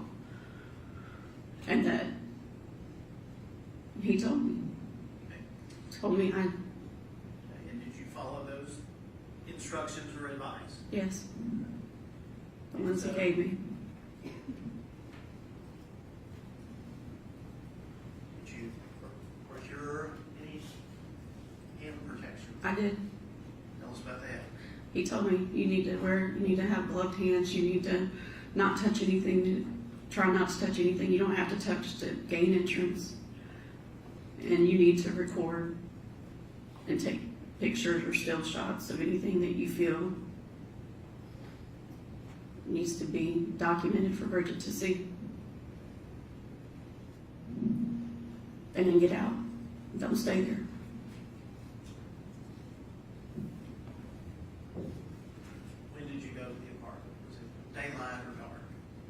It was around dusk on the day that I got there. And would that have been the 26th? Yes, sir.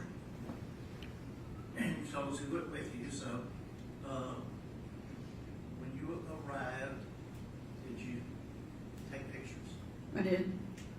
Did you also take videos? I did. And did you take any items from the apartment? One. Your court's permission.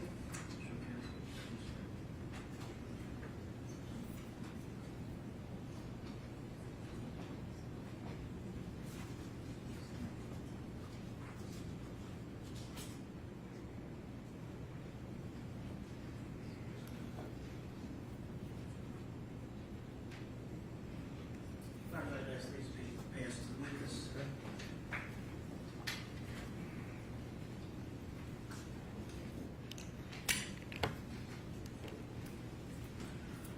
Ms. Franklin, being handed two items, one envelope contains a USB, but as far as the photographs are concerned, would you look through those and see if you recognize what is depicted?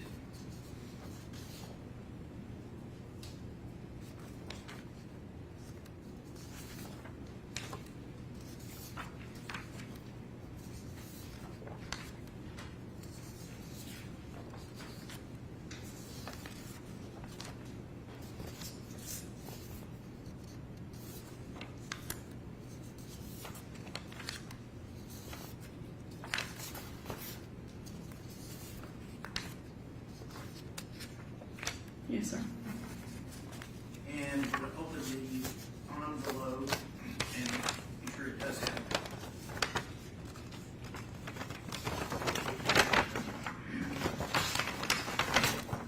I believe it has a tag. It says S.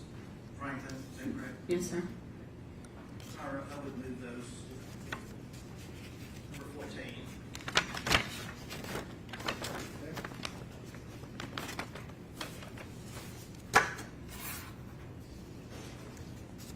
Ms. Franklin, which were done first? Photographs or the videos? Or were they video and a photograph, video and a photograph, or how was the process done?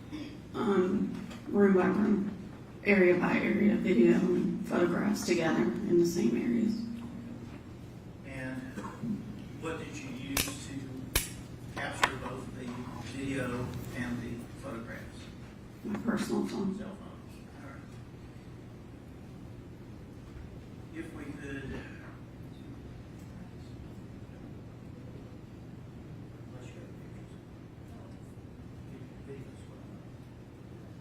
Now, Ms. Franklin, you've had an opportunity to review these, is that correct? Yes, sir. And we have muted each of the videos because what was said is really not between you and Jade and Jaya is not relevant. So, as we play these one by one, since there will be no audio, can you narrate, tell us what we're seeing? Yes. Video number 1. This is, And we can't stop, obviously. as soon as you walk in the apartment and open the door, you're in the kitchen. And so this is immediately entering the door, panning the kitchen area. This is the countertop. I knew that, I knew Jade had had a at-home date set, and I knew that because she loves to cook, you see food over on the stove area and the counter, and then the result of their kind of paint at home. So to be fair to say activity. that there were things, some things you expected to see, is that correct? Correct. And then that's Jada and Najee. Again, it's muted, but were you having conversations? Of course. And were you apprised of the fact that Nigella had been there before? No. Okay, so you didn't know whether she had. Jay is Jade's best friend, Yes. so I'm sure.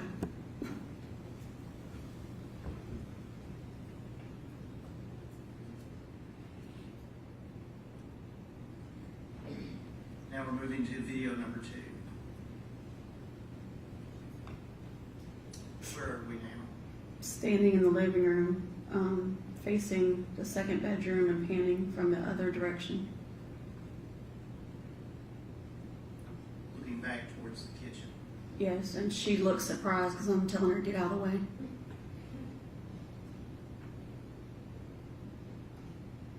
That's my daughter that you saw a glimpse.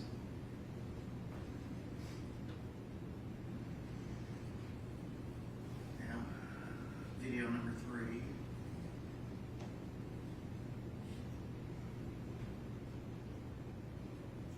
What are we? The image of where Jade's camera usually sits.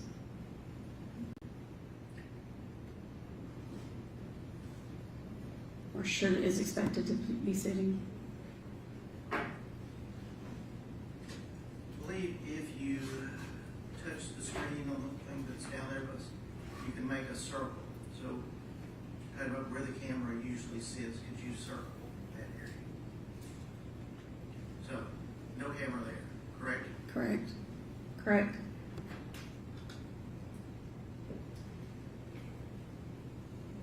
Would you like me to clear that? I can. And now, number 4. Where are we now? Jade's bedroom. And what, if anything, are we seeing there?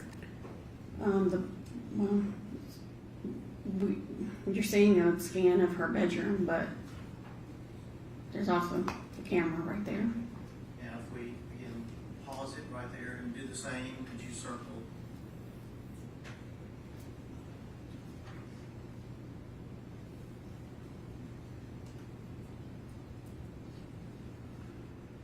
And were the blinds in that condition when you went in and filmed this? Yes, sir. Did you touch anything at that point? No.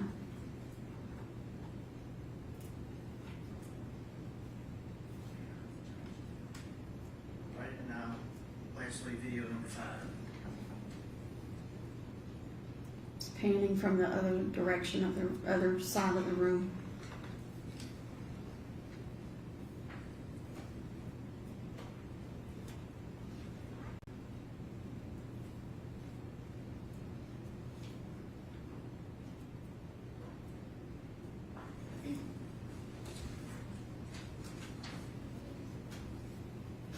Thank you. Now, we can publish the photographs. And these have been arbitrarily A through K, I believe. But what are we seeing here in this picture? Camera outside in the hallway, on the ceiling, walkway area, the entrance walkway to Jade's front door. And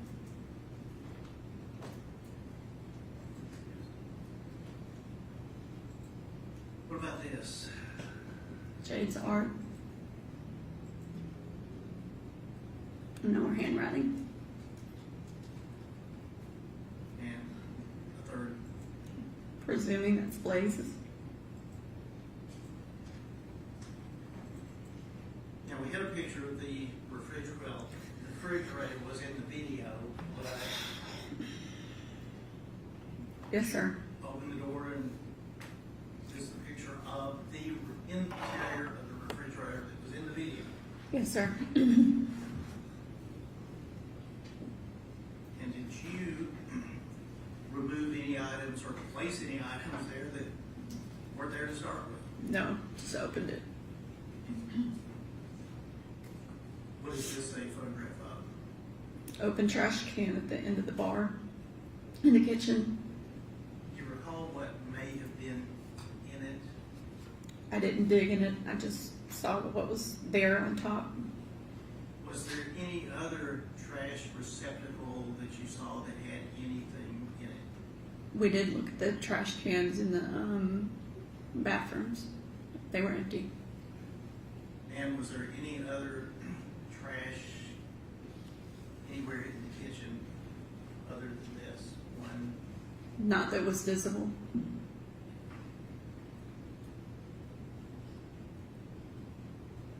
And the next photograph, what are we seeing here? And again, if you could tell us what it is. So the camera on the ledge in Jade's bedroom, facing out. Say, and does it appear to be plugged in? Yes, sir.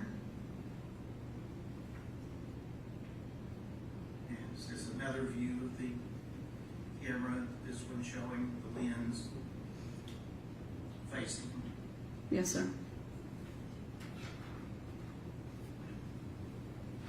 And now moving on, we saw the video of the bed room. Was there anything on about the bed that attracted your attention? Yes. On the bedspread, it appeared to be throw up or vomit. And in looking at it, did it appear to be of any particular color? Pink. Now again, having talked to your son and preparing this, what if anything did you do with the comforter, with this object? I took it. I decided to take it, but I didn't.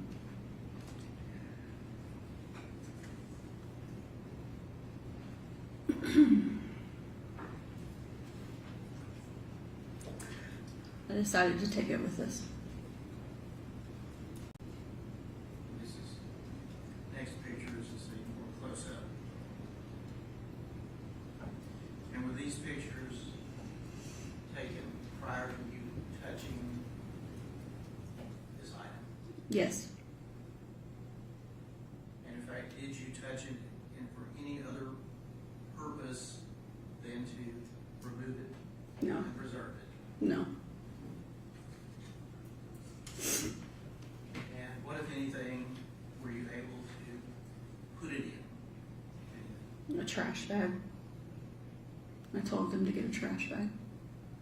And was it one that was already there at the apartment? Mm-hmm. Now this next photograph of the vehicle with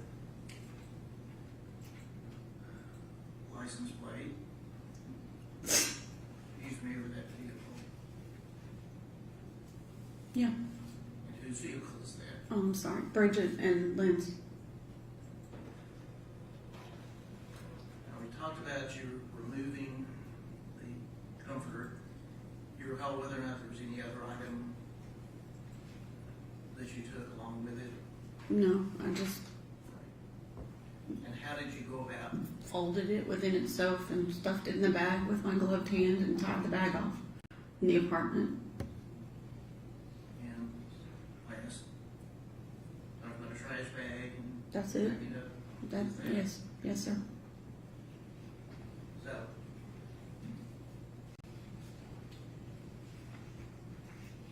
you're there, you looked around, did you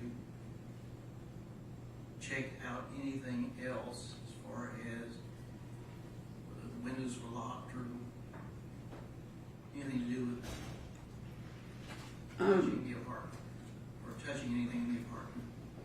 No, other than, I mean, there was discussion on whether to leave the blinds up in the bedroom and the camera location being weird because, I mean, Jade,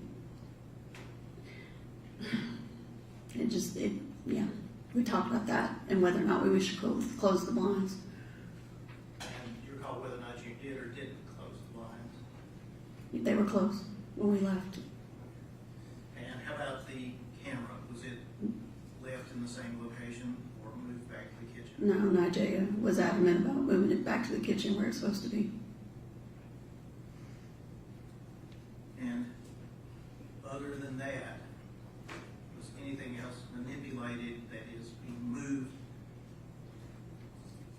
added or taken away? No, we talked about private property of Jade's, but didn't touch anything else, didn't take anything else. And when you arrived there, was the door locked? Yes. And when you left, did you relock the door? Of course. I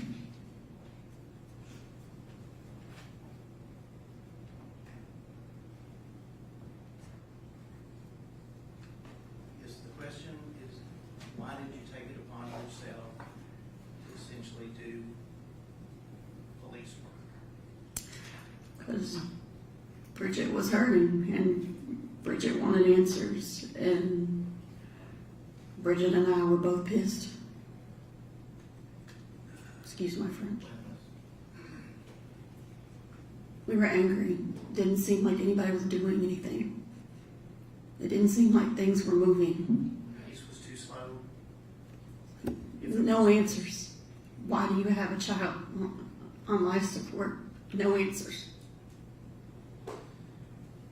Was this any attempt on your part to interfere with the investigation? No, I would never. As far as packaging the item that we see here in the trunk of this first vehicle, what did you do with it when you left the apartment? Called, told him I was headed back. What I had, meet me at the car, because I'm going to give it directly to Jade's parents. Did you give them keys back to you? Yes. They met me at the car. Now, as far as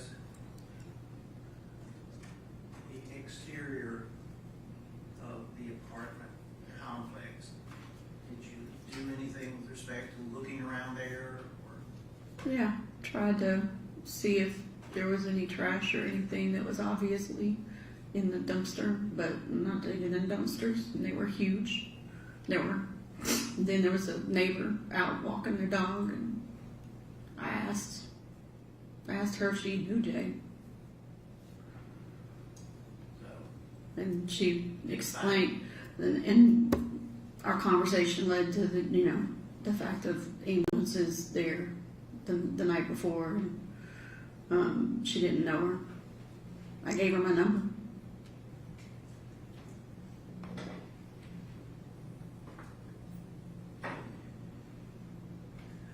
so you get back to the hospital, essentially, as far as the evidence is concerned, it's still in the bag the last time you saw it, correct? Correct. And as the days went on, did you find that there was a police investigation going on and detectives who were working the matter? Yes, I knew that finally there were people talking to Bridget and Lynn. And listening.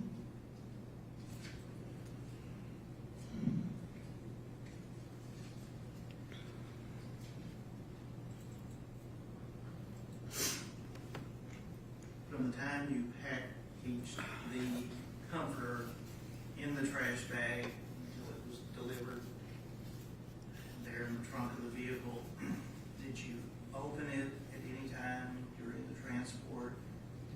No. Add anything to it? No. Or touch it with your bare? No, sir.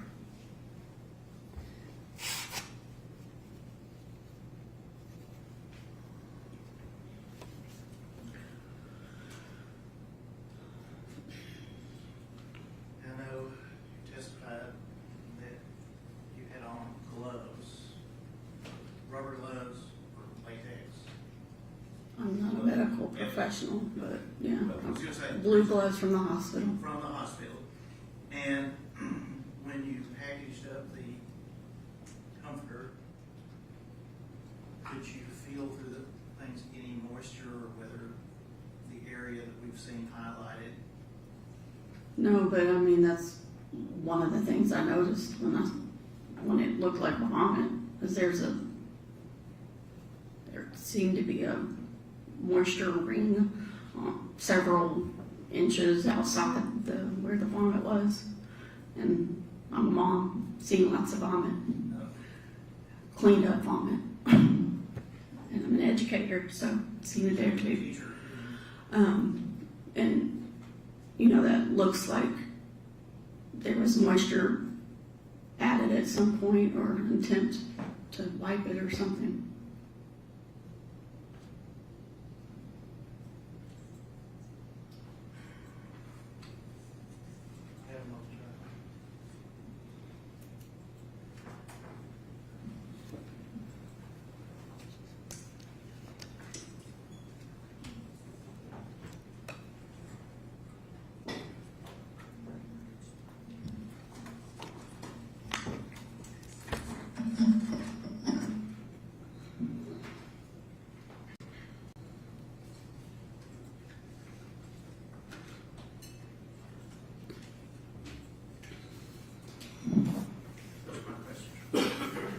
Question on that?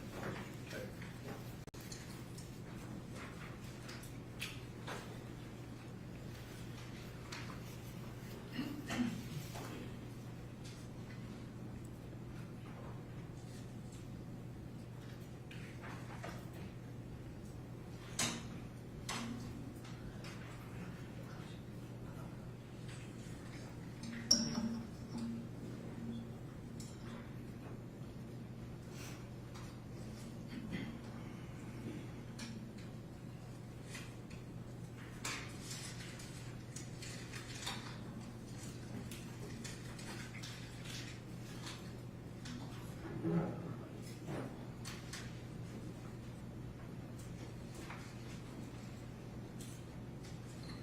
Good afternoon, Ms. Brady.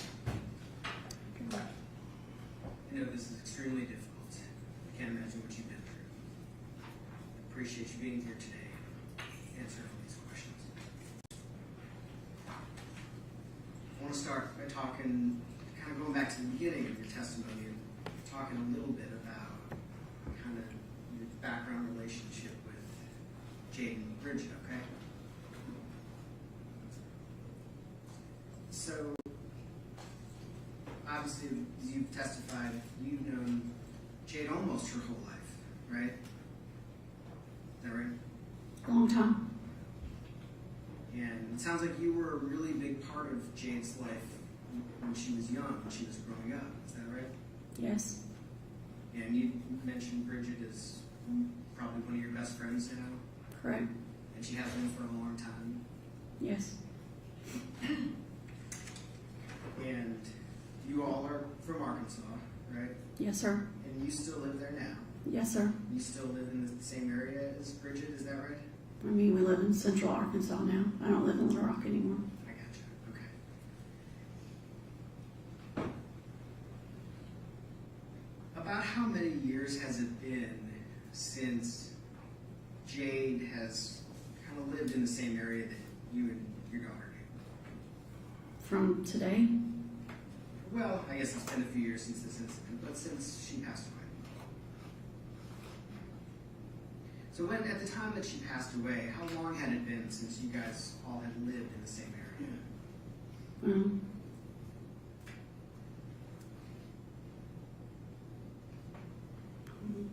Probably 3 to 4. So kind of like the college time? Yes, sir. Okay. Which makes sense with what you were describing, that your kids both went away to college and you stayed in contact, but as naturally happens, you know, you're not as in daily touch, right? Correct. And at the time, in 2022, 2023, when Jade was living in Nashville, this is kind of, is it fair to say this is the time in your life, in her life, that you were describing where you're talking to her at Mother's Day or birthday or maybe a big holiday, is that right? Correct. But not necessarily like every week or even every couple weeks. Correct.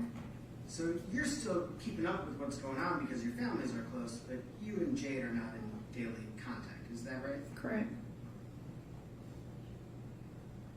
So you're not, you yourself at least, are not sort of you don't have personal knowledge of what's going on in Jade's day-to-day life.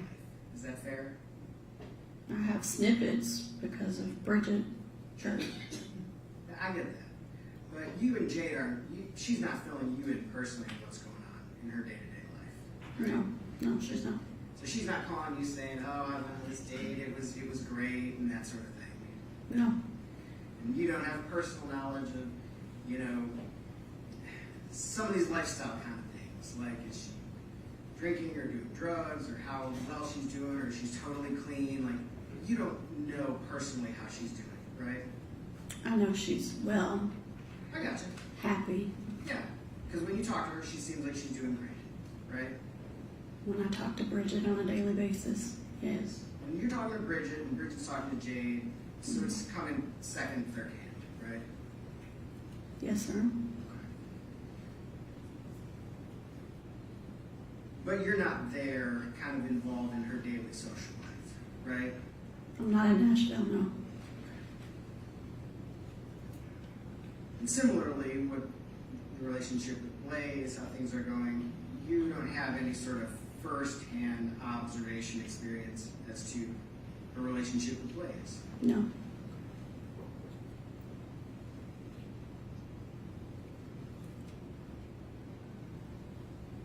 In terms of this situation, February 25th, 2023, you found out pretty quickly, is that right?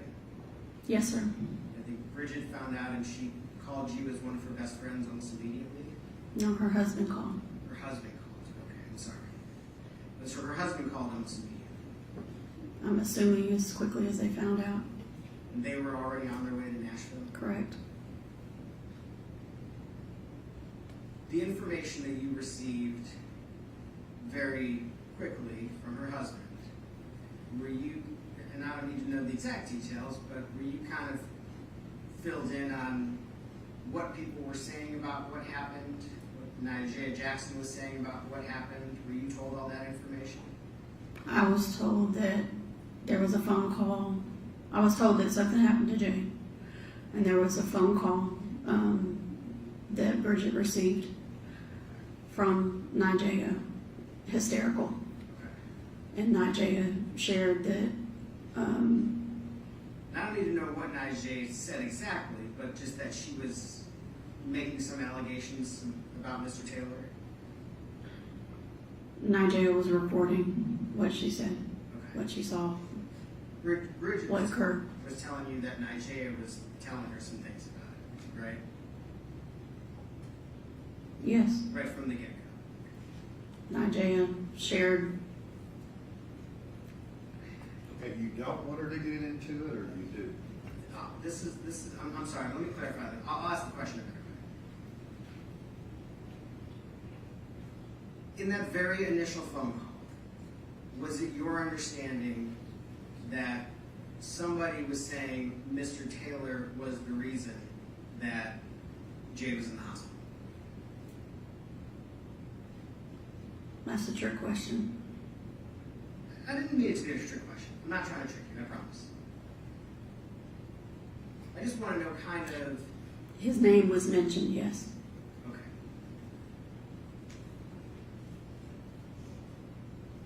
Okay. So you hop in a car and you start... The next morning, you hop in the car. Correct. You indicate to Bridget that you'll be there for her as soon as you can. Is that fair? Correct. I want to get it right. I want to make sure that I'm accurate about what I'm understanding. What's your question? I'm sorry. I'm trying to be... What is your question? Okay. Approximately how long is it from Little Rock to Nashville? 5 to 7 hours, depending on traffic. So you arrived about midday on the 26th? I arrived a little bit after lunch, kind of early afternoon. Okay. And tell me again who you drove with. I know your daughter, and who is the other person? Jada Summons, Jada Summons. And how old is Jada Summons? same age as Jade and my daughter. Jade's 1 year behind them, but same age group. During that car ride, did you discuss with your daughter and Jada Summons the things that you had learned the night before? Of course. you got here, you went immediately to the hospital. Correct. You met with Bridget and the other people who were there. Is that Correct. right? At the time that you went to the hospital, and I think you indicated this, I just want to make sure I'm understanding the scene, there were already police officers there? No, sir. Not at the time you went to the hospital? No, sir. How long were you at the hospital with Bridget or other people before you saw police officers there? I don't even recall seeing them when I got back. What do you mean when you got back? When I left to go to Jay's apartment and came back from Jay's apartment. Okay, let me clarify. Did you see police when you first got to the hospital? No, sir. Go ahead. Okay. So when you first got to the hospital, you didn't see police? That's what I just asked. No. I understand. You don't have to repeat everything. These smart people right over here heard it all. What she's testified to. Well, I heard the first time she said she saw police officers, so I'm trying to clarify and make sure I heard it right. Well, you can't be testifying either. Okay. When did you first see police officers at the hospital? Did you ever see police officers at the hospital? I saw, I'm assuming it was a detective. He was not in police clothing, but there was a badge. So it was the second or the third day of me being in Nashville. So you never saw law enforcement until the second or third day you were in Nashville? That is what I recall. During your discussions with Ms. Burke, was it your impression that law enforcement was involved on the first day that you were in Nashville?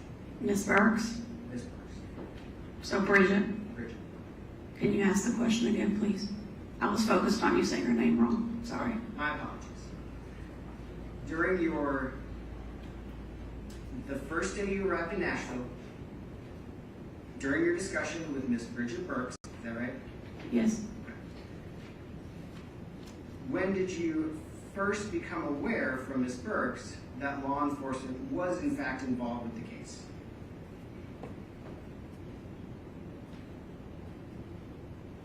One more time, fluidly, please.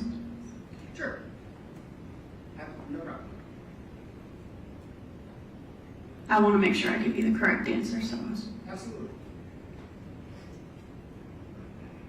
After your arrival in Nashville on the first day, on February 26th, okay. During your discussions with Ms. Bridget Burks, when did you first become aware that law enforcement was involved in the case? Second or third day? Second day, I would say. So at no time prior to the third day was there ever a discussion that there have been detectives talking to us, there were police here last night, that never came up at all? Second day, I saw. Second day we talked. That's when you saw police? Second or third day is when I saw police. Yes, Bridget shared that she had had a conversation, where the detectives had been in touch. I saw what I thought was a detective come and speak to them at the hospital. They would pull them in a room. Now, you were in pretty regular contact with Ms. Burks between the time that she or her husband notified you and you arrived at the hospital on the 26th, is that correct? As much as can be. Sure, texting, calling, all that stuff, right?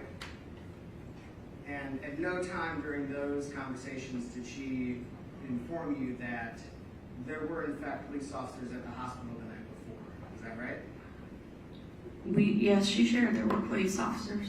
Oh, so you were aware that law enforcement was involved in the case? Well, I was told that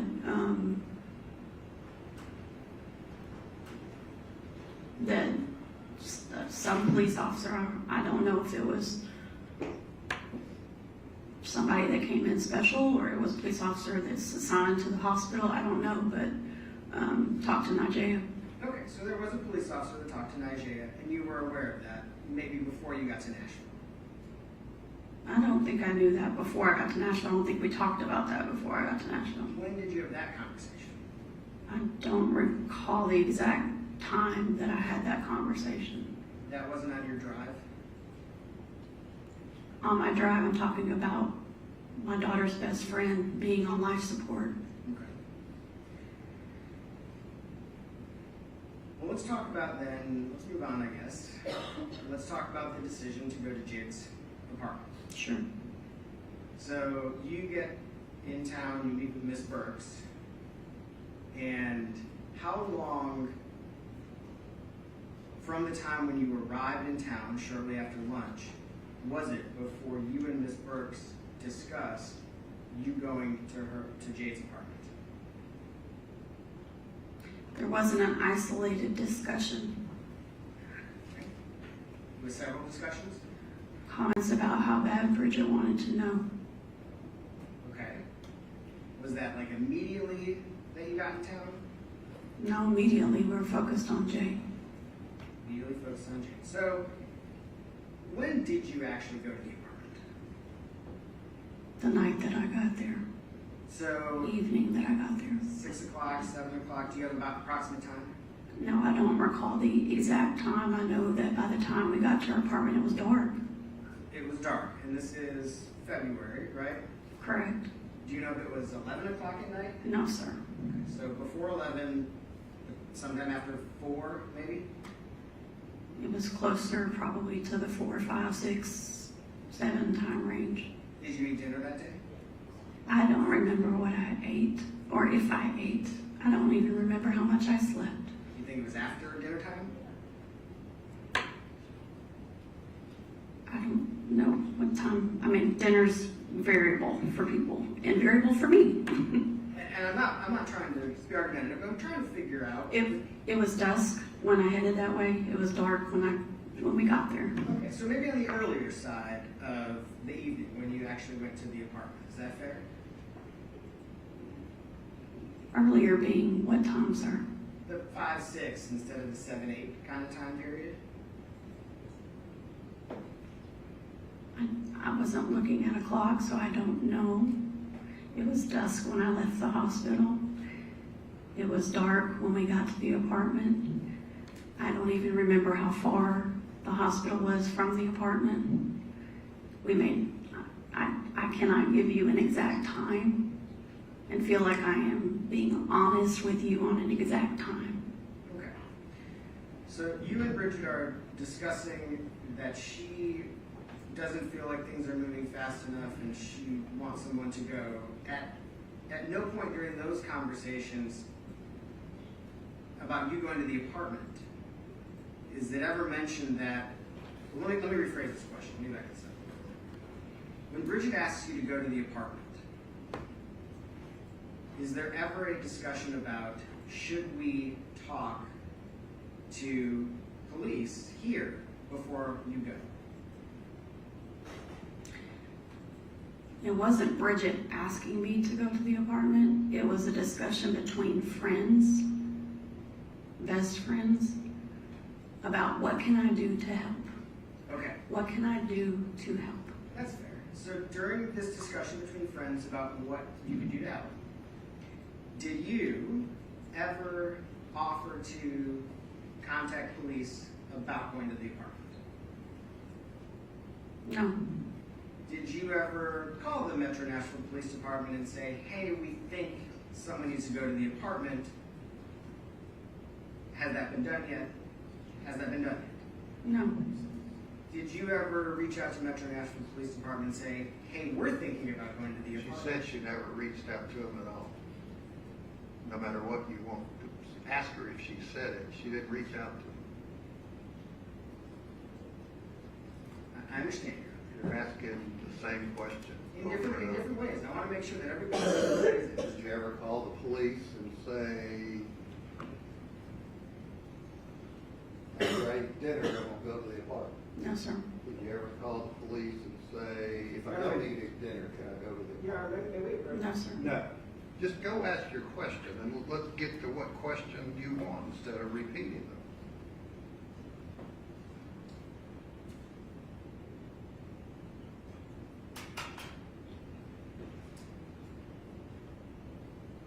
And your next question is? I'm sorry, I lost my place. I'm working on trying to find out where I was. apologize for. I asked her, did she ever contact the police in any way before she went to the department, and her answer was no.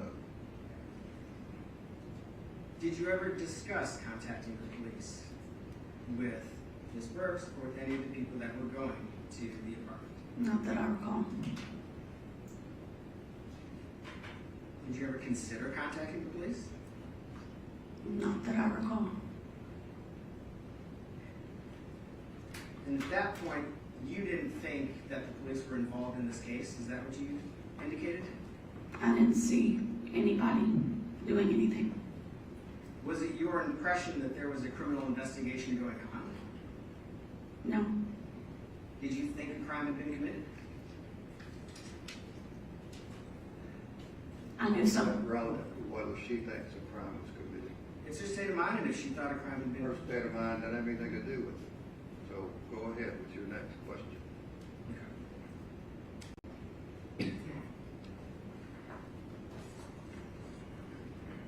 So in preparing for this venture to the apartment, you contacted your son, who is a police officer, is that correct? Yes. And during your conversation with him, did you ask him if you should contact the police here before going to the apartment? No. And at no point during that conversation did he advise you to contact the police department, did he? No. I heard you indicate the things that he advised you to do when you went to the apartment. It included wear gloves, take pictures, don't stay long. I did not note that you said your son advised you to collect evidence. Is that correct? Could you ask the question directly? Did your son ask you to collect anything No. while you were there? No. So your son did not advise you to collect evidence while you were He did not say those words. there. Okay.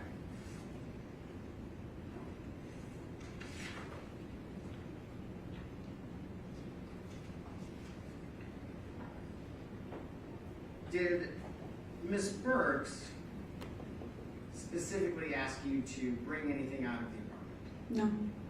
Did she specifically ask you to collect any evidence? No. Did she specifically ask you to move anything? No.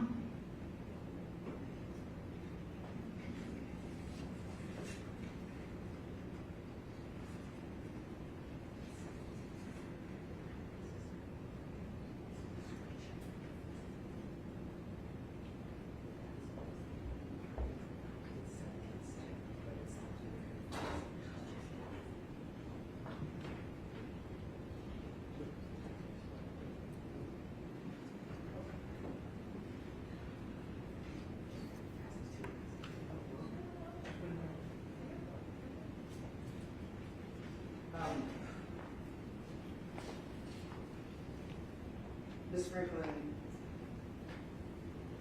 Mrs. Franklin. Mrs. Franklin.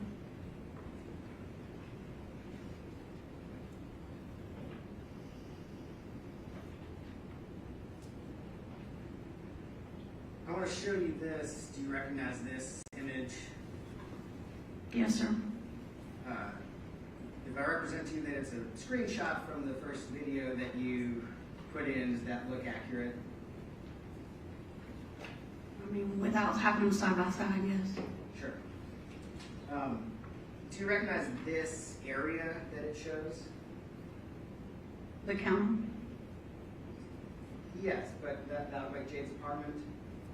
It looks like her kitchen. Her kitchen in her apartment. Okay, and that's from your video, so that's about what it looked like when you went there, right? What I recall, yes. Do you recognize this right here? Can you move your finger for a second? Sure. Okay, what directly? Could you give me color? Because there's two objects. This pink item right here? No, I don't recall that specifically. That doesn't look familiar to you from when you were in the apartment? I don't recall that specifically. That cup didn't look familiar to you? I don't recall that specifically. How about over by the sink right here. What exactly? Can you point again? Over in the sink. Okay. That big. The pan? Yeah, the pan, the pot, whatever that is. Okay. Did you note any dirty dishes when you were in the apartment? I cannot recall specifically dirty dishes. Does that appear to be a clean dish? I mean, I don't know. It's upside down. Did you note any unusual smells when you were in the apartment? Not that I remember.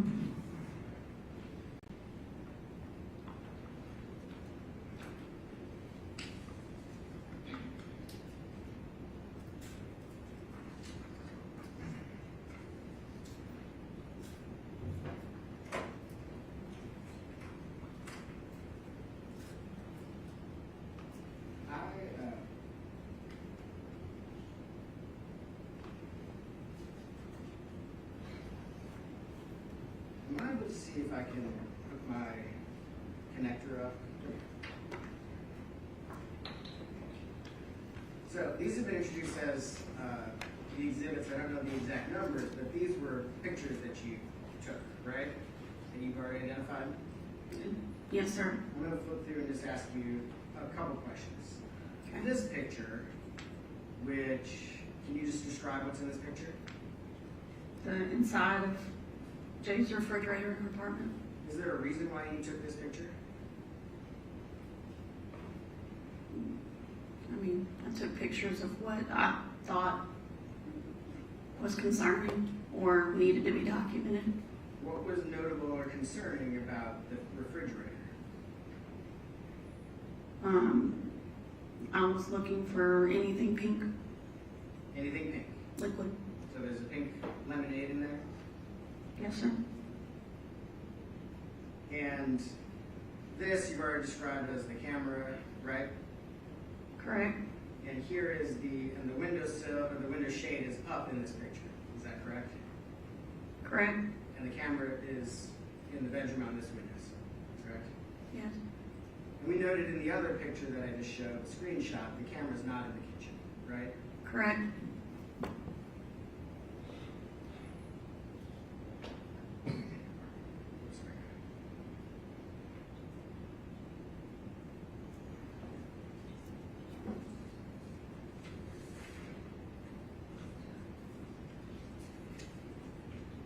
Did you note a gun in the apartment?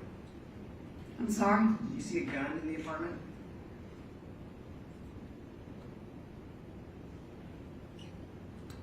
I don't remember seeing the weapon, but I think I saw a holster. A holster, but you didn't see the gun. I mean, Right. I noticed in those videos that we watched, there was not a video of you moving the blink camera, was there? I'm sorry, can you repeat? There was not a video of you moving the blink camera, was there? No. A video? Yes. No. And there was not a video of you packaging up the comforter, was there? No. And there was not a video of you taking the comforter out of the apartment, was there? No. And there was not a picture of a washcloth? No. Did you also package up a washcloth? Not that I recall. You did not remove a washcloth? Not that I recall. You didn't take any pictures of a washcloth? Not that I recall.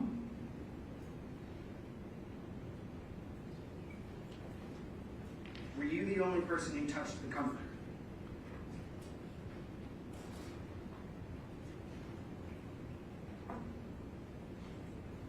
I think so, yes. Nobody else helped you fold it up and put it in the garbage bag? I mean, I can't testify to remembering if anyone touched the comforter.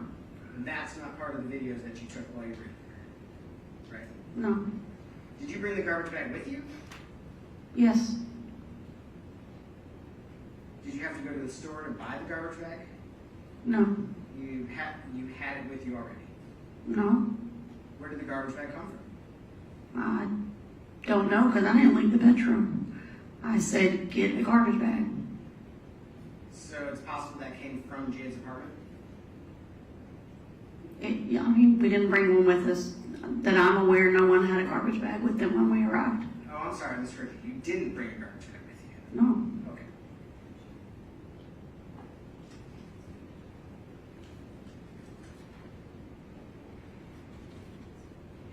So just so I understand, so far as you were aware, there was no police officer that gave you permission to go to that apartment? I did not speak to the police officer. And not everything that happened in the apartment is on video, right?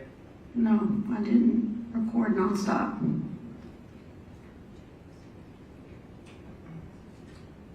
Thank you. If you redirect.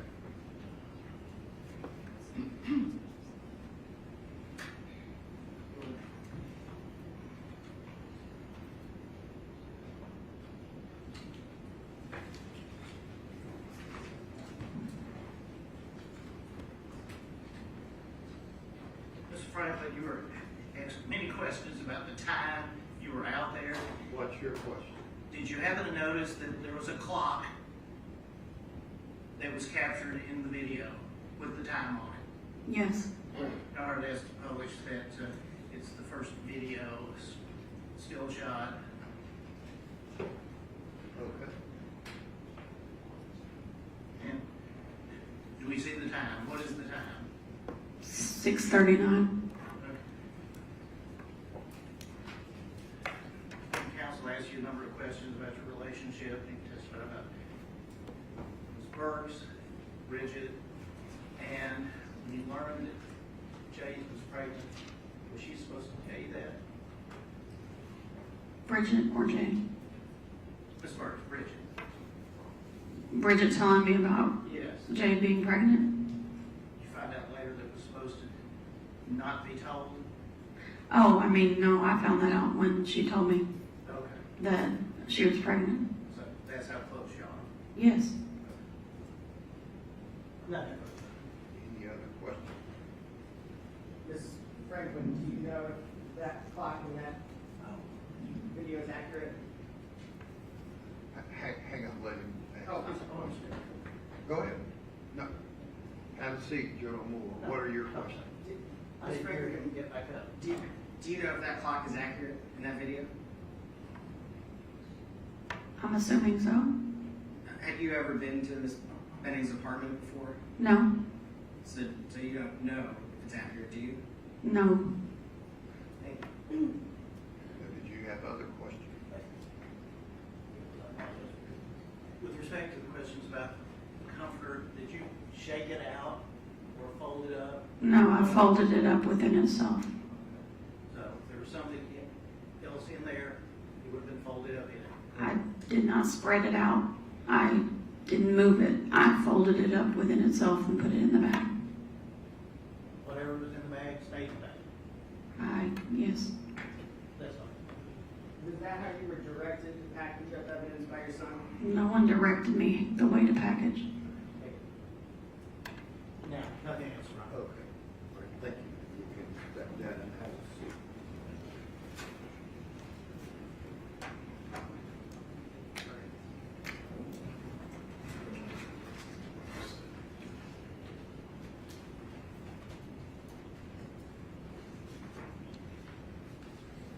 All right, let's go to the jury. If you'll step down the hallway, we'll take a short break.